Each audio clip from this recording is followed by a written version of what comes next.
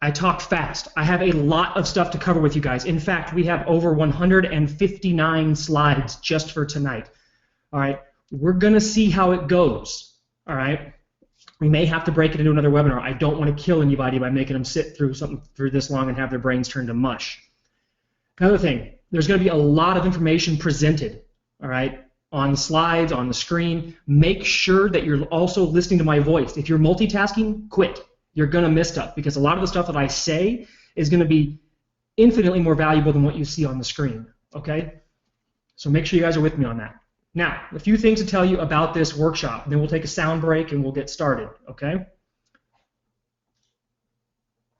All right, so that's a picture of me and my daughter down in Orlando at our last Sustainable Online Business event. So just so you know who's talking to you, that is who I am. Okay.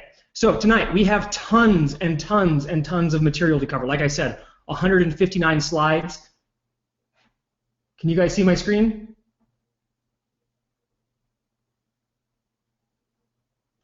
Okay. Lee, if you can't see the screen, you may need to log out and log back in. Okay.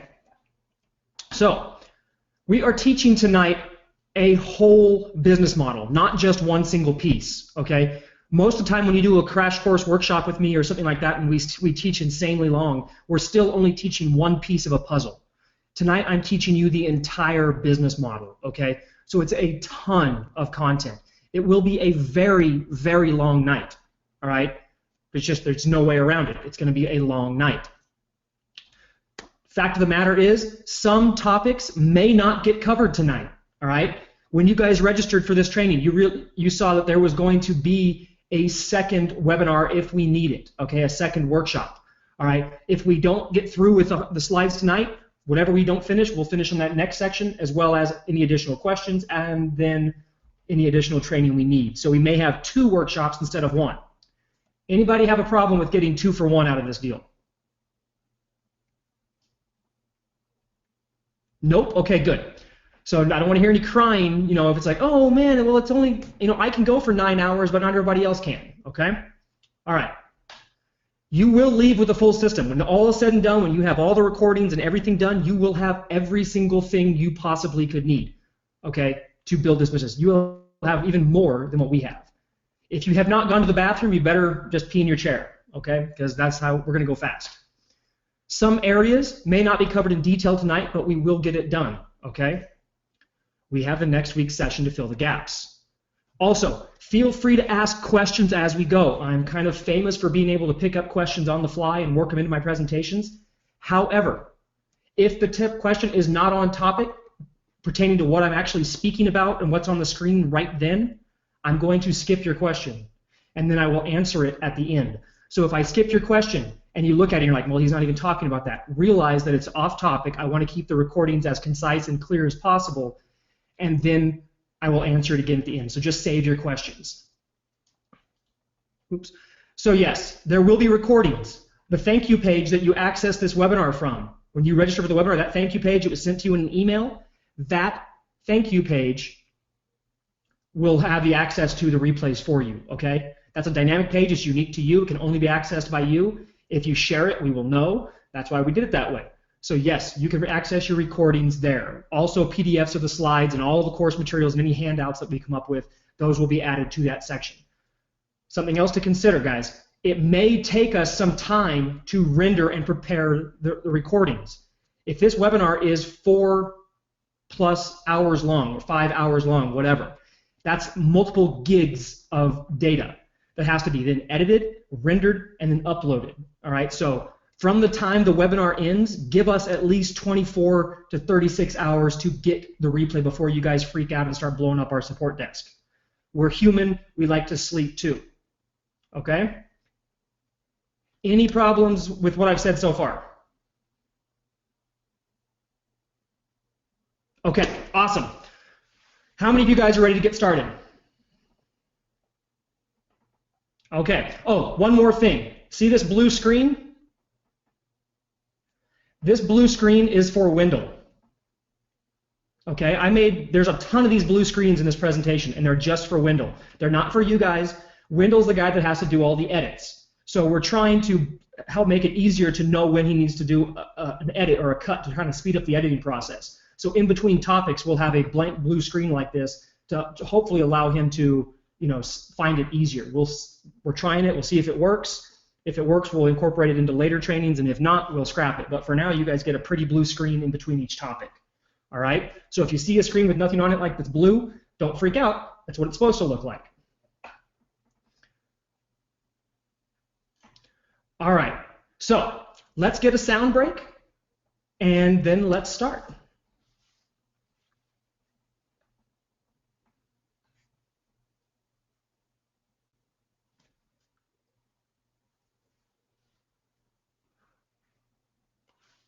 Welcome everybody to the Build, Grow, Scale FBA formula. Tonight we're going to be teaching you how to build an Amazon business from the ground up. I'm Tanner Larson. I'll be your host and lecturer this evening. I will promise to not to blab too much. All right. So with that said, let's go ahead and dive into the overview. The course is broken down into 3 modules. Okay. There's a build module. There's a grow module, and there's a scale module. Kind of cool, like our company name, Build, Grow, Scale. Because first it has to be built, then it must be grown, and then it must be scaled. And you start from one and you build to the next. Each module is composed of multiple smaller sub-modules that will walk you through every step of the process. So within the build module, there's a whole bunch of sub-modules. Within the grow module, there's a whole bunch of sub-modules. Same thing for scale. And this is how we're going to get through the complete system, and this is the way we're going to keep it organized so that it's nice and smooth. This is a systematic process. There is method to my madness, guys. I teach in a very specific format. I teach it in this way for a reason. There is a right way and a wrong way to do anything. This type of business is no exception. This course is structured in a specific way to show you the right way of doing it. Don't skip around, do it in order. There is no fluff and there is no filler. Each section of this training is designed to be short, concise, and to the point. Time is our most valuable asset, and you don't need to waste it going through hours and hours and hours and hours of excess content. Everything you will find inside is exactly what you need to know, boiled down into an actionable format and as condensed as possible. No fluff, no filler. Module 1, building your FBA business. Understanding FBA. FBA stands for Fulfilled by Amazon. Amazon allows you to sell products on Amazon.com and will fulfill out of their own warehouses for you. You provide the product, the packaging, the images, the pricing, and the description for your product. Amazon takes care of the rest. Payment processing, customer service, pick, pack, and ship, returns, hosting, etc. Amazon charges a fee for this service that is deducted from each sale made. The balance is then deposited into your account. So you have a credit card on file for any charge they need to hit you with. As your sales accumulate in your account, Amazon deducts their fee. The remainder is held in the balance and is paid out every 2 weeks like clockwork in direct deposit to your bank account. All right? This is the fastest way to get into the physical product business. One of the best ways, because the worst thing about the physical product business is pick, pack, ship, storing product, making your garage look like a warehouse, and all the things associated with that. In this case, Amazon takes care of it. They've built this amazingly high-tech system to basically funnel their business, to handle all the different fulfillment needs and ship all the products. They ship so many hundreds of thousands of products a day that they've got this down to a science. They have excess capacity in their warehouses and their fulfillment centers and systems. That is why they decided to open up the system to third-party sellers. All right. So now you can leverage their same deals and their same infrastructure for your own business and access to the global marketplace of Amazon. When you sell via FBA, again, which is fulfilled by Amazon, you get immediate access to the largest online shopping marketplace. You get hands-free fulfillment, okay, meaning once you ship the product into Amazon, they take care of the rest from storing it to getting it to the customer when it's purchased. Free Amazon Prime shipping for all your customers who are Prime members.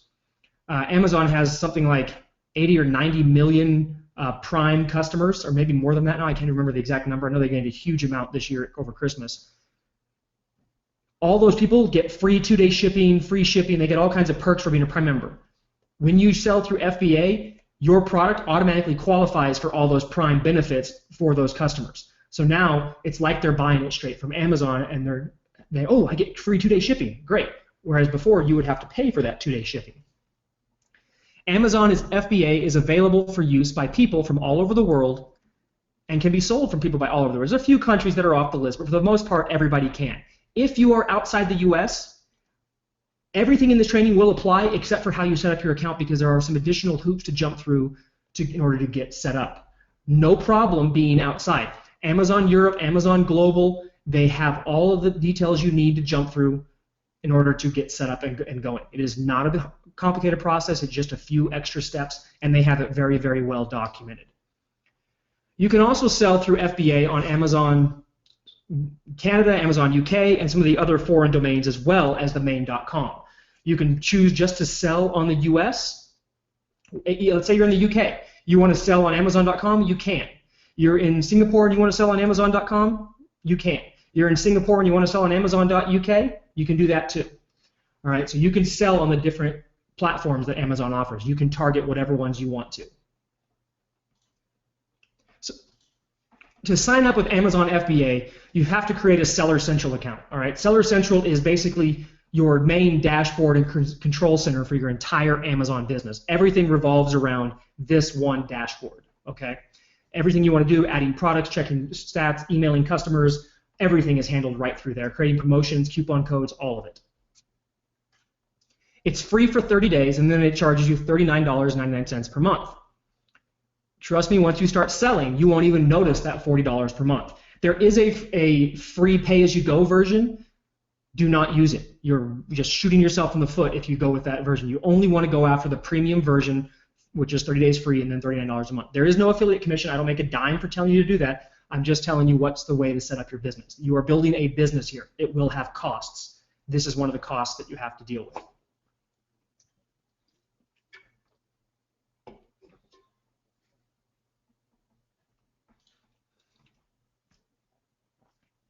There is no need, guys, for you to sign up for an account until you have completed the build module of this training. Until you have gone through the entire build module, you don't need to sign up for an account. So why waste any of those 30 days of free that you get at all? Okay? So don't spend any money, don't get excited, don't do anything, don't go jump in the gun, just wait. There's two ways to sell on FBA, okay? Number one is the arbitrage and wholesaling method. The simplest way to explain this, or not explain this, but is to tell you how not to do it, is only arbitrage if you hate your life. Okay? And I mean that in the most sincere possible way. Only arbitrage if you hate your life. Arbitraging and wholesaling is basically the concept of going out and buying products that are discounted, that someone else is already selling, and then you go and resell them on Amazon as well.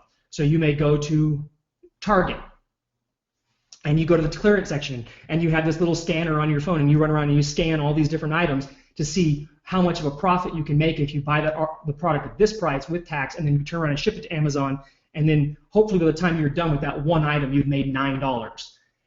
And then guess what? You have to go do that again and again and again and again. It is nuts. There are some people doing really well with it. I even have a coaching student who has about a $30,000 per month business arbitraging. She absolutely hates it. And you know what she did? She figured out a way to outsource it to the point where she's not even doing it, and that makes sense. But she has like 10 people doing the work. All right? It's not the smartest thing in the world. Plus, that 30K that gets eaten up really quick when you've got all these different people doing work for you. All right? The other thing is arbitraging. You're just selling whatever product you can find. Let's say you find 5 toys and they sell like crazy. You make $50 a pop. That's awesome. What happens when you can't find those toys anymore for a fair price? You have to go find some other widgets. So you're just kind of finding onesie-twosie things like that, whatever you can do. Wholesaling is a little bit better in that you're usually buying straight from the manufacturer or from a distributor in quantity, and then you're trying to make your small markup. The problem here with wholesaling and arbitrage is you're lucky if you get consistent 20 to 30% returns. All right? It's a whole lot of work for a whole little bit of money. Plus the fact is you're still not building your own business, you're not building your own brand because you are selling other people's products. So, moral of the story, only arbitrage if you hate your life. Number 2 is to private label a product or have your own product or create your own product or sell your own product, okay? So,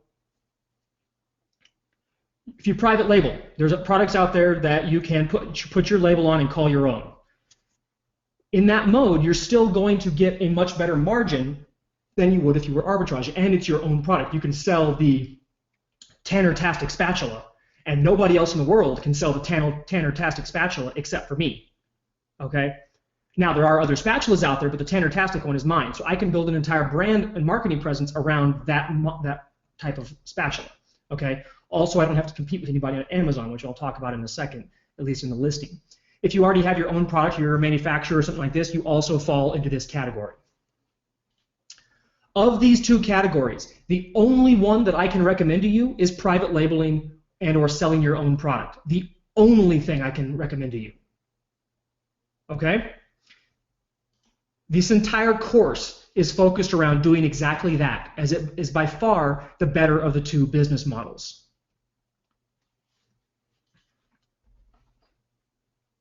Owning the buy box. Sean says, why does every course reference spatulas? Mainly because they've all made fun of it, so I like to make fun of it too. And actually, they thought they were great products, but now that everybody and their mom is selling a spatula, I just like to make fun of them. So, owning the buy box. Once a visitor is ready to buy, you don't want them to have a choice of sellers. Once a visitor is ready to buy, you don't want them to have a choice of sellers. If they're on your listing page, they need to buy from you and you only. The only way to do this is by owning your brand, like the TANN3R spatula. If I'm the only one who can sell the TANN3R spatula, then I'm the only one who can have a product for sale on the TANN3R page. When you share the buy box, your only method of competition is price. Whenever you have to compete solely on price, it is a downhill losing battle and it's a race to the bottom and to see who can get broker the fastest.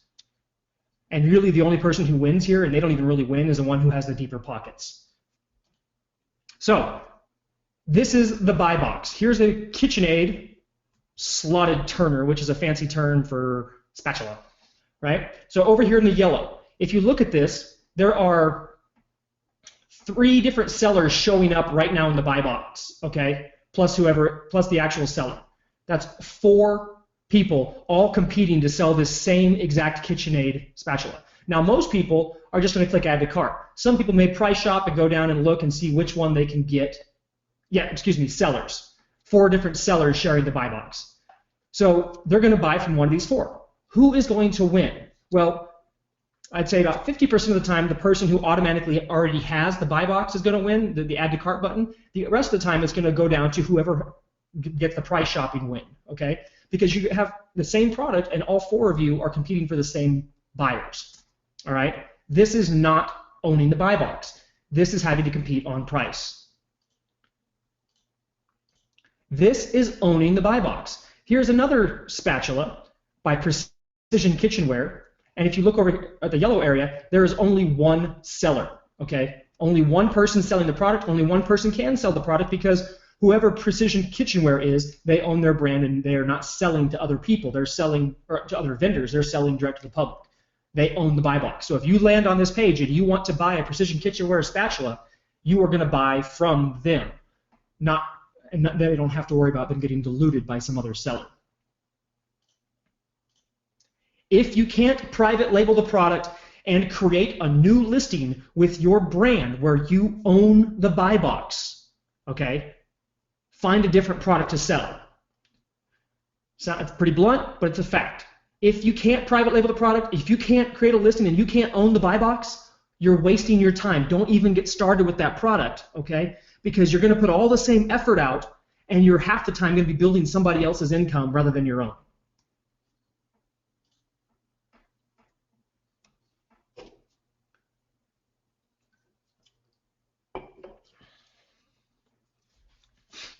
Now, This whole thing, this whole course, this entire FBA formula is all about physical products. And yet right now I'm going to tell you something that you may think is crazy. The product does not matter. Okay? The product matters zip, zero, zilch, nada.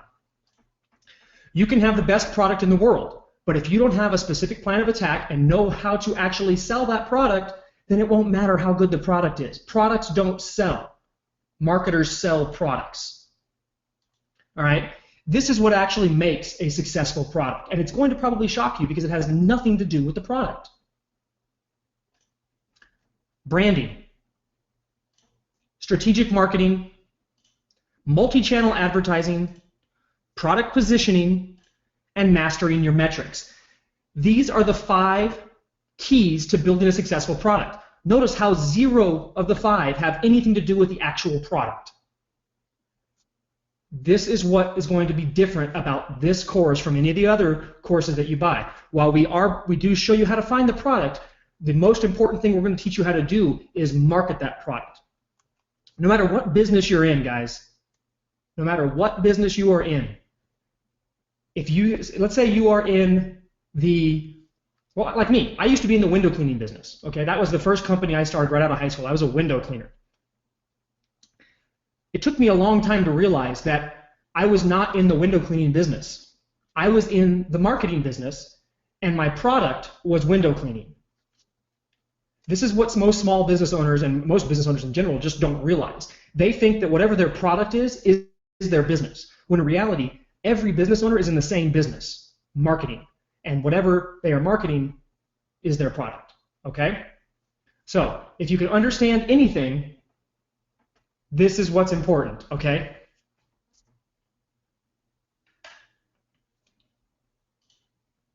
So, what to sell and what to avoid. Now, the product selection strategies that we're going to show, that we're going to go over, will be much simpler than you are expecting. My apologies in advance if you like things complicated. Something else I'm going to tell you is they are going to be more labor intensive and less magic button, push button, magic rainbows and unicorns than you probably also want to see. But that's the reality of the situation. You're building a business and a business takes work. Okay? There's no magic button. The 6 rules of product selection. Number 1, sell what is already selling. Innovation is overrated. You don't have to go out and create or find or dream up a product that nobody else has ever sold before. That's actually the worst thing you can do. When you have a product that the market knows nothing about, that's never been out there, you don't face a marketing problem, you face an education problem, because you have to educate the market as to what the product is and why they need it, and then you have to sell them on it. We want to sell something that is already selling, that people already want to buy. Why? Because we don't want to convince them that they need to buy it. We just want to sell it to them. Number 2, don't compete with name brand products. You are not going to compete with KitchenAid, Kellogg's, Canon, Sony, Kleenex. Don't go after categories that are name brand driven. Okay? There are hundreds of millions of categories of products out there in the market that the people don't care if it's a major name brand product. They maybe have brand loyalty on a niche level, but it's not like Coca-Cola or Pepsi or things like that. Don't try to go sell Canon. Don't sell a TI Rebel, right? Or Rebel camera, right? Why? Because everybody else selling that same camera is getting it for the exact same price that you are. Okay? And then guess what? You all have the same kind of restrictions that Canon specifies, and you're selling against everybody else who sells that same product. Don't compete with name brand products. You only want to sell products that are in non-branded categories where you can build your own brand in that niche. Build a brand, not an income stream. This is something that nobody gets. Okay? I don't want you guys to think of this as an income stream. This is not some I'm selling a t-shirt today, and tomorrow I'm an AdSense expert, and the next week I'm an SEO guy, and then I'm selling local businesses. No, we're building a business, and the business revolves around the brand, okay? A brand can be sold, a brand can grow, and income stream just dries up, okay? We want to build a brand. Make brand-centric decisions, okay? Know your numbers before you start. There are some numbers that you can't figure out until you've actually done it. But there is a whole lot of educated guessing and guesstimating and figuring that can go into planning out your method of attack and the products that you're going to target and things like that before you start. You don't jump before you know, okay? That you can ready, fire, aim, but when it comes to physical products and you're having to buy large quantities and you're having to import and you can do all these different things, if you don't know your numbers, you may wind up with a losing proposition and then be stuck with a whole bunch of products that either you can't afford to unload or you're going to have to sell at a huge loss. Number 5, don't be afraid of competition. Competition is good. The more competition there is, the better. Okay? The hotter, the more exciting, the more in demand a product is, the better off you are. Okay? Because it means there's plenty of people wanting to buy it. Okay? Again, providing that it doesn't violate one of the other 6 rules of selling. So if there's tons of competition, but it's in a name brand category that's very, very brand driven with mainstream, blue chip type brands, then that's not good competition, okay? This is one of the reasons the supplement category is so popular. There's insane competition, but the supplement category can be entered by practically anybody, and there's a ton of money to be made in the supplement game, just like there is in almost any other category. But people kind of get blinded by that one thought of selling, lotions, potions, thigh creams, butt creams, kind of stuff. Number 6, plan on marketing your product better. This is what's going to be the clincher and the deal breaker in your business. Okay, this is what's going to give you the income you want versus making you struggle. Very few people can rely on just listing a product on Amazon and calling it good. That's not how it works, guys. Know from the get-go, make it into your plan that you are going to be a better marketer of a product than your competition. Because chances are, most of your competition are crappy marketers. Because they think their business is foam rollers. I'm in the foam roller business. I'm in the exercise equipment business. No, you're not. You're in the marketing business. You just don't know it. These are the 6 rules of product selection. Follow these 6 rules as you select and as you go through and as you start looking for products to sell. What to look for in a product. Number 1, can the product be private labeled? Can you print your logo on it? Can you package it your way? Can you change the color? Can you do something? Can you make it your own? Can you not sell a product that has the Sony logo on it? Can you make it yourself? Okay? Can you have it branded to make it look like it's yours? You want to sell supplements? Can you label the bottle and they put their glop in it, but then you got your own product, right? You want to sell spatulas? Can they, either laser engrave or screen print, depending on the type of spatula it is, your logo onto the spatula, and can they package it in packaging that you design and provide the artwork for so that it looks unique and different from everything else in the marketplace? Can you make it stand out? Can you make it your own so that you can control the buy box and that you could have a better chance of selling it? Can it be sourced in both small and large quantities? A lot of the time, you have a budget that you have to work with, especially when people are just starting out. A lot of people have a small budget. They have to kind of work their way up. All right, so if the product you want to sell can only be purchased in large quantities and that's outside of your means, that's probably not a product that you should start with. Okay, so you need to make sure that you can source it in both small and large quantities, and then you also want to make sure that if it can be sourced both of those ways, that the pricing changes as your quantity increases. If you have to buy smaller quantities, naturally you're going to pay a higher price per unit. As the quantity increases significantly, you should start to pay a lower price per unit. Number 3, is it in demand? The product has to be in demand. Like we said, you need competition. Do people want to buy it? Are people actively looking, searching, and buying? Are there advertisers actively spending money on this product?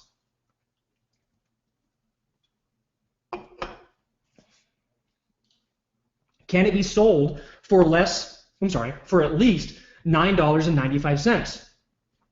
I don't believe that in selling products for less than this price point, because anything less than this and you're not making any money. Okay, you have to sell huge volume in order to make money below this price point. Personally, in our company, we don't even look at a product that sells for less than $40. Okay, but we have made money, and we know a lot of people are making good money with products in the $9, $10, $20 range. My personal favorite is to find products that I can sell between $60 and $100. That's my personal favorite, because I like making 40, 50 bucks profit per sale. I'd rather sell less than more. Also, does it have a high gross profit margin where you can mark it up at least 100%? Okay, meaning if you're going to sell it for 10 bucks or buy it for 10 bucks, you need to be able to sell it for 20. If you sell it for 10 bucks, you better be buying it for 5 at the most.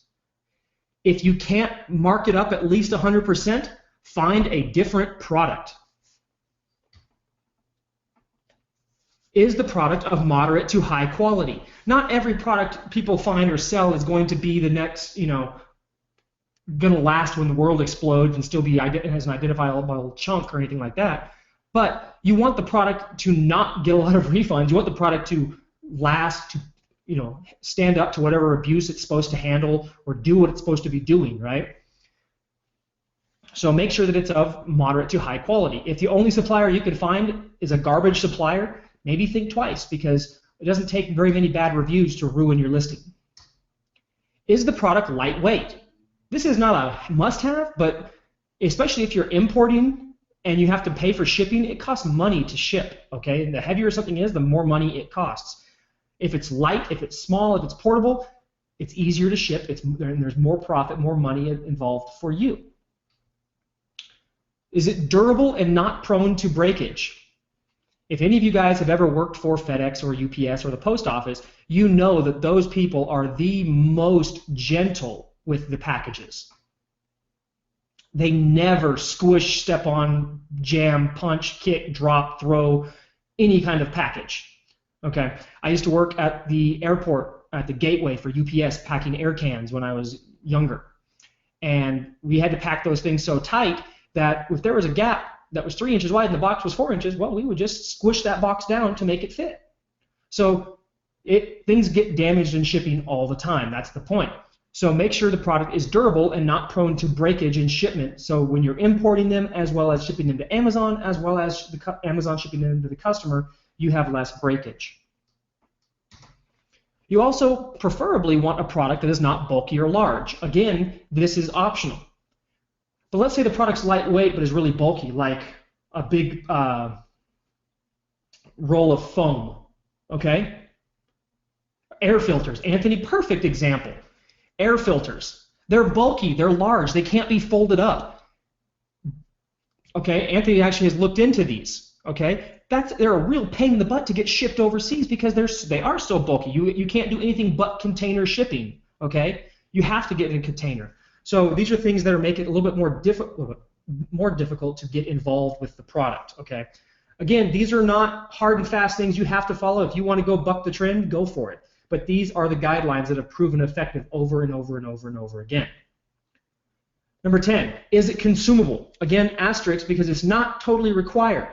It is nice if the product is consumable, meaning the person will buy more than one of them over time. Supplements are very popular for this because as soon as you take all the pills, you got to buy some more, all right? And you can develop brand loyalty, and they'll keep buying your pills over and over and over again. Same thing with all kinds of facial treatments and things like that. Air filters are consumables. Dog poop bags are consumables. Things like that, okay? There's all kinds of consumable products out there. They don't have to be consumable. I will tell you that with our companies, we only have one consumable product, okay? It hasn't even launched yet, okay? All the money that we're making is coming from non-consumable products. The people may buy one or two of them, but they're not going to buy one every week or every month or every 2 months or whatever. It's not a normal consumable. So don't feel like this is a requirement. Is in an Amazon allowed category? There are some categories that you're not allowed to sell on. Okay, and there are some categories within those categories that you may be able to sell, but then you get into the next category you think you can sell in, and all of a sudden you can't. certain types of products can't be sold on Amazon. One of the niches that we're very large into is the firearms market. Okay, we don't sell guns, but we sell all kinds of accessories and sporting goods equipment, things like that. There's a lot of products that are very profitable to us that we cannot sell on Amazon because they are not on Amazon approved or allowed categories. Okay. There's also some restricted categories that are kind of a pain to get involved with, especially if you're a new vendor and it's, if you're just starting out, it's better to go find a different product than try to tackle a restricted category right off the bat. And 12, is there potential for you to sell other complementary products to the same market? Remember, we're building a brand. We don't want to sell a one-off product. We want to sell something that we can develop something else or a similar product or a complementary product, have 3, 4, 5, 6 products under the same brand that the same type of people would be interested in buying. Okay? Why? Because if we're going to do all the effort to build the brand, it's better if the brand can sell multiple products. We'll make a whole lot more money than just selling one product.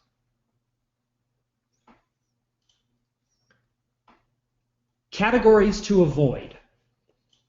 Electronics.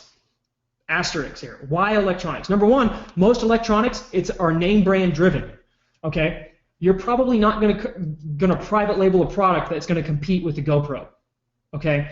Or go find a Chinese supplier that's going to sell you something that compete with iPads. Right? They're fragile. They're prone to breakage. There's a lot more moving parts. There's things that can happen. Refund rates of electronics is very large as well. The caveat here is that there are some types of electronics that do very well. One of the things that's been really popular lately is the little Bluetooth shower speaker. Okay, I think there was even a Groupon or a Living Social deal or something on them not too long ago. They sold a ridiculous amount of them. They're quite popular on Amazon. So are flashlights, things like that. So there are types of electronics that are very simple, or not, I shouldn't say very simple, but are more simple, less brand driven, that can make decent products. The thing you need to consider here is just making sure that you have the right kind of supplier and can afford to handle the slightly higher return rate, because electronics always have a higher return rate than other categories. Jewelry. Jewelry on Amazon is a restricted, borderline, sealed off category. Amazon says point blank on their thing, hey, we're no longer accepting people into the jewelry category to sell jewelry. But if you're an established vendor or you're an established brand, you can still get in. All right. If you are an Etsy jewelry maker or someone like that, probably not. Okay. There's also liability with high-end jewelry. There's more restrictions and things like that. So it's typically a category that's not worth getting into. There are ways around that with costume jewelry and party jewelry, like Mardi Gras type stuff, beads and things like that you can still do, but the actual jewelry categories are fairly restricted on Amazon. And I will tell you, on the jewelry thing, I found this out the hard way. We actually went out and we had a piece of jewelry, a pendant, custom made, produced, had a ton of them shipped to the US, and tried to list them on Amazon, and that's how we found out that the jewelry category was not really the best place for us after we spent the money. So it pays to do your research all the way through beforehand before you start jumping into things. Luckily, though, we can still sell through our own stores and things like that. Books and Kindle books. Books, guys, these books are more of a very bland, low category, right? People aren't going to buy a private labeled book, right? They want Roots, they want Shogun, they want 50 Shades of Grey, they want the new Star Trek book, they want something like that, right? They want the next latest smut book. Same thing with Kindle books. They want cheap 99-cent or free books. Not really the greatest categories to get into for a private label business. Software. Software is, well, Imran, if you're doing CreateSpace, then you're not an FBA seller. You're not private labeling. You're publishing your own book. I have a bunch of books on CreateSpace, totally different business model than what we're talking about here. Yes, CreateSpace can be quite profitable if you write a good book that people want, but it doesn't really fall into these categories. Software, again, software is mostly dominated by brands on Amazon. for the type of software that's being sold. It's just not really a good category. You also have, production. Then you have to deal with the support hoops and everything that Amazon makes you jump through in order to be a software vendor. It's very restricted. Digital downloads, MP3, MP4, apps, etc. Low margin, low price point. Not really something you really want to play with. Okay. All right. Is this making sense so far, guys? Anybody learned anything so far? Or maybe had a little bit of an aha moment? This is just the basics, guys. I'm going to grab a drink real quick, and then we'll keep going.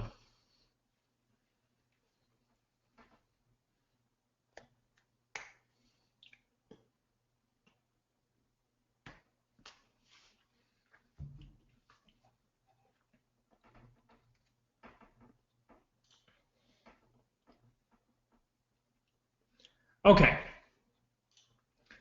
So, finding product ideas. So now we've decided, okay, we know what we're going to sell, we're going to private label, we're going to do all this stuff. Great. Now we got to go out and find a product. Okay, or products. Well, it's not as easy as just saying, hey, how about this one? You actually have quite a bit of searching and looking and ideas and things like that in front of you that you got to figure out. So, there is no magic here, guys. Product selection is the hardest part of this entire business because it's time consuming. It's labor intensive. There's a million possibilities and no one can tell you exactly which product to sell. So just know all these facts going in. Know this, it's going to suck. It will suck. But you have to do it if you want to succeed. It is not hard. It's simple, may not be easy, but it is a simple process. It just takes time and it takes effort. So if you stick through it, follow the methods I'm going to show you, you will get through it. You will find a number of different products to start with, and you will be able to start getting going and being successful with it. I've done it. Tons of other people have done it as well. This works. Choose a market first. All right? You have to start your research somewhere. This makes it easier. If you just say, I don't know what I'm going to sell, whatever, well, at least choose a market or a niche. Choose something to help you kind of scale down what area you want to focus your initial searching on. You can always change it later if you don't find anything, but to give yourself a starting point, choose a market first. Focus on markets within the big three: dating and relationship, health and wellness, money and business. Okay? Why these three? Because there is an almost unlimited amount of traffic out there in these different categories. Okay? Now, everything somehow pretty much falls into here. Sports, all that kind of sports and outdoors, that falls into health and wellness. Some of the home stuff falls into health and wellness. Some of it falls into dating and relationships, money and business. Any of those categories is fine. Think about how the product relates. If you're like, I'm not so sure, think about how it relates to the main category and if there's traffic for it. As long as it's not something ridiculous, like my favorite example of underwater basket weaving, you're probably going to be okay. But try to go after the bigger markets where there's lots and lots of traffic. You can niche down within there to find a very targeted product, but you want to make sure that there is plenty of traffic available to you because you're a marketer. You need traffic to market to in order to make lots of money from sales, right? Do not go for generic products or categories. Some examples of this: the Snuggie, a Chia Pet, or a Pet Rock. All right, guys, all you Facebook ad experts, think about this. How would you do a targeted Facebook ad to find somebody who's going to buy a Snuggie? You can't. It's too generic. You can't. I mean, probably the best thing you could do is go after like someone who likes to smoke a lot of weed or something like that, or sleep around all the time. Just because there's just nothing to choose. Someone who's just going to stay home all day, couch potato. You can't. Chia Pet, same thing. Pet Rock, same thing. If you can't target the marketing, how are you going to sell the product? People say you cast a wide net. That's a good thing, right? Not so much. You cast too wide of a net, and everything slips through. All right, so Don't go for generic product categories. Now, if you could take the Snuggie and you could put a twist on it. You could do licensing. You could take the Snuggie and throw a Cowboys logo on it, or a Ravens logo, or something like that. Right? Now you're not marketing the Snuggie, you're marketing the brand to the person. No, that's not okay, because unless you get licensing permission from those teams. I'm just giving you an example of how to take a product that is generic and you could make it less generic, okay? You could take a Snuggie and you could tell all the airsoft and couch commando guys that think they're like ninjas and warriors and stuff that play with airsoft guns and paintball that it's a ghillie suit and it's for snipers, right? Make it in camouflage colors and call them good. That you could do, all right? So you'd have to reposition the product. But that's why we don't go for generic stuff. You have to, oh, what is this clicking again? All right, 4 main browsing sources to start finding product ideas. Number 1, Amazon.com, eBay, niche-specific e-tailers like REI, Babies R Us. There's a bazillion of these different, online stores that are pretty massive within their very targeted subset. Okay, we spend a ton of money on Babies R Us. I go to a site called Midway USA all the time because I like to buy a lot of gun stuff. REI's got a great camping, great hiking, rock climbing stuff. Pick your market and then go find a niche retailer, online retailer in that market and start looking around. Okay? And then Alibaba.com. Alibaba gets a bad rap from a lot of people, and I will agree, it does have its drawbacks, but it is also, unless you're willing to get on a plane and fly to the Canton Fair to go to China, you're probably going to spend a lot of time on Alibaba if you want to source from China. We still source from Alibaba, and it works just fine. Okay? It doesn't matter how you find the products. What's important is that you find lots of quote-unquote potential products or interesting products that can then be evaluated. We have to figure out some options that we can then put through the ringer and evaluate to see if any of them have potential. Again, the most important thing here is that you get started. Don't look for a home run, just get in the game.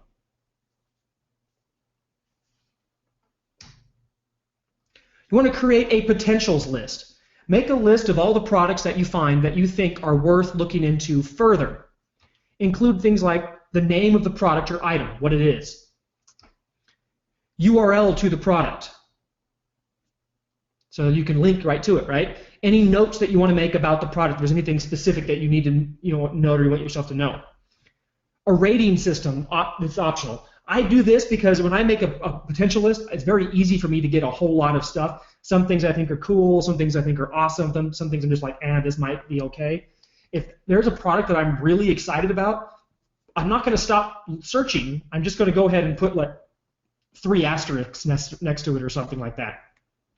So that when I go back and it's time to start evaluating the products on my potential list, I can just jump to whichever one I was the most excited about without trying to remember which one it was.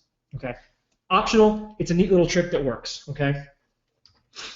I do this in Notepad, or if I'm feeling particularly ambitious, I will get out a spreadsheet on Excel and make some fancy columns and do it that way. Don't stop until you have 15 or 20 different product ideas. Once you start validating these different ideas, you will lose a lot of the products that you thought were pretty exciting at the beginning.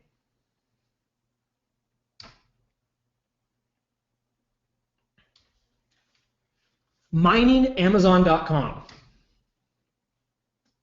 So there's a couple different ways you can mine it. And by mining, we're talking about drilling down, figuring out different product ideas that are out there.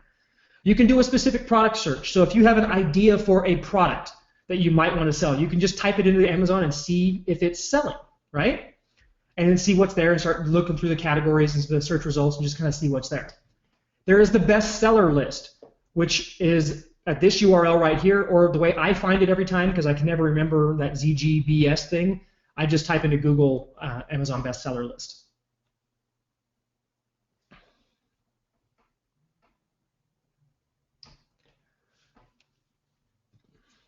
Movers and shakers. This is a part of the bestseller category where you can see what products are all of a sudden getting popular, what people are looking at, what people are buying, what's jumping up in the rankings really fast. A lot of the times, the movers and shakers, you'll find FBA products, people that are selling FBA and are doing a major promotion to jump their product. You can really see what people have researched. Also, most wished for. This is another category that you can just kind of see what people wish or have added to their wish list that they want to buy at some point or wish someone would buy for them. Those are products that have a desire for them, right? So let's do an example real quick. All right, Los or Wendell or someone, we got some people in here that are having some issues with tech stuff. Will you type out some answers to them on what to do?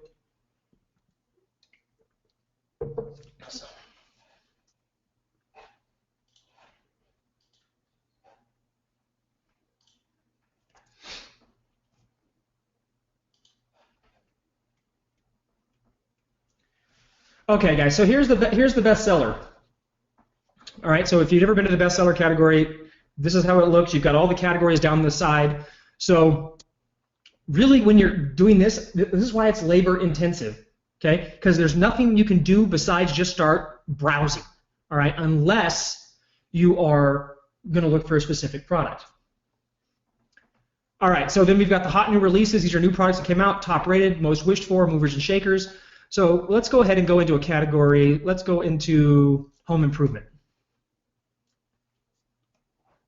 All right, so you've got the bestsellers. This is right down here. You can go through the top 100 in the bestsellers category. Most people are familiar with this. They've looked here before. It's pretty common. It's the way almost everybody starts looking for products that could potentially be sold, right? Like these things, these Himalayan lights. These have actually been really popular over the last 4 months or so. This Himalayan crystal type things or whatever they are, salt lamps. There's a lot of Chinese suppliers that are supplying these. I don't know if it's actually Himalayan salt at that point since it's come out of China, but I do know that they've been very popular. So pretty much what you're doing here is you're going through looking at the different categories and the best sellers to see what is selling, what's got potential. You're looking at price points, you're looking at reviews. Like this product right here, this Ultrafire, this flashlight has been private labeled probably 500 different times on Amazon. And Ultrafire is actually the manufacturer's brand, which is why they're able to sell it for $3.85. So a lot of these products that show up in here are private labeled products, but you want to find stuff that could be sold. Okay, so like I never can pronounce this. We'll call it a face mask, balaclava, whatever, face mask. Okay, things like this. You can see if it's branded, if it's electronic. So you can go through the main category and see the top 100. LED headlamps, things like that, or you can start going down into subcategories. So let's go with safety and security.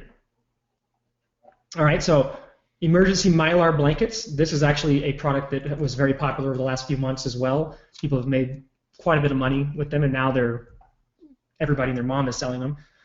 Okay, so you come through here, looking at products, getting some ideas. Let's see. Let's just find something real quick that we can take a jump off of.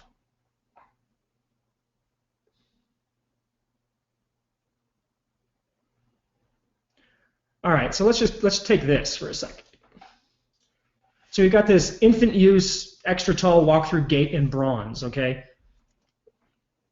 $50 plus shipping. It's not sold by Amazon. So let's say you're like, oh, this is interesting, and you kind of like this product. You could go, then you would take this search and you'd go back, throw it in your notepad, and you'd come back, and we're going to look at it later. Okay, guys, right now we're not trying to figure out if it's private label material.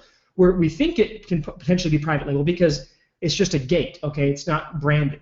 We're trying to find product ideas that we can then validate later. We just need to find some ideas. But this is a simple product that probably comes in a flat box that people have to build it, so it could be shipped fairly easily. So this is interesting. We would just add this to our list, okay? Then we'd go back and we would keep looking. It would be large and bulky if it was assembled, but it's flat, so it may not be a bad product, okay? It may not be great either, but it's something that we could look at.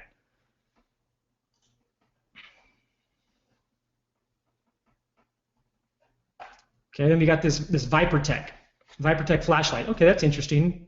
and or it looks like it's maybe a stun gun. Okay, so we could take that if we like that. We could, look that one up, things like that. So we're just basically just going through like this on the bestseller. That's how you do that. The next thing is like where's the movers and shakers? Let's go back up here. Movers and shakers. Top 100 in home improvement. You can see what kind of products are going crazy. 440% sales increase on these door bottom draft stoppers. Okay, here's some. This is a good product. Look at this. New resources group. Not brand driven at all. Terrible pictures. All it is a little thing that sticks to your door to help stop the draft. Selling for $13.99. Free shipping. Not in. Oh, it is fulfilled by Amazon. Okay. 70 reviews. This is an interesting product. I almost guarantee you this is something that can be private labeled for cheap out of China or potentially even somewhere in the US. So you would take this URL and you would add it to your list. Okay, and it's clearly doing well. It's on movers and shakers. Let's see, it's ranked. It's what is it? 207 in home improvement, number 3 in doorstops. So it's selling pretty dang good. Okay, probably several hundred units to maybe even a few thousand units a day, depending upon where it's really sitting. Okay, so we basically would just take a look at these. Okay, so bestsellers is updated every 24 hours as to what is actually the best sellers in that category. The movers and shakers are products that are either they were just kind of sitting doing something and all of a sudden they saw a huge spike in sales. Doesn't make it a bestseller necessarily, but it does mean it saw a huge spike in sales. Okay, so a lot of times when a new product gets launched, you'll see something like this. I'll show you a stat from ours where it was like sales rank was like 57 previously unranked. So we hit the movers and shakers, but we hit a little bit like the end of the bestseller category because of that. Okay. Now, when you're looking at products, if it looks like it's something that could be patented, you'll have to do some extra Google searching when it comes time to evaluate the product to see if it's a patented product or not. Okay. But this is the basic way of using Amazon. Like I said, guys, it's not magic. It just takes you drilling down, finding some stuff that looks interesting, like these door bottom draft stoppers, things like that, and pasting them in a notepad for later. Okay?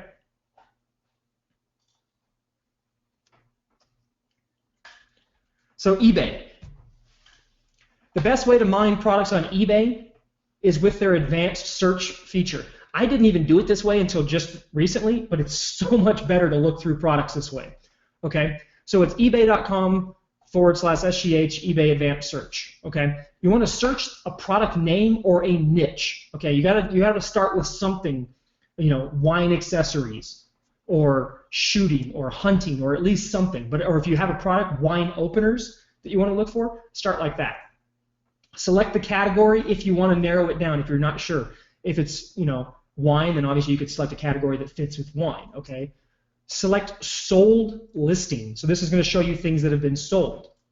Enter the price range that you want it to pull products in. This is optional. You don't have to do this, but if you want to make sure the products are, at least $10 but less than $100 or something like that, you could enter that price range.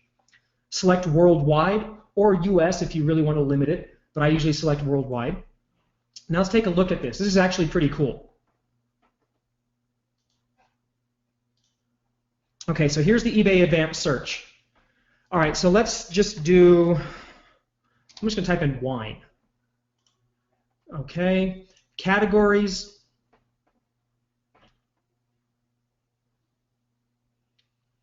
Let's see. Actually, I'm going to leave it blank because let's just see what comes up. Okay, so we're going to click here. We're going to click sold listings. All right. Show items priced from 10 to $35. New condition. And then down here we're going to select preferred locations worldwide and click search. All right, so these are things that have all sold, starting with the most recent first, which we can sort. We could turn around and we could take it to the highest price first or whatever, that have the thing wine in them. We can go narrow it down by categories. Let's go home and garden, narrow it down a little bit more. Okay, so wine racks, the air vacuum sucker things, wine openers, wine label frames, high heel boot bottle opener. Okay, so my wife loves high heels. Let's look at this.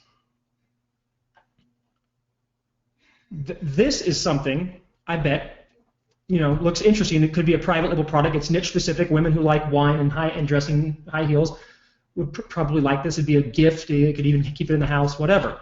Okay, so I would take one of these and I would add that to my list. Okay, you keep coming through here and you can find all kinds of stuff. Now, some things you wouldn't want to play with, maybe like this wine tasting birdhouse, looks kind of fragile, right? Glasses, I'd be kind of leery of that. All right, so rabbit style wine opener, that's interesting. Okay, so maybe I want to do this one. Okay. Actually, these redneck wine glasses have become really popular lately, like the mason jar with the wine glass stem. I know a lot of people that are actually doing those. Freeze cooling wine glass, that's interesting. So I could take that, add it to my list. All right, so you can do all kinds of searches this way using this advanced search function. And the thing is here, all these products have sold. They sold for a specific price. You can see how much they sold for, so what they're going for on eBay. People actually bought them, and you can see what they were buying, and then you can sort it by all the different categories you want. So if you want to just find the highest price thing within the $35 price range, so there was a bottle of wine, hand-painted jeweled thing. So this thing, look at this. Picnic time basket, green wine cooler, and service for 4, 27 pieces. This is something that could be interesting as well. Okay, this is something that could definitely be a private label type product, right? It's a backpack with a bunch of little knickknacks in it. Doesn't look super high end, 45 bucks, probably get it half that or less. This looks interesting, okay? So I would add this to my list as well. Is this making sense?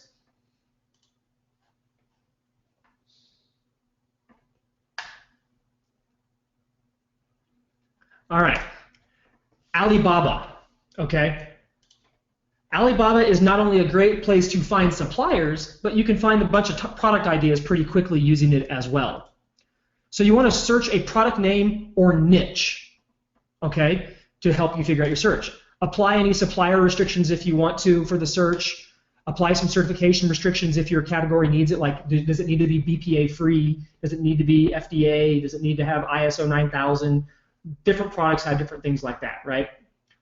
Apply category restrictions if you only want to search in certain categories and things like that, okay? So it's basically, instead of looking for a supplier, you're looking for product ideas where you obviously know there's a supplier who's selling that product, and then you're going to add it to your list and go backwards and look for product ideas and see if it validates. Okay, so let's go over here to Alibaba. All right, so we're on Alibaba. Let's stick with the wine example, and let's say we could just go wine accessories. All right, so we can go down here. Now, we actually just saw these whiskey stones over here on eBay. Two. Let's see, where are they? Maybe I moved them, but we saw the whiskey stones. We saw the different rabbit wine openers, things like that. So we can go down here and say, okay,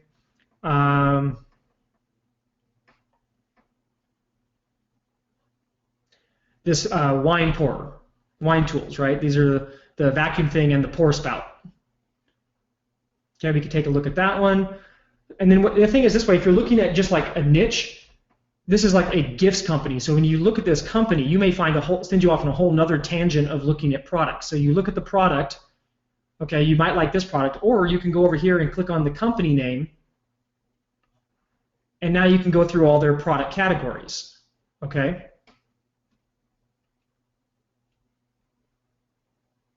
Yeah, you never know what you're going to find product-wise. Every time I look at a product on Alibaba, I always go back and look at their company information, okay? Because you never have a clue what you're going to find. You may have been thinking, oh yeah, they make backpacks. Cool. but you didn't also know that they made 10 other things that you might be interested in selling too, or have a different product. You just never know.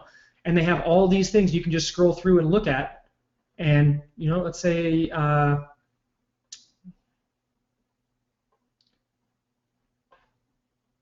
let's just pick something here. On Alibaba, it's not a matter of what's selling well, guys. It's a matter of these products are available for supply. Okay. So this thing, this is, you know, it looks a little cheesy. I don't really want to do that, but you can get some different ideas, right? So let's look at this real quick. Let's go back up here. Let's do a search for a specific product now. Wood wine opener.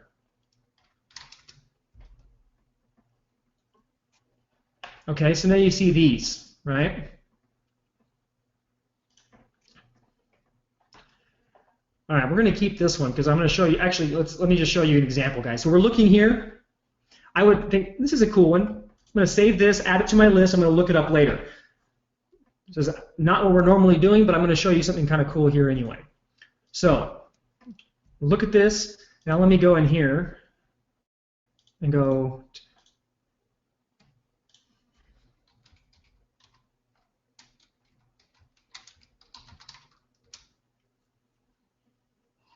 Check this out. $29.95, $9.97, $11.14. It's the same thing. So here's a perfect example of just we found a product that looks interesting.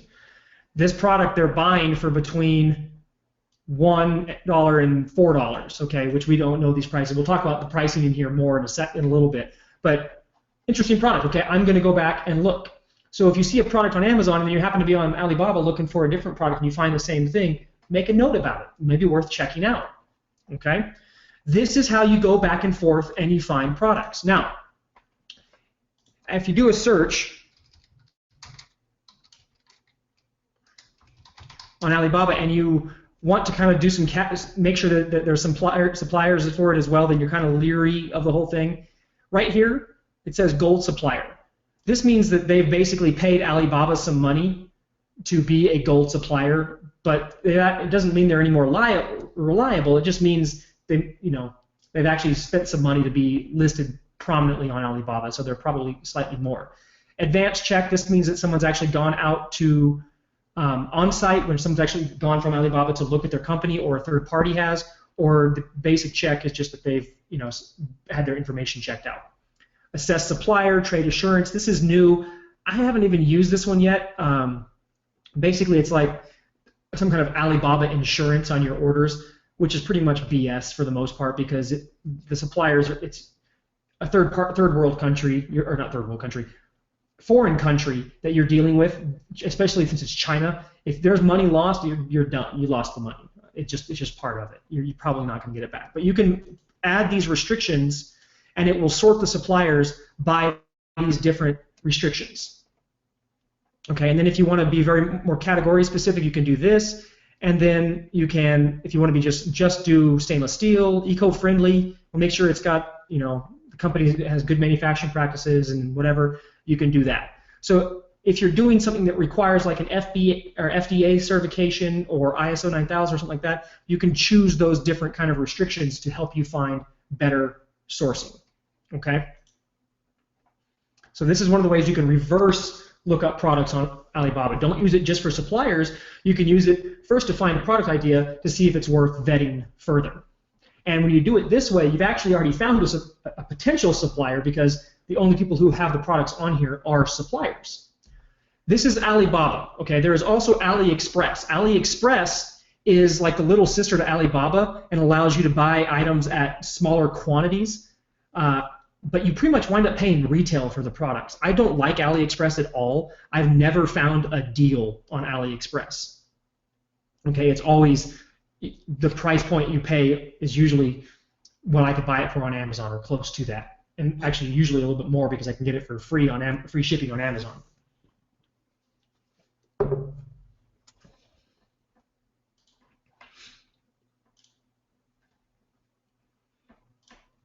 All right, so now we've made this list of products. Now we've got to evaluate the potential of each of these products. All right, so to evaluate the products, the fastest and best way to evaluate your list of products is to put them through a multi-round evaluation process. Sounds more complicated than it is. This ensures that you don't waste a lot of time evaluating and lose your products. You're already going to spend a lot of time finding product ideas. We don't want to waste a whole lot more time trying to slim down that list to find out what the ones that are really worth researching are. So we want to figure this out in a very quick process. So phase 1 is a series of yes-no questions. Phase 2 requires deeper research, and phase 3 is locating a suitable supplier for the product.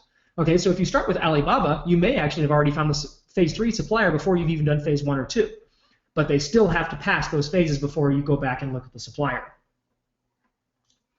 So the phase 1 evaluation. Look at each product and answer the following questions. Does it have private label potential? Must be answered yes. Can it be sold for at least $9.95? Also must be answered yes. Will it be expensive to ship? No, must be answered no. Is it durable and not prone to breakage? Yes. Is it an Amazon allowed category? Must be answered yes as well. Is there potential for you to sell other complementary products to the same buyer? Yes, must be answered yes. If a product fails any one of these 6 questions, toss it out. So if you get to question number 2, and the first question was yes, second question you get to question number 2 and you say, can it be sold for 10 bucks? And you're like, it's about a $3 product, it's about all I can sell it for. Done. You throw that product out. You don't even continue.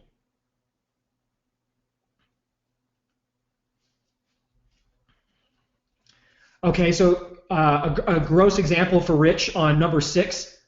Let's say you're selling a hemorrhoid cure. Once you've sold their hemorrhoid cure and they're cured, are they going to buy anything else from you? No, it's a one and done type product. So you want to come up with sell products to them that are not that they buy this product. There's going to want other products within that market as well. And as far as will it be expensive to ship, that is going to depend on you and your budget. Okay, if it's a good product that you can make some really good money on, but your budget's really tight and you can't afford the shipping cost, it's not unusual to have shipping from China cost as much or more than the actual product cost you to get from China.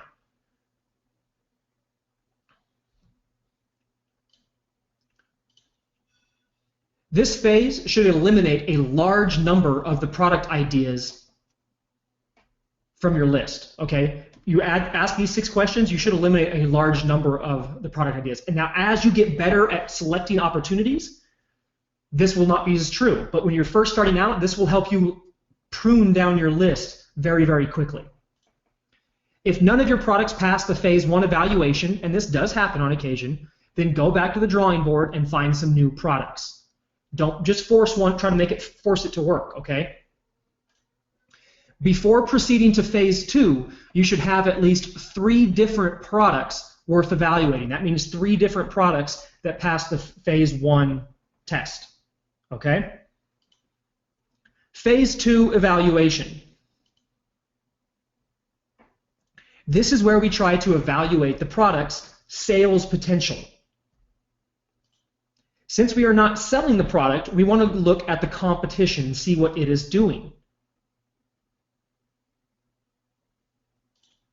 This is not an exact science, but we still want to get the most data possible in order to make the most educated guesses that we can. This is business. There are no guarantees, but we're trying to, stack the odds in our favor as much as possible as we build this. So, phase 2 evaluation, search traffic. Determine the top 5 product search terms and traffic numbers for each term. Okay, we need to find the top 5 keywords that we want to rank for this potential product, and also how much traffic are those combined 5 terms getting.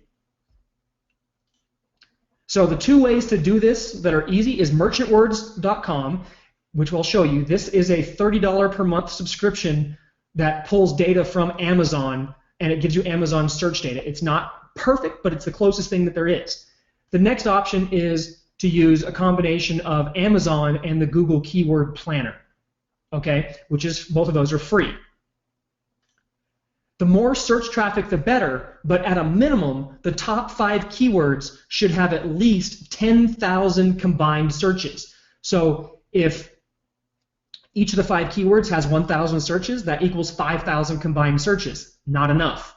And that's combined searches for the month, okay?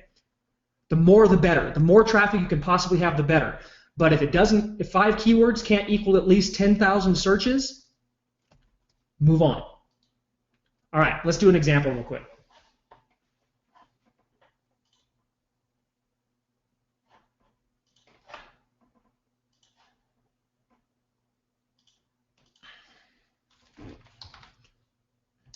Let me pull this up, guys.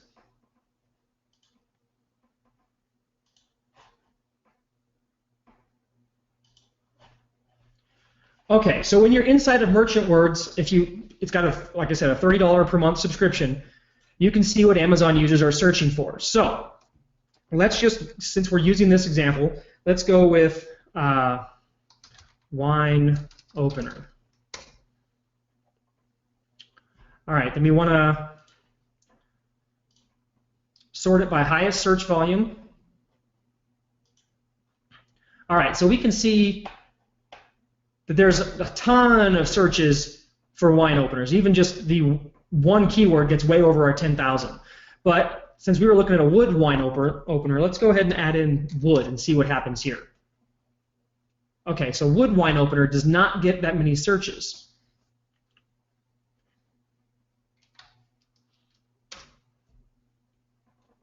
All right, so this would tell us, hey, you know what? Even though people are having it for sale on Amazon, I can get it cheap, there's just not that much traffic on Amazon looking for that wine opener. Now, does that mean that they wouldn't go out and buy it under a main keyword? No, that doesn't mean that at all. So you would just have to make that determination of whether you wanted to take your wooden wine opener and potentially compete with some of these other wine opener terms, okay?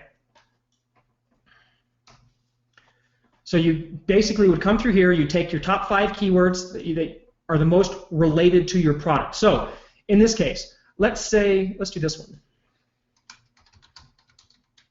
Let's see what this says.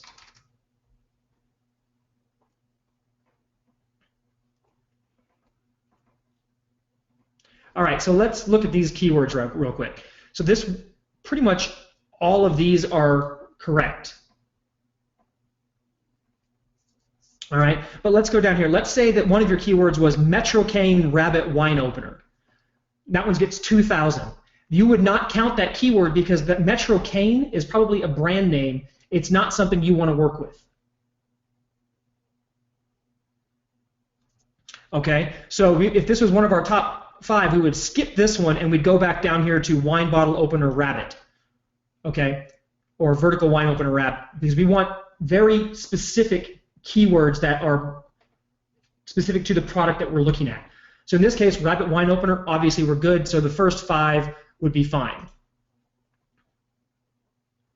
All right, so if you were going to do this if you didn't have Merchant Words and you couldn't search it and you wanted to see what was actually being searched, you could come over here to Amazon, and when you type on Amazon, it shows you these searches, right?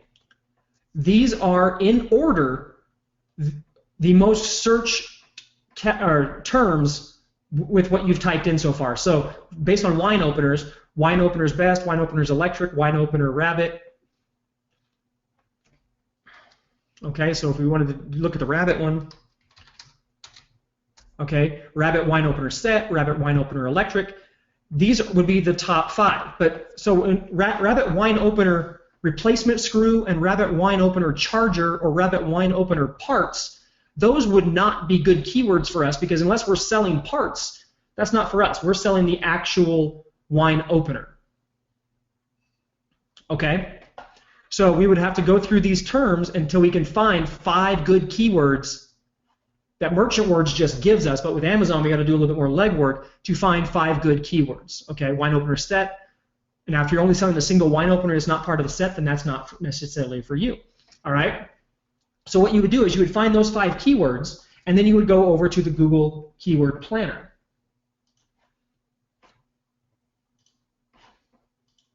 So to do that, just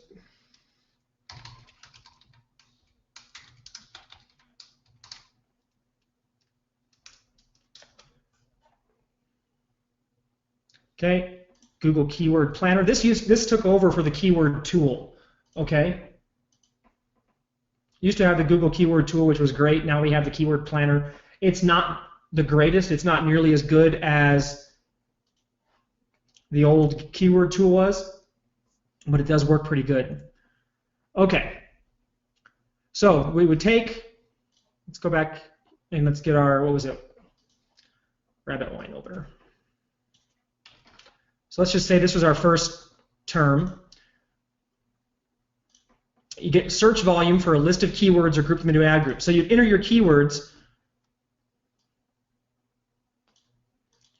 Okay, so let's just do these 2. Okay. Get search volume. All right, so this one is showing right here that Rabbit Wine Opener set is getting 40 searches a month, whereas Rabbit Wine Opener is getting 4,400. Okay, so if you went out and you found all these different keywords,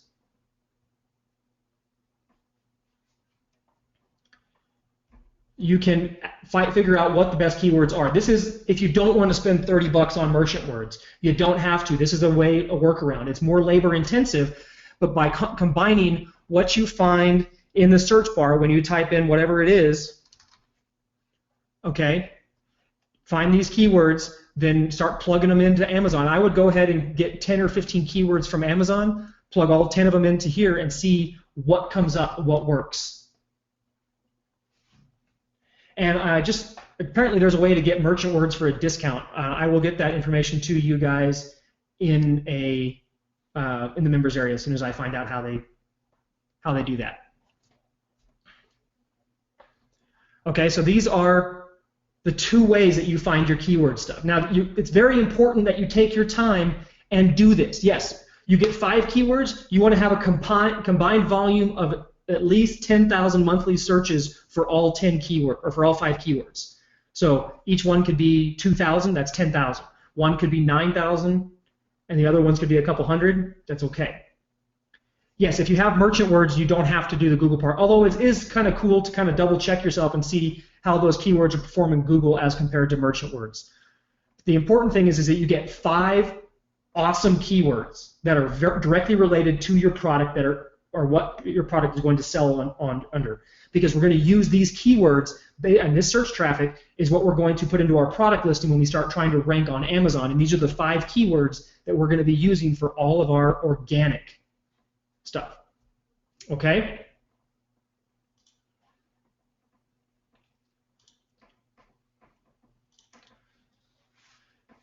All right, so phase 2 is competitor data. Now it's time to look at your competition.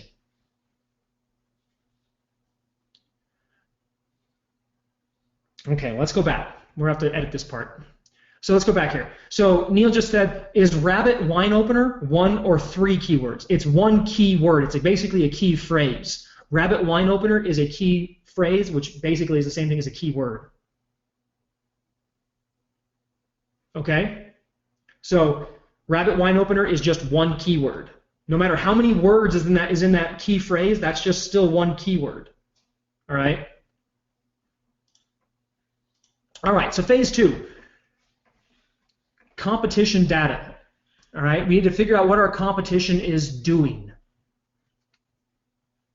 Determine the top 3 to 5 competitors based on a first page ranking for the top 5 keywords.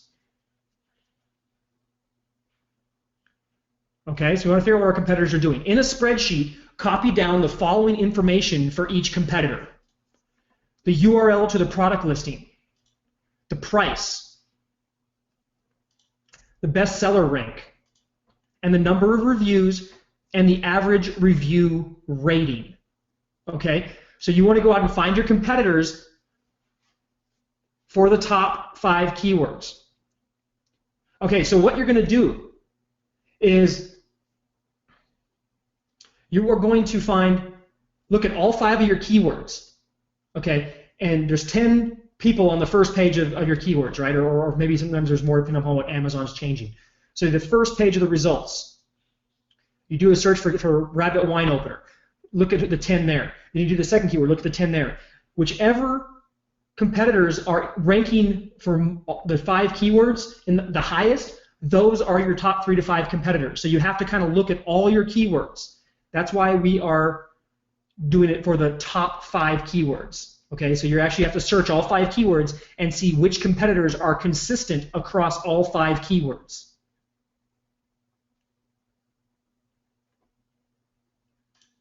So here is an example of what that looks like. So you have, in this case, we had 4 competitors in the home improvement category. Okay. Competitor 1 was 1995. Home improvement category. They're all home improvement. Rank. We want to mark down their bestseller rank, the number of reviews they have, their review rating, all of that stuff for each of the 4 competitors. This gives us something visual that we can reference quickly without having to try to remember what this guy's was or how this one was doing. The human brain is not that talented. It's better to see it analytically where we can just look at it and make a decision based on that. Okay, so looking at the home improvement category, they're all within the realm of the same price. Bestseller rank kind of ranges a little bit. Number of reviews, fairly high. Average product ratings around 4, so they're doing pretty good. 4 to 4.5, right? That's a pretty good one. Next, look at the kitchen and dining example. 4 more competitors. This is a different product. I'm just giving you 2 different examples of what these numbers can look like. Okay. Prices, little on the lower end. Okay. Reviews, bestseller ranking. So the number 1 seller here has 1,600 reviews. He's ranked number 68 with a 4.2 rating. This guy's crushing it. Okay, meaning he's selling a ton of his product at $7.85. The guys below him, 2,000 ranking, 6,000 ranking, 5,900 ranking, 66 ranking, with 84, 31, and 14 reviews. This is showing you that there's a lot of room in this market for potential, where people are kind of, there's a big gap between first, second, third. Okay, so of these 2. In my case, if I was looking at these and I was evaluating data based off this, and I'll give you some criteria in a second, I would look at these 2 different things and say, okay, based on this, the kitchen and dining product looks like it's a better product for me to do further research on because the barrier to entry is lower and I can compete faster because the number 4 person only has 14 reviews. Well, heck, I can get 14 reviews and then go from there. And then, you know, the number 1 guy's got 1,600. That's okay, but I can be number 2 with 100. So, and the guy's definitely number 68, so he's selling a large number of whatever these units are. And it looks like there's room to compete in the marketplace at a slightly premium price because you don't ever want to be the low-priced guy. Okay, so what if the number 1 person is dominating the market? Like in this case, that's exactly what this person right here is doing. $7.85, they're dominating their market. So what? You can still make a ton of money as the number 2, or the number 3, or the number 4. If you're above the first 10,000, 5,000 bestseller rankings, you're making pretty good money. Okay? It does not matter if the first place guy in the thing is dominating. That doesn't mean there's no money left over for you. Okay, there's plenty of money to go around. Again, competition is good.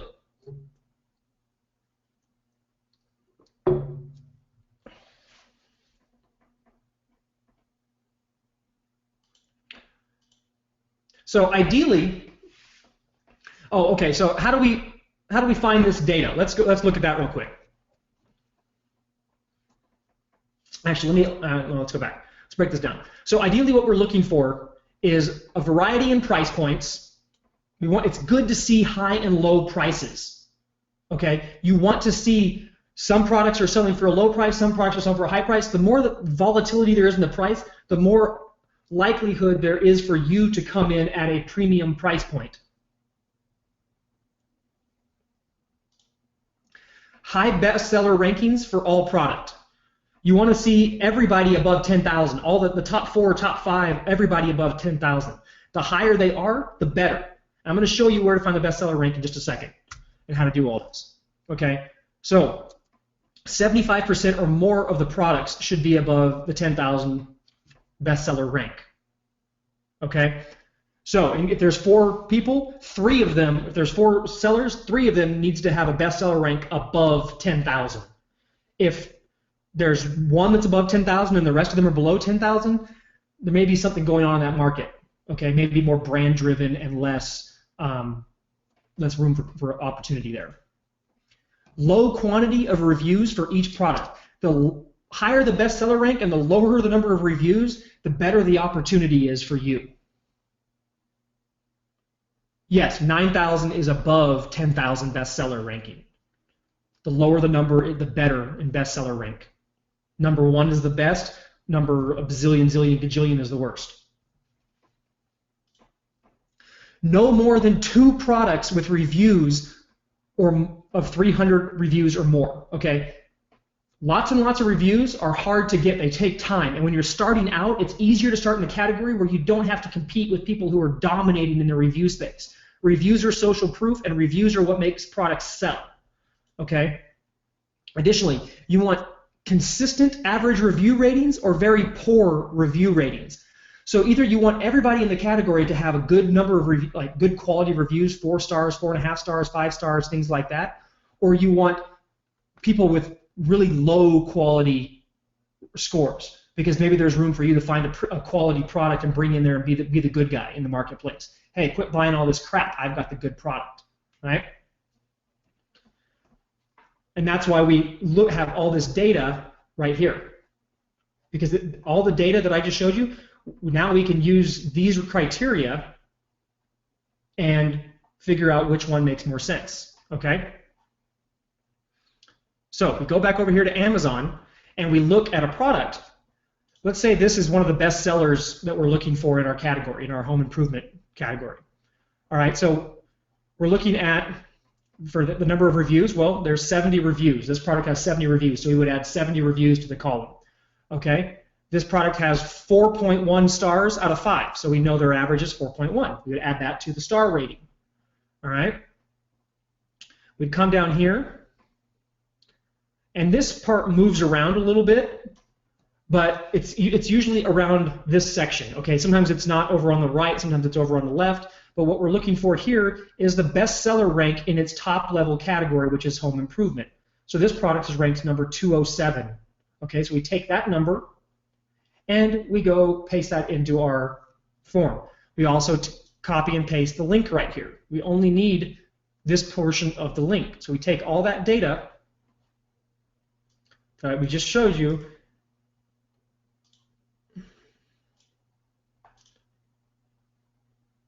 and we paste that in. Link, price, category, bestseller ranking, number of reviews, and the review rating. You do that for each one of your products. And then you look at these things. Make sure they meet all of these different criteria that we just went over.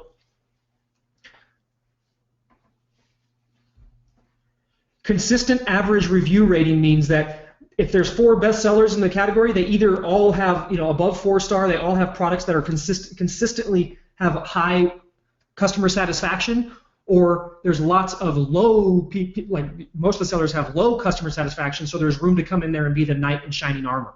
Okay, so they either need to all have good products, or you want to see people who have really bad reviews. Okay, reviews are typically a consideration of the quality of the product.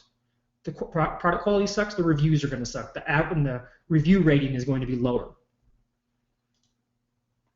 All right, phase 3, assuming that they pass this, phase 1 and phase 2, you look at phase 3 and it's time to find a supplier.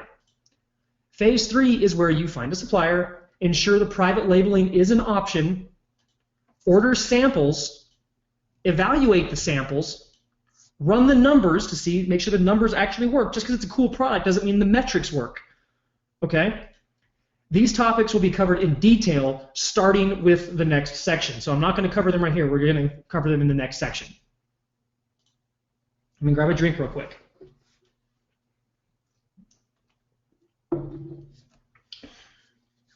Everybody enjoying this so far?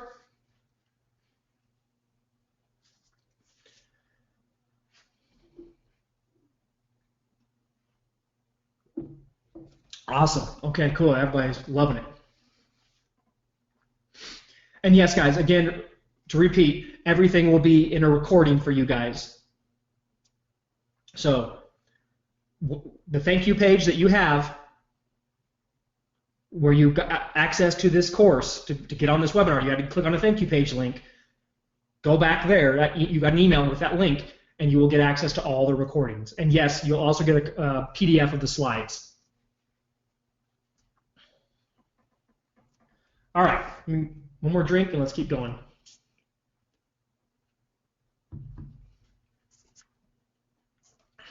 Sandeep says it's 2:40 a.m. in London. I'm loving it. 2:30 a.m. in England, yes. Okay, let's keep going, guys. So, finding product suppliers.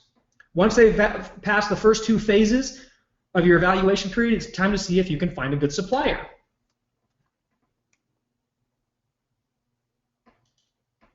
So locating manufacturers. Once you've found some good potential products, you need to determine if you can find quality manufacturers for that product. There's three main ways that we locate suppliers. The first one is the one that I hate the most because it's just irritating, but you got to do it, and that's Google. You got to go to Google and you type in product name plus wholesale, product plus private label, product plus supplier.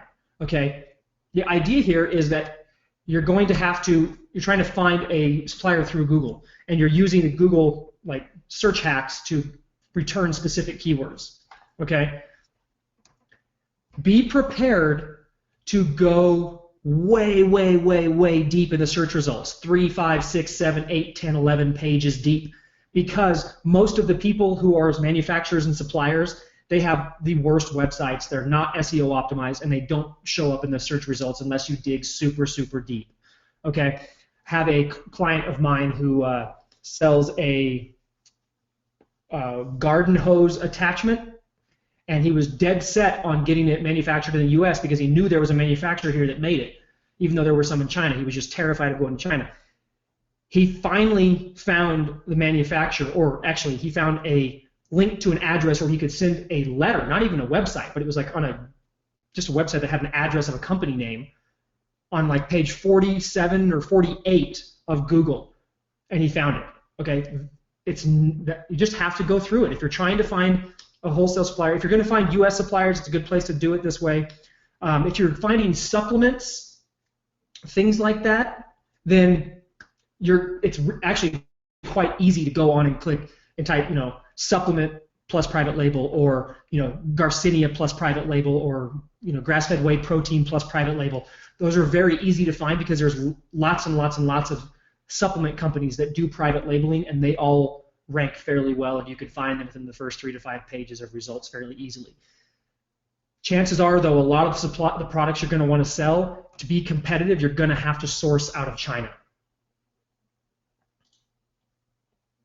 Okay, the next way is Alibaba. Okay, we talked about Alibaba already. It's got a bad rap. It's a great site to start sourcing. You just have to do the legwork to find out, really if the supplier is legit. By far the best way, though, to find products is to go to trade shows. Although the problem is the best trade show to go is 3 weeks long. It's the Canton Fair, and it's in China. Okay, and it's 3 weeks long.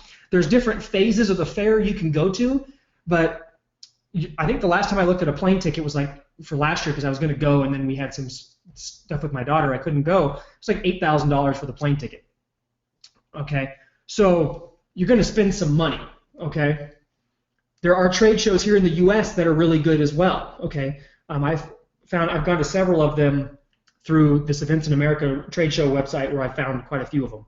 Okay, trade shows are great because you meet the manufacturer. They're a valid manufacturer. They're spending money to be there. You meet their reps. You can talk with them right there. You can fondle the products. It's a great, great deal. Rebecca, oh, yeah, I was looking at a first class ticket.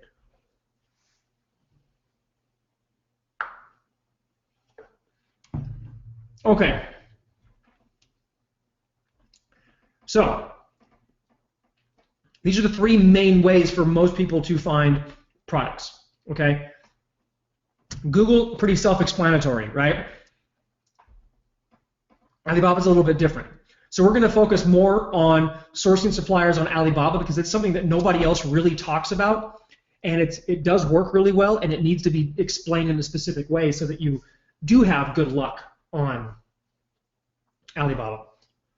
Now, if you want to get in the supplement game, you want to anything that has to be ingested or applied to the skin or things like that, I highly recommend you stay with a US or at the very least European, or the very worst, I should say European manufacturer.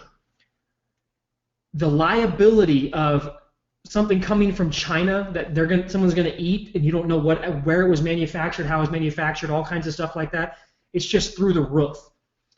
If you want supplements, you can get them in the US dirt cheap. You don't need to go overseas.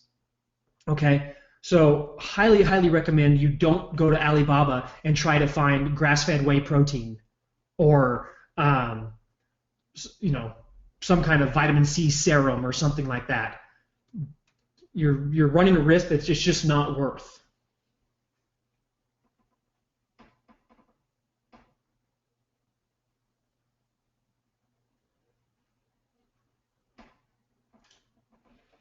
All right, so let's talk about Alibaba specifically. So first of all, you want to go to Alibaba.com. You want to search for the product name. So you've already validated this product. You've looked at all the different criteria. You know the product name. Now it's time to actually find that specific product. Okay? So and then you want to refine the search by suppliers. Apply quality restrictions. Again, if you have certifications or you want to apply like gold standard or whatever and see if you can try to find a slightly better supplier. Sometimes it's a good thing, sometimes it's not. It's really not the guaranteed thing that they try to make it seem like, hey, if you use a gold standard supplier, you're going to be safe. It's not the case. You have to do your own vetting, your own due diligence, just like in anything. Just like there's no guarantee when you deal with a US company. You never know what you're getting until you actually do your own due diligence. The other thing is you want to research multiple suppliers, at least 3 different ones. Never just one supplier. Okay? Never just one. Always need to find multiple ones because you never know who's going to have the best quality, who's going to have the right pricing, who's going to take the longest on delivery, who can actually fulfill. You just want to have multiple options, okay? So let's do an example. Let's actually go find a product over on Alibaba real quick. Let's find a supplier.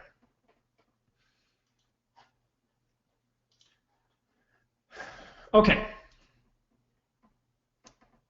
So let's go back to Alibaba. We'll stick with a wine opener. Actually, you know what? Let's try to find these things. I have no idea if this is going to work.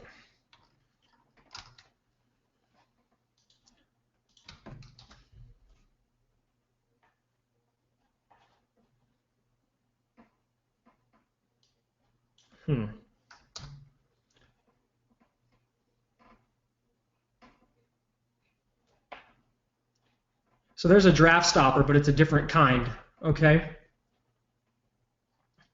So there's a whole bunch of different kinds of draft stoppers, but they're not exactly the same one we were looking at. Good idea, Josh. Let's try.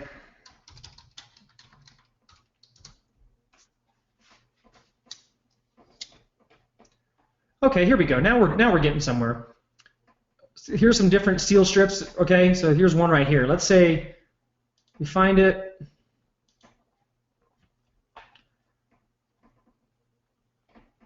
Okay, so this one's got all kinds of different seals of approval from. It's a 6-year. They've been paying Alibaba, which is basically what they're saying. They've been paying Alibaba for 6 years, and they're somewhat valid.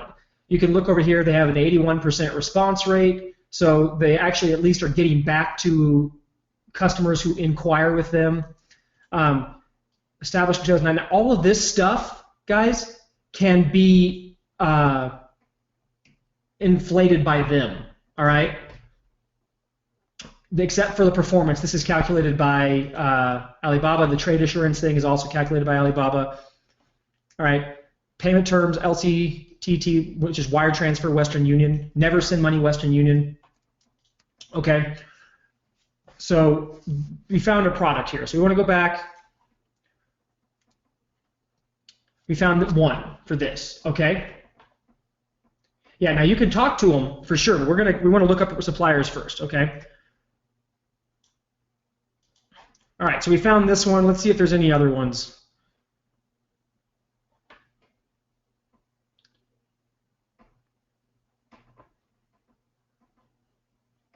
This one looked okay. Where is it?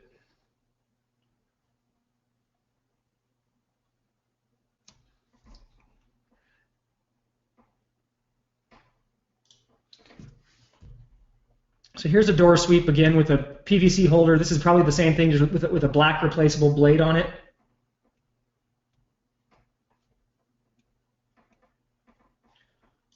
And so here we go. We got this one. So now we've got 3 different. Let's say we had 3 different. We found 2, but I don't want to keep everybody on here too much longer looking for this. So we found 2 different suppliers right now. Let's pretend we've already found 3. Now it's time to go on to the next step.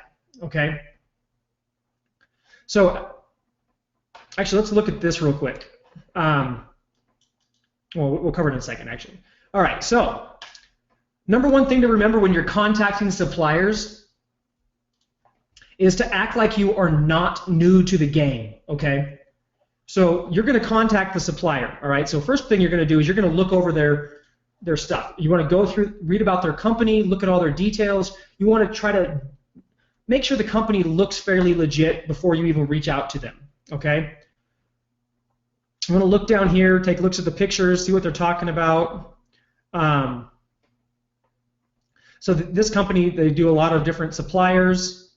Now they're saying this, ThyssenKrupp, Westinghouse, these are all very big companies. This is making me feel a little bit more confident about at least reaching out to them and opening a conversation. Most of them have all this stuff. You can see if this is what you're looking for. Okay, now this is more of a brush, so this may not be exactly what we want, but maybe they have what else I want, or I can go look for it elsewhere. They have this piece down here that says send message to supplier. This is where you want to open up your initial contact with them, okay? But before you do that, you're not going to communicate with them through Alibaba. You're only going to contact them here, and to do this, you have to have an Alibaba account. It's free. Sign up with an email that is not your primary, and contact them there. Additionally, you want to look at these various pieces right here. Okay, you want to look at what their price is. They're saying $1.24 to $1.82 per meter. Minimum order quantity, which is MOQ, is 500 meters. They can supply up to 60,000 meters per month. The port, and then how they accept payment. Sometimes companies only accept payment through Western Union, and in that case, I would not work with them at all. It's just not worth the risk. You have no recovery. Most professional companies will, at the very least, do wire transfers. Okay. Some companies take PayPal. If they'll take PayPal, sometimes it's worth paying a slightly higher fee just to use PayPal, because then you're protected by PayPal, and you could do a dispute or something if there's an issue. However, most of the time, 9 times out of 10, you're going to wind up doing a TT, which is a wire transfer. Okay, TT stands for wire transfer for them, and that's how they're going to want you to do payment. 9 times out of 10, that's what you want to do. So you want to look at these numbers, all the different things, before you contact the supplier. You can click contact the supplier, or you can go to the bottom. If you're using a U.S. company, you can do escrow. If there's an escrow company that you trust for third-party escrow into a foreign country like China, go for it. We never use it because we haven't found an escrow company that we actually trust.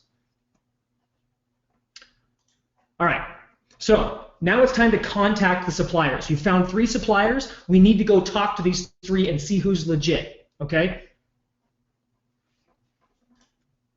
All right, so you want to open communications through the Alibaba Messenger. Write a short and concise message using very good English, okay? Most of the people, if you especially are going to be in China, they will speak English or they will be able to read English to some extent. Don't use slang. Use good punctuation. Don't use big words. Try to keep it as simple as possible so they can understand you. You're making your life easier here by doing this. Write the short and concise message, and in that message, link to the specific product. Why? Because we need to make this idiot-proof. Don't just say, I'm interested in this product, because they probably have 10 products that are similar to that one. Link to the very specific product that you want. Or if you don't see the product that you want, give them information and pictures and whatever else you can to help them understand it. But if they have the product, link specifically to it. Ask no more than 4 questions in the initial message. Just 4. Okay, we're going to open this, we're going to take them off of Alibaba, we're going to talk to them a lot. But you have to start simply, and you want to get some basic answers out of them before you even waste your time with a longer term conversation. Move the conversation over to Skype or phone immediately. Everybody wants to do this business through email. Because it's on the internet, they feel like, oh, let's make it impersonal. You need to talk to these people. Get them on the phone. Get them on Skype. If you are that terrified of the sound of your own voice, use the Skype Instant Messenger chat. Okay, I prefer to do chat and a combination of type chat and audio. That way, if I can type chat, I can have a record of the message, and then I can also talk to them because it's very easy to communicate that way. You want to build a relationship. If you're going to work with someone, it's very good to have a relationship. Okay? So here's an example of the email that we send. This is exactly what we do to open initial conversations with somebody on Alibaba. Hi, my company in the USA currently sells a lot of niche products. Insert your niche there. And we are looking to expand our product line.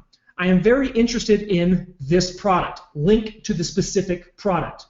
Can you please tell me, 1, what is your MOQ, which is your minimum order quantity, and the pricing on the product name?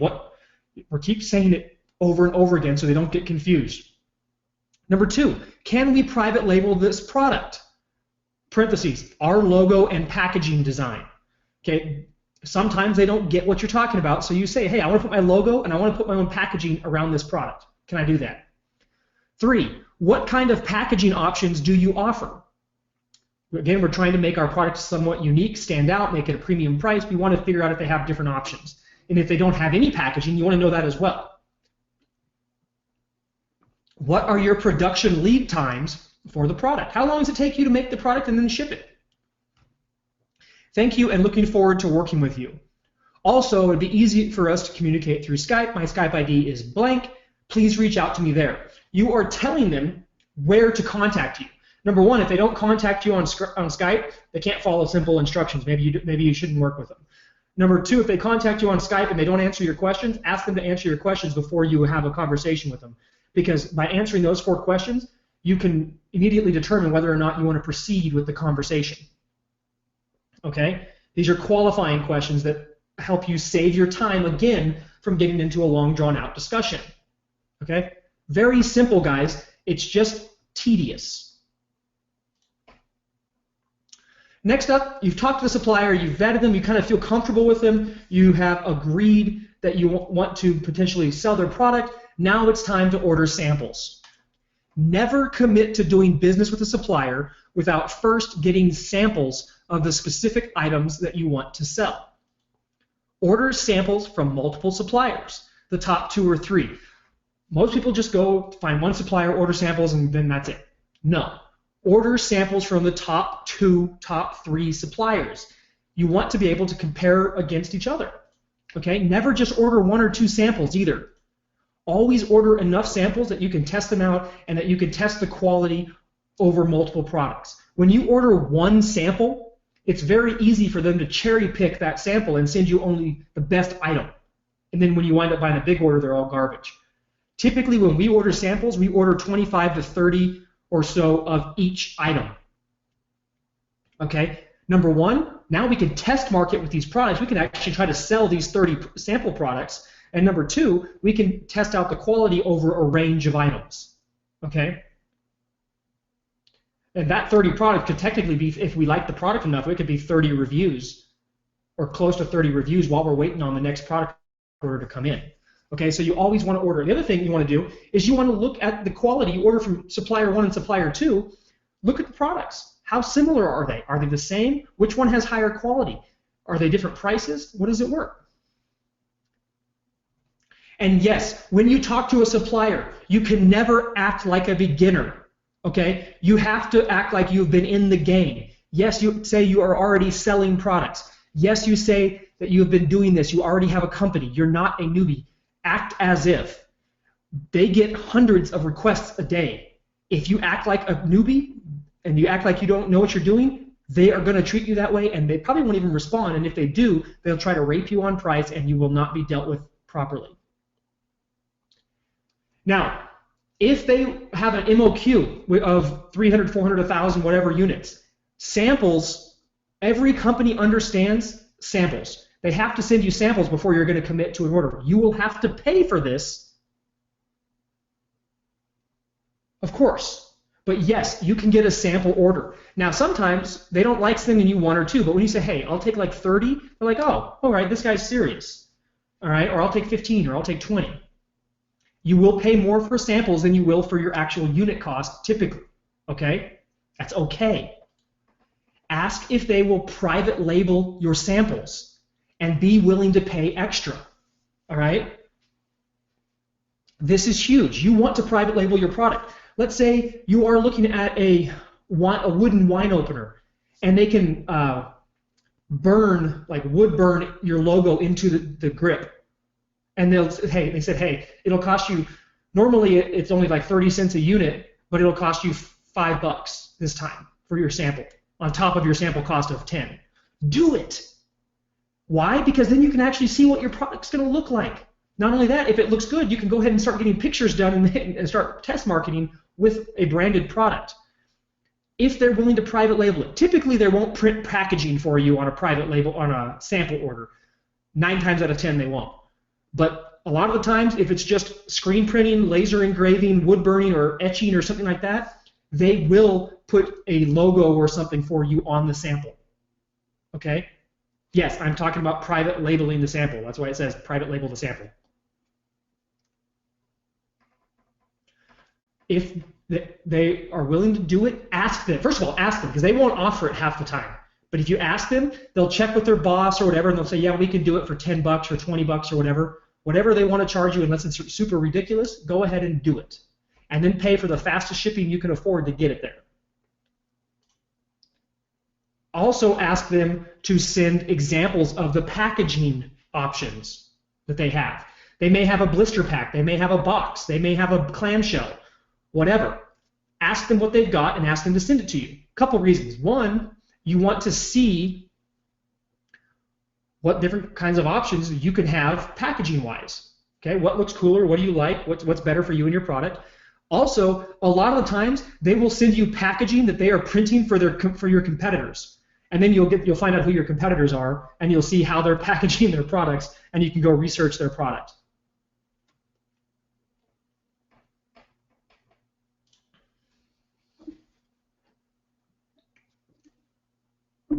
Make your initial stocking order. Oh.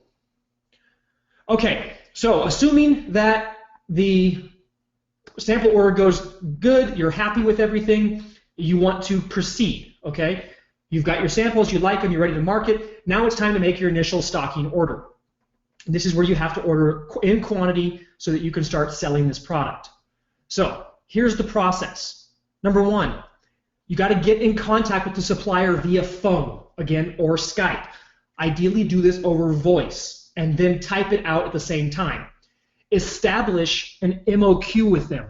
Just because they have a published minimum order quantity on Alibaba that says 3,000 units, that doesn't mean that's actually what their real MOQ is.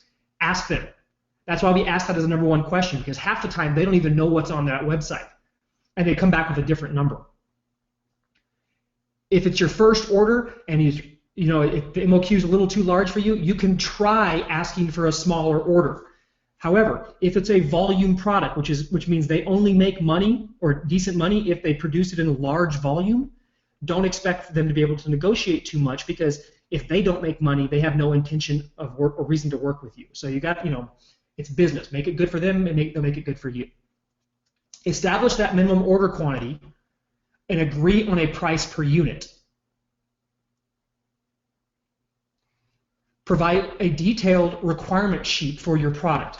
Tell them in step-by-step bulleted form what you want them to do. Hey, I want this spatula, here's a link to it. I want the handle to be clear like this with a picture. I want it to be shaped like this if they have different shape options. I want the actual soft spatula part to be royal blue. Here is the color that I want. And if they have a color code you have to choose from, choose the color code. I want my logo which is this. Here's the attachment of my logo. I want it to be displayed here and here on the thing. And I want it to be packaged in a blister packaging. Here's the artwork for that. Here's the artwork for that. I want it to do this. And you just basically make a list of everything you are expecting from them. Okay? Be specific, be literal, and be almost as if you were talking to a 5-year-old. Okay? Why?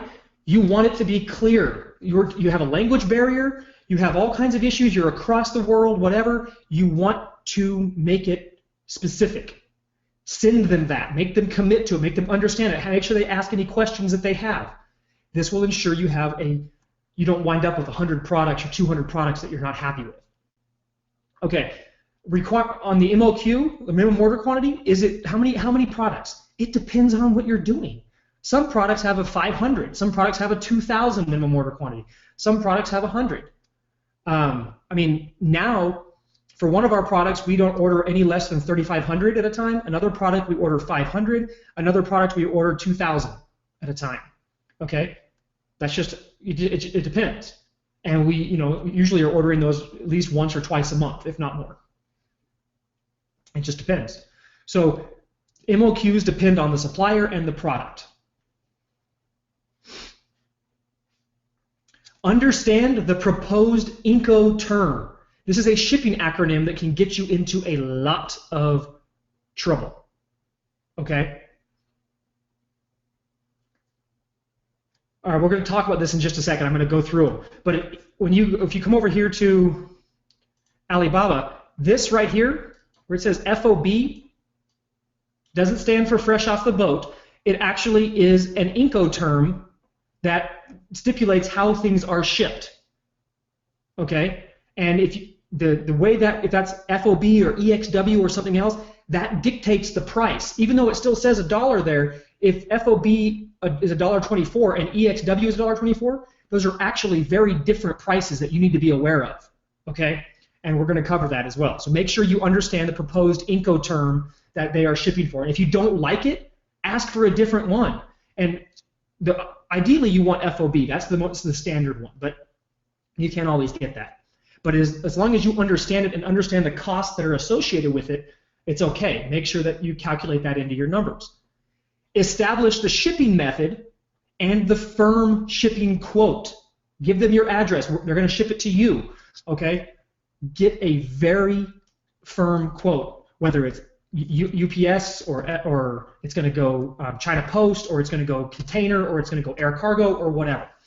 Ideally, if you're doing small products, lightweight, easy to ship, you can do most of your product orders through air cargo, DHL, and occasionally FedEx to get them from China. A ton of our products come through UPS, air cargo, and DHL. Those are the two that we use the most. All right, then ask for a pro forma invoice or a purchase order for your order. Okay, that's going to give you the detailed breakdown of everything that the costs associated with your order. Standard payment terms are 30% up front and then 70% upon completion. Okay, that's typically completion unless you're doing container shipping, and then there's some different options there, and depending upon the size of your orders and things like that. Most of the time, it's 30% up front and then 70% when it's ready to ship. Okay, not after it's shipped. That depends. That's up for negotiation sometimes, but smaller orders, say $20,000, $30,000 or less, even $5,000, $10,000, especially if you're in the $5,000, $10,000, or $2,000 or $3,000 range, you're probably going to either pay it all up front, or you're going to pay 30% day one and 70% upon completion. Smaller orders may not qualify for the split payments. You may have to pay it all up front. Pay via wire transfer, which is TT, or PayPal. That's it. If they don't accept either one of those, find a different supplier. Just flat out. It's not worth the risk. Okay? If they are legitimate in business, they will always take a TT, a wire transfer. Some of them will also take PayPal. You can usually do PayPal for a sample order. A lot of companies will not let you do PayPal for an actual stocking order because they're worried about the risk and the fees and stuff. But if you are willing to pay the fees, then you can take care of that. Something else is if you have PayPal Mass Pay, you can send a mass payment and tell them you'll take care of the fees and send them a mass payment, and they will get no fees, and neither will you. Yes, wire transfers are safe. International business is conducted almost 100% on wire transfers. Ideally, you would like to have the initial order shipped to you so that you can verify everything is correct before you ship off to Amazon. At least the first time, you want to check the products out. You want to make sure they're doing everything the way they're supposed to. You don't want to just trust them.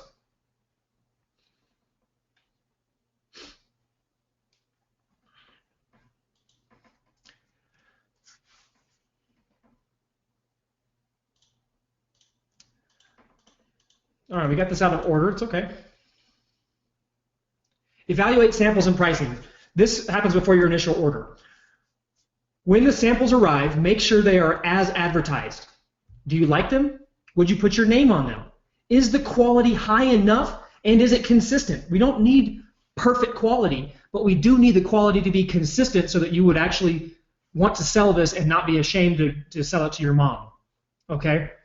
Which supplier has the best price and quality combo? Are the private labeling and packaging options enough to make your product seem unique?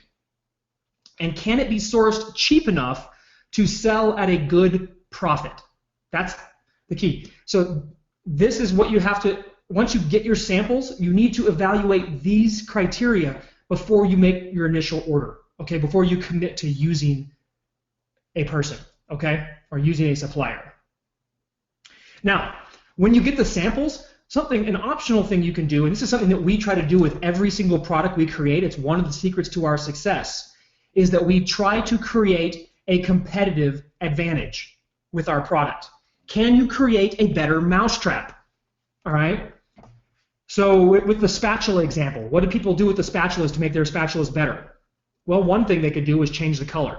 Everybody's selling blue or black spatulas. Let's make a pink spatula and market it to women. That's a competitive advantage. What else could you do? Well, another thing they did with spatulas was they took, instead of giving you one spatula, they gave you a large spatula and a smaller spatula together in a package. They bundled. That created something that was a competitive advantage to differentiate you slightly from your competition, but enough that it would be noticed. Okay? Anything you can do to create a competitive advantage, even something as simple as changing the color from everything else everybody else is selling, can help you get noticed and can help you stand out on Amazon. You don't want to sell the exact same widget as everybody else. If you can't change that, at least change the packaging to make it your own brand, make it look unique, okay?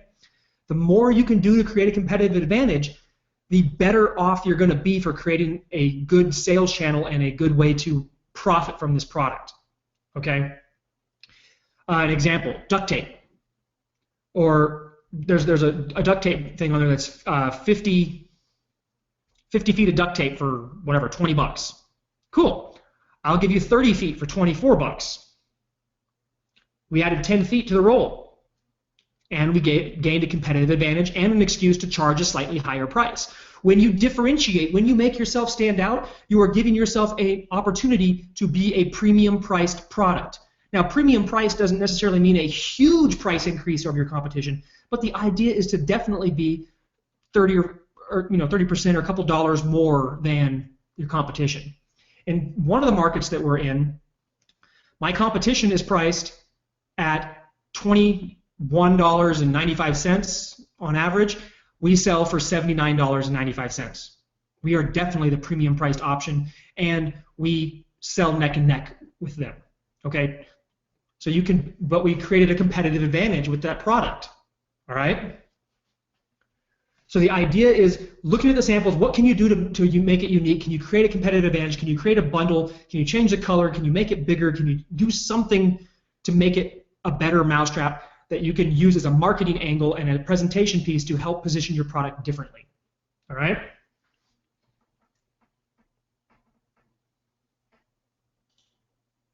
All right, Incoterms. These are shipping acronyms that you absolutely must understand. Okay, so Incoterms tell you how an item is priced relating to the shipping. There are a bunch of different terms out there, and we'll have a cheat sheet to help you out. That'll be in the members area. Okay, it's a PDF cheat sheet. It'll have all the different Incoterms and what they mean. Okay, but the ones that you're going to encounter most often are FOB, which stands for free on board, and it means the product ships from the named port. Okay, so when you order FOB, it'll say, hey, the port is, what is this one? Guangzhou, something like that, right? So they will cover shipping and get the product to that port, and from that port, you have to cover shipping to you, okay?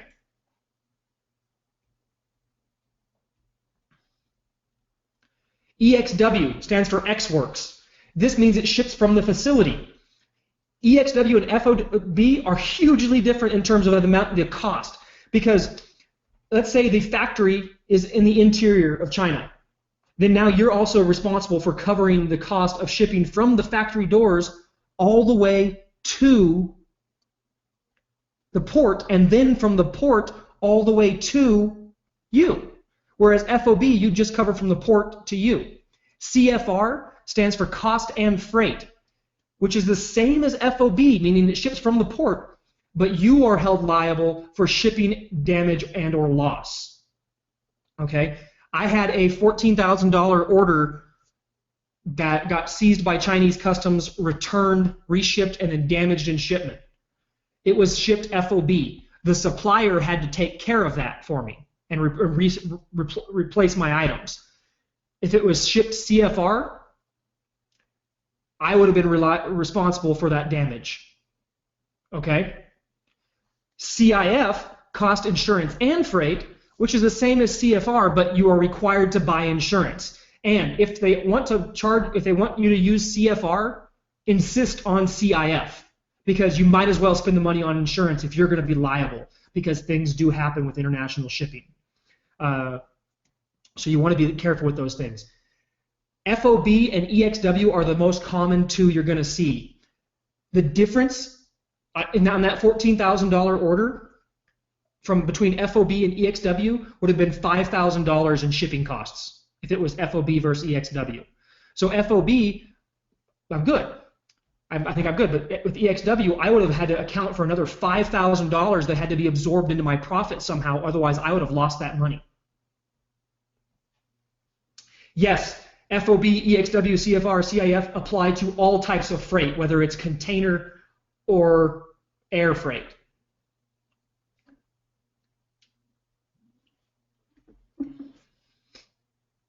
So these are the most common. Again, we'll have a cheat sheet for you to look at all the different ones, but these are the ones you're going to see the most. So shipping options. When you order, you usually have a number of different options to choose from.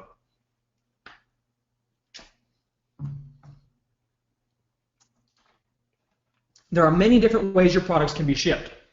UPS, FedEx, and DHL. If it's light and easy, go with that. If it's a little bit bigger or bulkier or heavier, go for air cargo. Typically, from China, you're going to use UPS air cargo. That's by far the one they usually use. Air freight, which is on a commercial airline freight, where they actually ship your boxes on a commercial airliner, I don't see that happening that often. For most people that I know aren't using it because it's usually more expensive.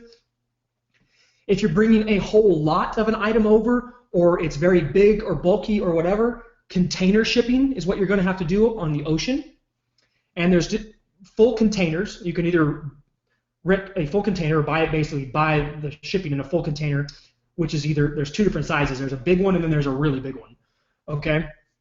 You can also get less than a container where you basically well, say I need half a container or whatever, and then there is space rental in somebody else's container. So let's say that I rent a container, a full container, and then I wind up with 12 cubic feet of space left. I could go, hey, Jim, you want to bring your products in. I've got 12 feet. You want to stuff 12 cubic feet worth of your product in mine?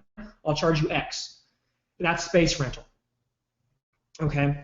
Those are the different ways you can get your product from China. All right? Or from Alibaba typically. Be aware of additional costs associated with importing. When you import something, you will have to pay import duties, basically a tax. If you go through UPS, FedEx, or DHL, they will cover that, and then they will send you a bill. All right? They will send you a bill. I have one sitting in front of me right now from FedEx. Then you pay them back for the tax. All right? Air cargo, you'll have to go to your local customs office and pay that, or if it's over $2,000, you get a customs agent and you file paperwork with them and they handle it for you, and then you take the paperwork down to the air cargo place and it happens, and you get your cargo. Each one of these things has different rules. All right?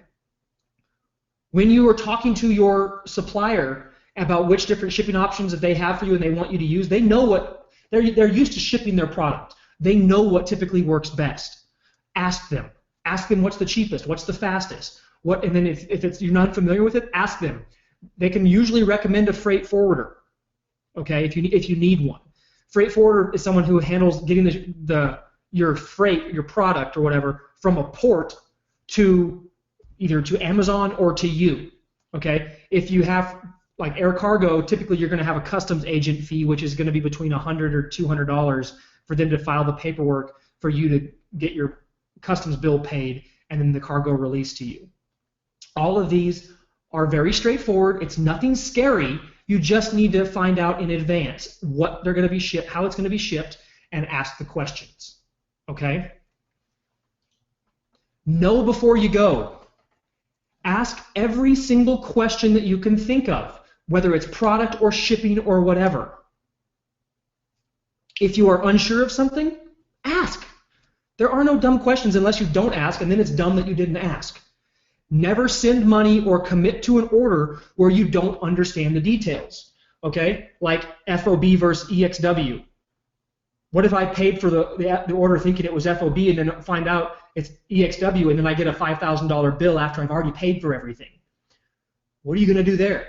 You got nothing you can do but pay it. You've already committed to it. It's your mistake. Err on the side of caution. If the numbers are tight or something doesn't feel right in the deal, back off. Don't force it. There are plenty more products and suppliers out there. It's not worth the headache or the hassle or any of it, or the risk to your capital. Don't do it. Okay? Unless you have unlimited capital, which none of us do, don't stress it. Just make sure you do the deals that are right, that feel right, and the numbers work.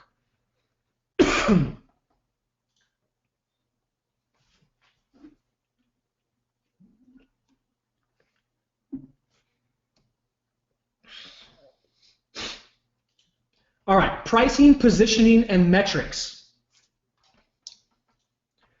So let's talk about pricing and positioning. There's two rules to Amazon FBA success. Never, ever be the lowest price offering.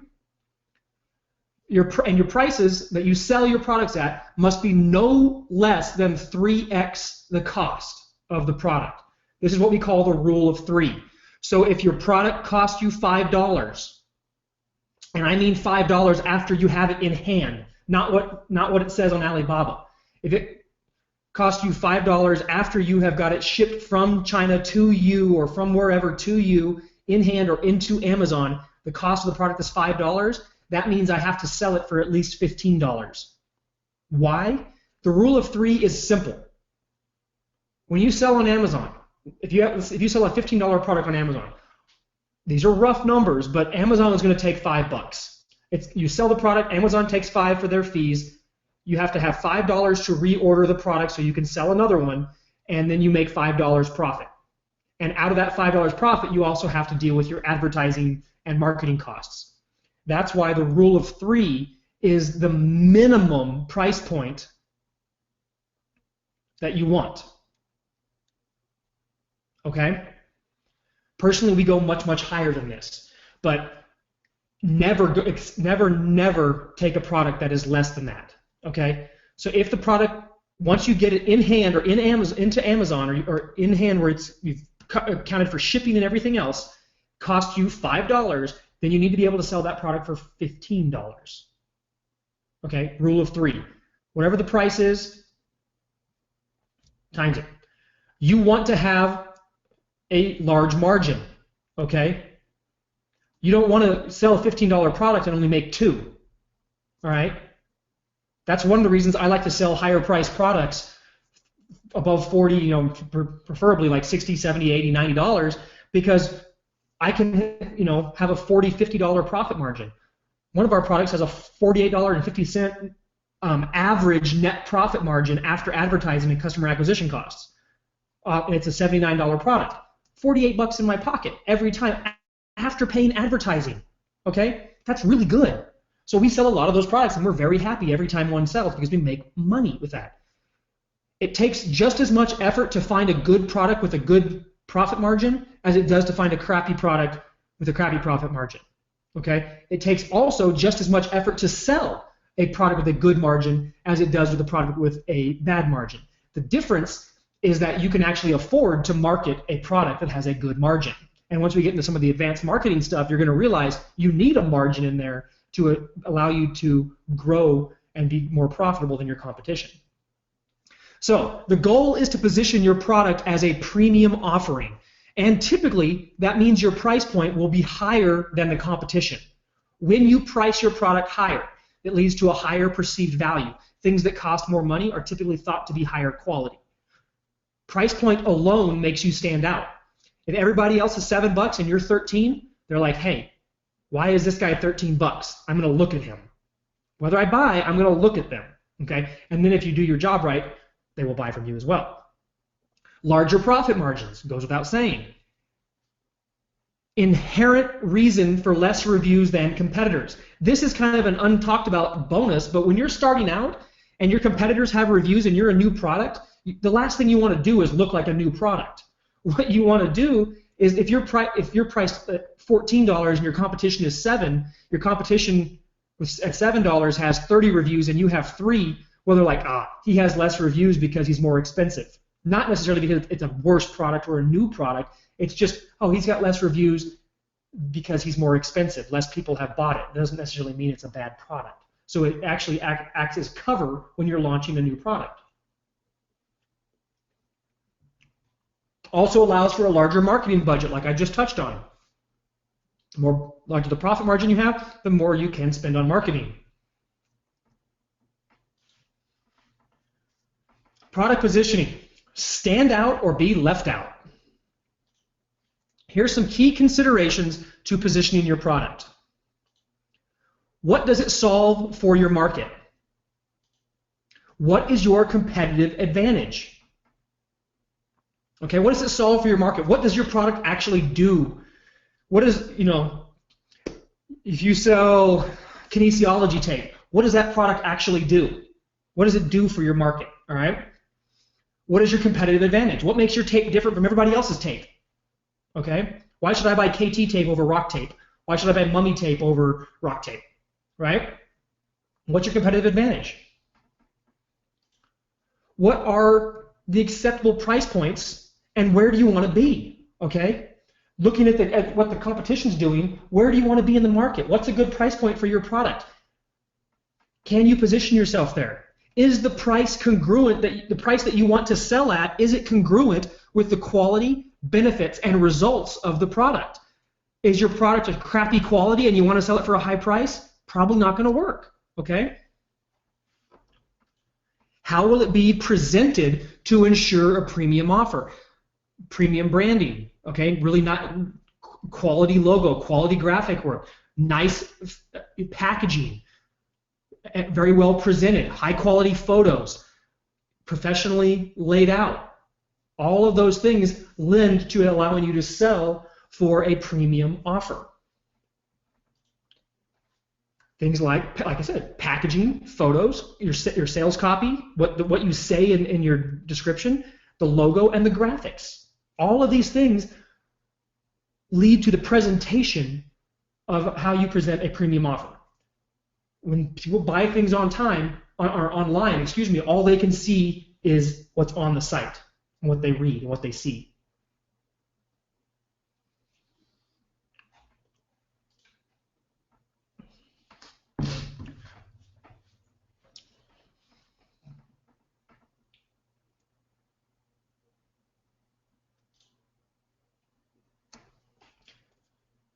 All right, let's see.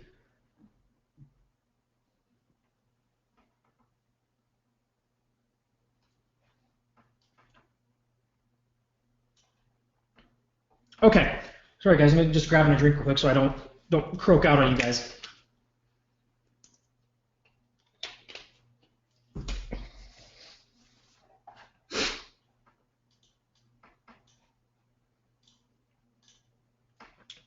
All right, using the FBA calculator. SellerCentral.Amazon, whatever, that long crazy thing. The easiest way to find it is to Google search the FBA calculator, okay? Which I'm going to do in just a second because I don't have a link to it at the handy. Use this calculator to help you test out product ideas, price points, and profit margins, all right? It will also tell you exactly how much Amazon will charge you to fulfill a specific item, all right? So if you found a product that are selling on Amazon and you're like, okay, cool, I want to see what this is doing, you can look it up and see exactly what it's going to cost you, and you can start doing your numbers as you're evaluating the product. This calculator will become your best friend as you start researching product opportunities. Okay, so let's actually do this. Let's go over here. Let me close some of these extra windows.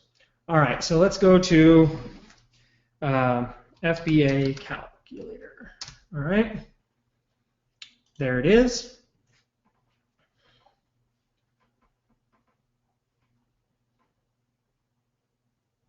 Okay, so it's all grayed out until you find a product or enter a product, okay? So, in this case, let's use this one.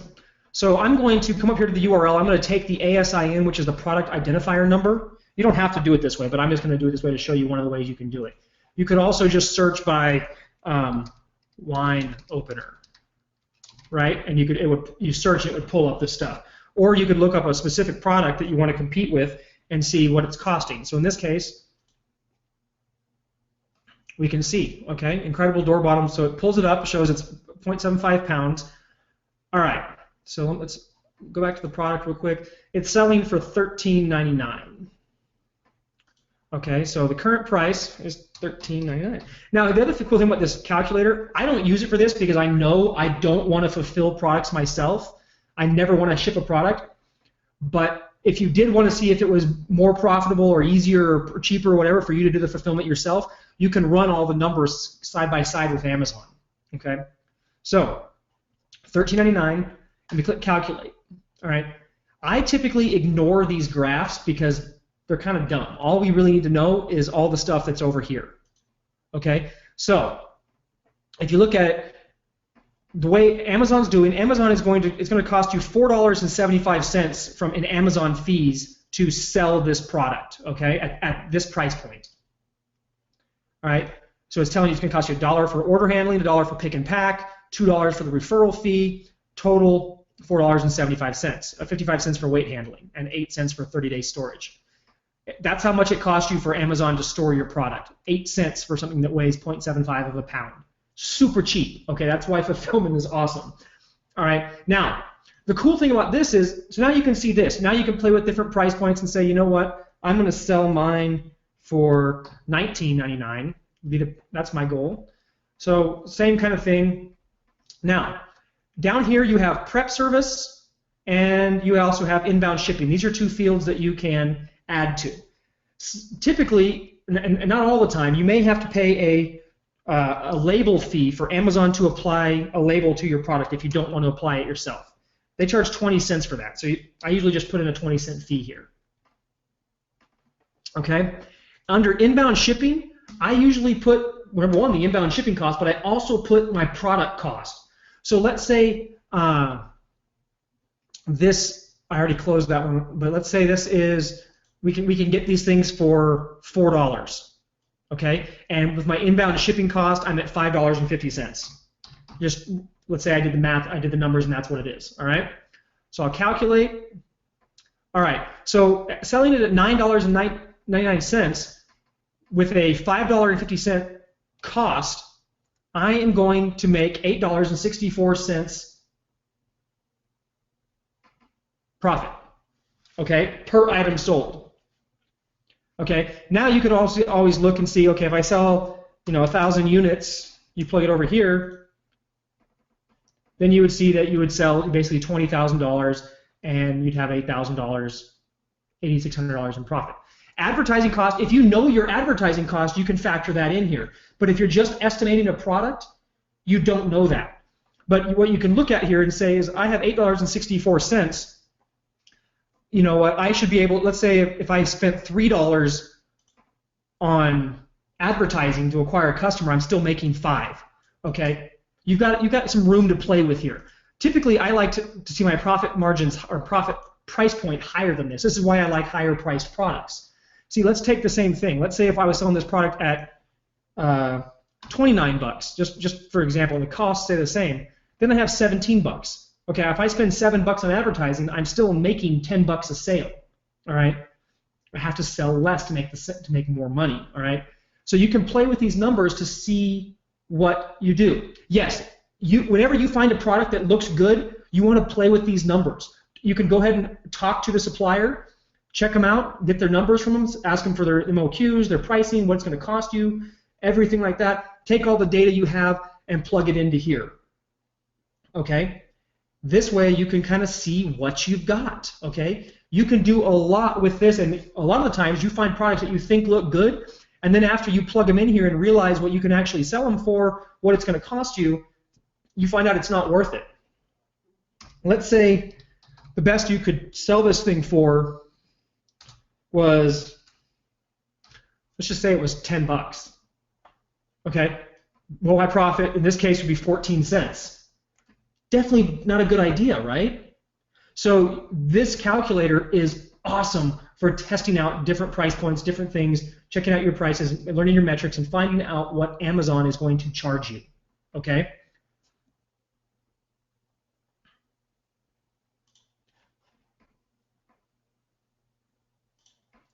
All right, so you need to know your numbers. I've talked about this several times, metrics, things like that. You've got to know your numbers. You need to establish both your goals, which are your sales and your profits, and your costs prior to committing to selling a product. Most people go out there and say, hey, I want to sell this product. Great, when we look at a product, we say, okay, we want to make X number of dollars in profit every month from this product. That's our goal. And then we work backwards from that number to figure out what we have to do to hit it and see if it's even viable. Okay? So you make your business a math problem, and then all you have to do is learn how to solve the math problem. All right, if you want to, like in our case, for a product, we want to make $40,000 a month in profit from each FBA product that we launch, at least $40,000.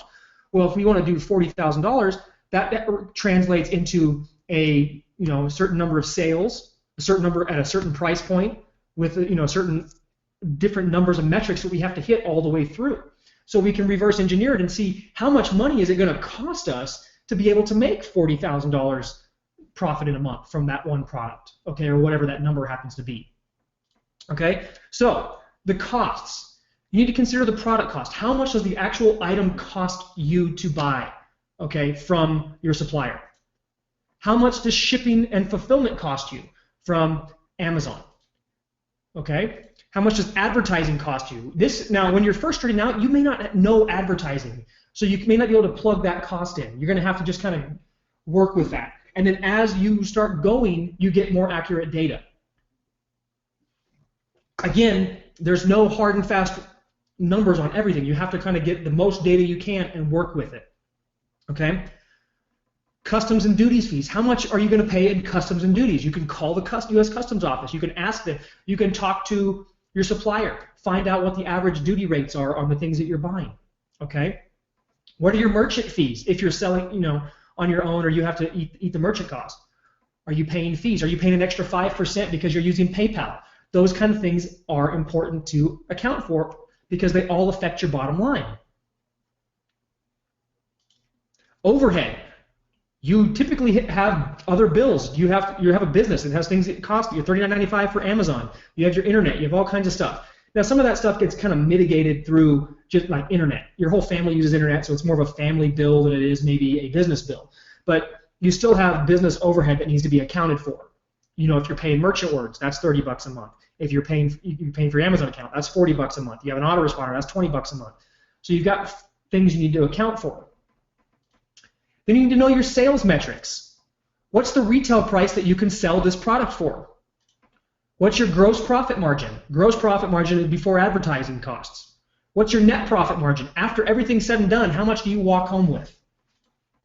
What's the unit turnover as it pertains to your goals? How many units do you have to sell to hit your goals, your sales numbers, or your profit margin, or your profit number? In our case, $40,000, or $40,000 in profit. So we need to have a certain unit turnover at a certain retail price to hit those numbers, okay? And those numbers are dictated by both our profit margins, okay? So let's look at an example. Here's an example for argan oil, okay? This is a popular product. Argan oil, the product price, $7. This is for a 4-ounce bottle from Morocco, from the certified group of Moroccans that are legally allowed to sell the oil and all of that. $7, that includes the label and everything for a 4-ounce bottle of argan oil. Inbound shipping and handling is going to cost $2.50 a bottle. Customs and duty is 45 cents a bottle. Merchant fees, this is through Amazon, is $5.86. The total unit cost is $15.81. How did I find these numbers out? I plugged them into the FBA calculator. I talked to the supplier, and I called the customs office. Okay? Did my due diligence. Okay? The retail price point we can sell this for is $21.95, which gives us a gross profit margin of $6.14, with a gross margin of 27.97%. From this manufacturer, the minimum order quantity is 2,000 units. Okay?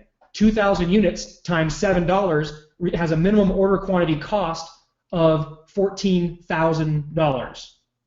All right? So those are my numbers. Then I do the bigger math. Our desired monthly profit is $40,000.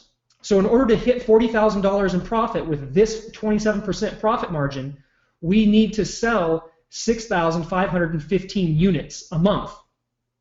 Okay? In order to sell 6,515 units a month, we are going to have to spend $64,824.25. That's how much capital we're going to have to put out, okay, in order to sell 6,500 units and profit the $40,000 that we want. Okay? That's not counting our marketing costs, right? So that is a lot of money. So you're like, yeah, I'll make 40 grand, but didn't realize I have to spend 60 grand to be able to do that. Okay, Casey, I'm showing you an example of of products here. This is a product we decided not to go with.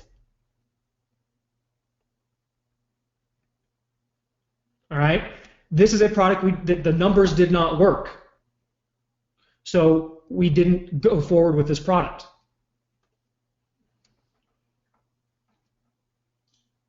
Now, here's another one that we did go ahead with. This is a gun accessory. I'm not telling you exactly what it is because this is a product that we actually sell. All right? So, the product cost us $14.55. Inbound shipping on this product is $2.91 per item. The customs and duties on it is 71 cents per item. Merchant fees for Amazon to sell it and fulfill it is $14.58. The total unit cost is $32.75. All right, that's our costs. The retail price point on this product is $79.95. Way above the 3. Why? Because we figured out we can sell it for that with the right positioning. We did great with that. Gross profit, $47.20. Gross margin, 59%. The minimum order quantity for this customer, or for this manufacturer, excuse me, is 1,000 units. The minimum order cost is $14,550. So almost the same price, a little bit more than the argan oil, okay? We still want to make $40,000 a month profit from this item. So to do so, we only have to sell 848 units. And I only have to spend $15,480.16 in order to do that. This product obviously has a huge margin. Not all products look like this, but this is a product where the numbers worked so well that even if we couldn't sell for quite that price, we still had so much leeway. We said, yes, we're going to roll with this product, and we did. This product sells way more than 848 units. This is one of the ones we order 2,000 units a month for. Yeah, and if Jeff did the math, that's only 28 units a day at those numbers, okay? So, and we sell a ton more than that. This is where knowing your numbers makes sense and helps you out. Now we know beforehand what is going on. We turned our business into a math problem. Most people would have just gone ahead and jumped into argan oil, ordered some, and then realized, man, I'm spending a whole lot of money not making very much. Or, man, I'm sure I'm eating up a lot in my advertising costs. Where's my profit? Oh, I don't have any.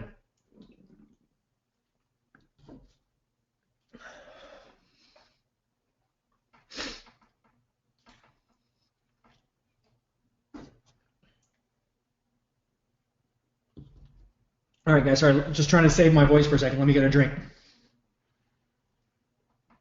Okay, next, Module 2, grow your FBA business.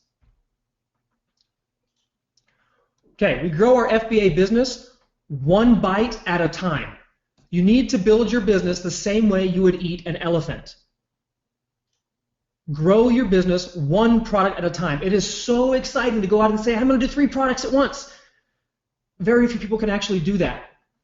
What you're going to learn here takes a lot of step-by-step processes. Apply it to one product at a time.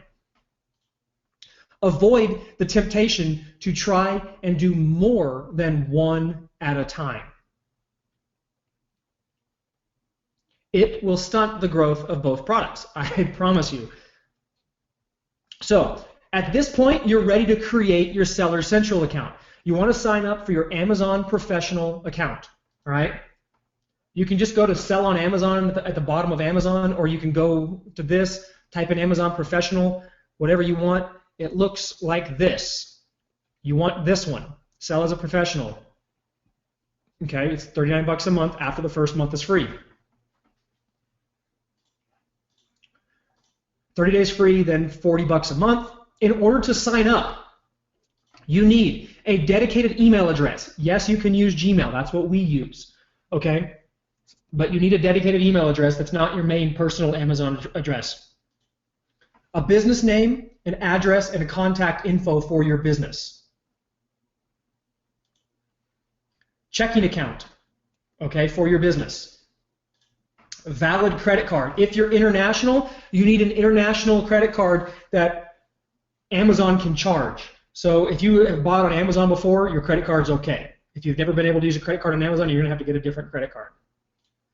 And a phone number. During the verification process of your account, they will call you. So they need to be able to get a hold of you.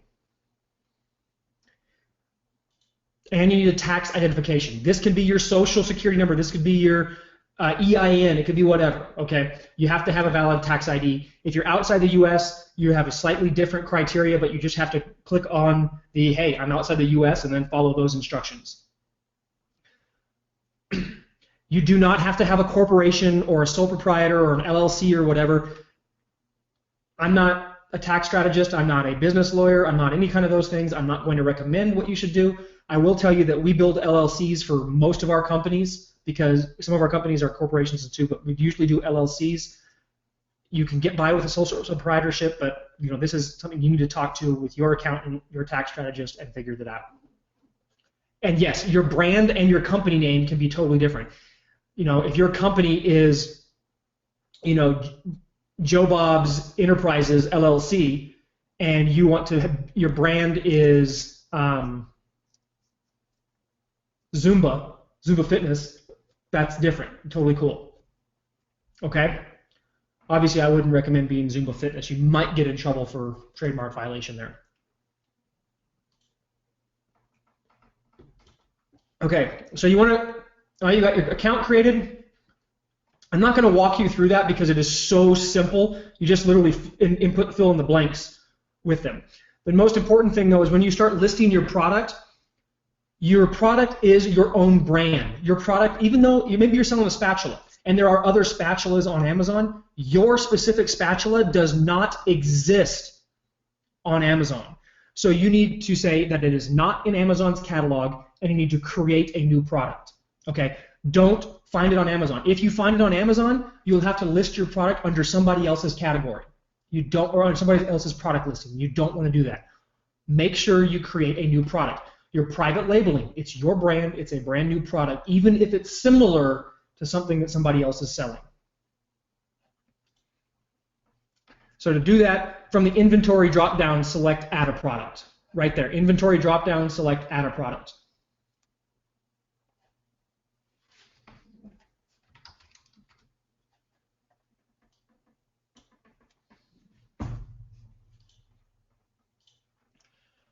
Okay, you get your product out. The next thing to do is optimize your product listing. You fill out the details to list your product. The biggest thing you're going to do inside of that list, your product listing, is add the 5 keywords. Okay, there's other things we're going to cover in there as well, but there's 5 keyword spots in Amazon where you can choose the 5 keywords that Amazon is going to associate with your product by choice. Those 5 keywords are the exact same 5 keywords you researched previously with all the traffic. Okay? So now on your product listing, a product listing is this, guys. On Amazon, this is a product listing, okay? This page is a product listing for this specific product. They all look the same, okay? You only have control over a very small portion of your product listing page. Therefore, the parts that you do control need to be dialed in. The most important aspects of your page are the product title, the product images, your features and bullet list, which is right there next to the image, right below the price, the product description, the customer questions and answer section, and the product listing keywords, which are not visible. Those are the 5 keywords that you researched earlier that you plug into the 5 spots that Amazon gives you for your main keywords. Okay? These 5 areas are critical, okay? Because these are the only areas you can control on the page. They're the only areas that you can use to differentiate yourself from all the other products on Amazon that are maybe similar, okay?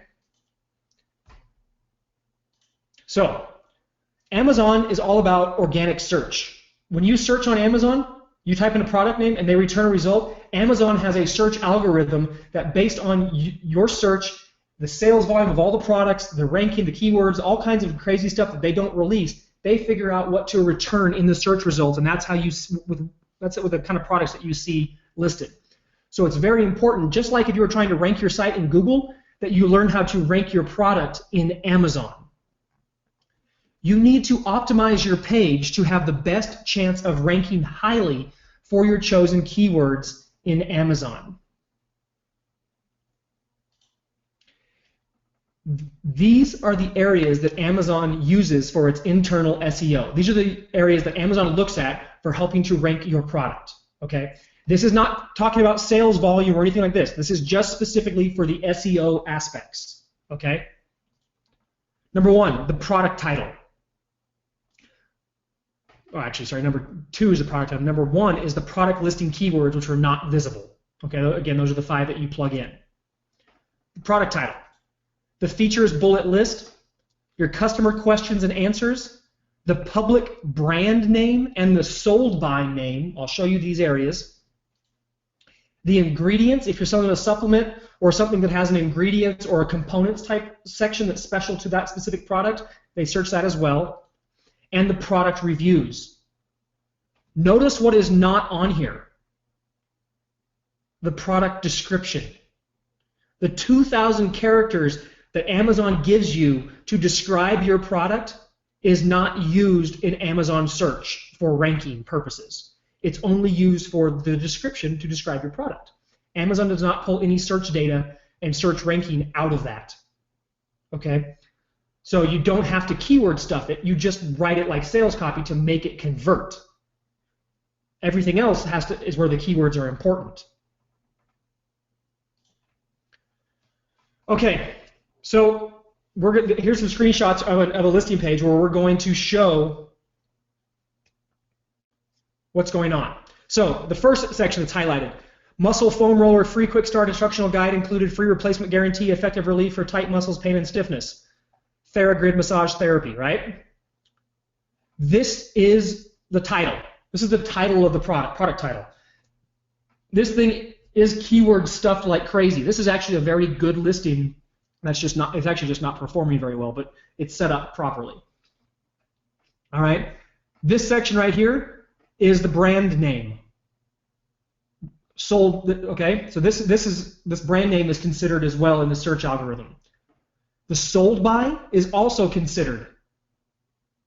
These bullet points areas right here, you have 5 of these. These are also used for your search ranking or as part of the search ranking algorithm. They look in there for your keywords. So you want to make sure your 5 keywords are used throughout here. Okay? You don't have to use all 5 keywords the perfect like key phrase. Like if your keyword is trigger point foam roller because you want to talk about trigger points, he never has trigger point foam roller here, but it says trigger point and foam roller. Okay? Amazon is smart enough to figure that out and put those 2 together. All right? So they also look at the customer and answer section. So they look at the question and they look at the answers. You can write really detailed answers to these questions and you can load them with keywords in a, don't just keyword stuff them, but make it read nicely. And you can get some good juice out of the Q&A. The buy and the sold by could be different. In a private label situation, it's typically going to be the same. Okay, but if your company was Kitchen Concepts and you were selling, like here it'd be buy buy Rubbermaid. You were selling a Rubbermaid spatula, and your company was Kitchen Concepts, then they would be different. Okay. So, but if it's private labeled, typically they're going to be the same. The Q&A is the questions are asked by customers. You can answer it, the Q&A, and so can the customers. But these are tracked for search engine ranking as well. Also, the reviews. They track the small reviews on the right. They look at the little snippets that they plug in up top, and they look at the reviews and the headlines of the reviews as well. Okay? All of these different areas are considered when it comes to your ranking. They all weigh in on your search ranking for those keywords. Okay?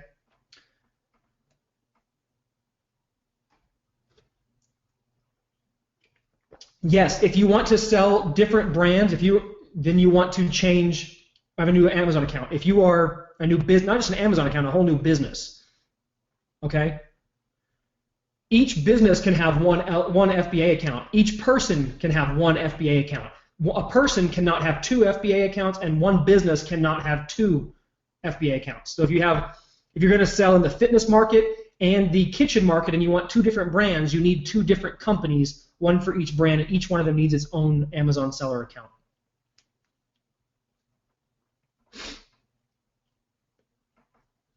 And yes, your price is considered in relation to the algorithm for search, but it doesn't actually help you rank because nobody is searching for your product based on $9.95 or $19.95. So that's not important for your actual keyword ranking. These areas that are highlighted are the areas that you need to be aware of for keyword ranking. All right, an image is worth 1,000 words. Images make the online shopping experience somewhat tangible. When you buy something online, you have no way to touch it. You have no way to look at it other than the picture on the screen, potentially a video if you're lucky. You have to look at it and make your decision based on what you read and what you see in the image. So the better the images are, the more likelihood it's going to reflect in a good sale, okay? No, images cannot be animated on Amazon. Bad images equal poor sales. You need to present your product in the best possible light. You have 9 images. Make them count, okay? You want static images and action shots. Show your product doing what it does. All right? Use images to make your product stand out from the competition. The last thing you want to do is look like everyone else. That's why we're talking about your branding, your packaging, everything, presenting a premium image. You want to look unique, and your product photography can go a long way towards that. So some must-have images that you need. Extreme close-up of the item. The main image that you're going to use for Amazon is a zoomed-in picture of the product, okay? You want a really good close-up. I recommend you get photography done, professional photography, not digital images. I don't use digital images at all. Actually, our product photographer is actually on the call right now. He's sitting in here with everybody. Action shots, pictures of the product doing whatever it does, okay? And if it does multiple things, it needs to have action shots of it doing multiple things. No, a picture of it doing something. Like if it's a spatula and it's designed to go a high heat spatula, then have a picture of it in the fan or in the pan with fire on, okay? Things like that. Pictures of the packaging. If you have nice packaging that helps you stand out from the competition, show that off. Get pictures of multiple angles of the product. Show off the product from all different front, back, left, right, slanted, all the different things, right?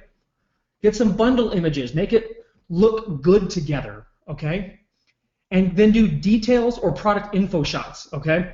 This is where you actually can add text or add measurements or add all kinds of things to the actual image, all right?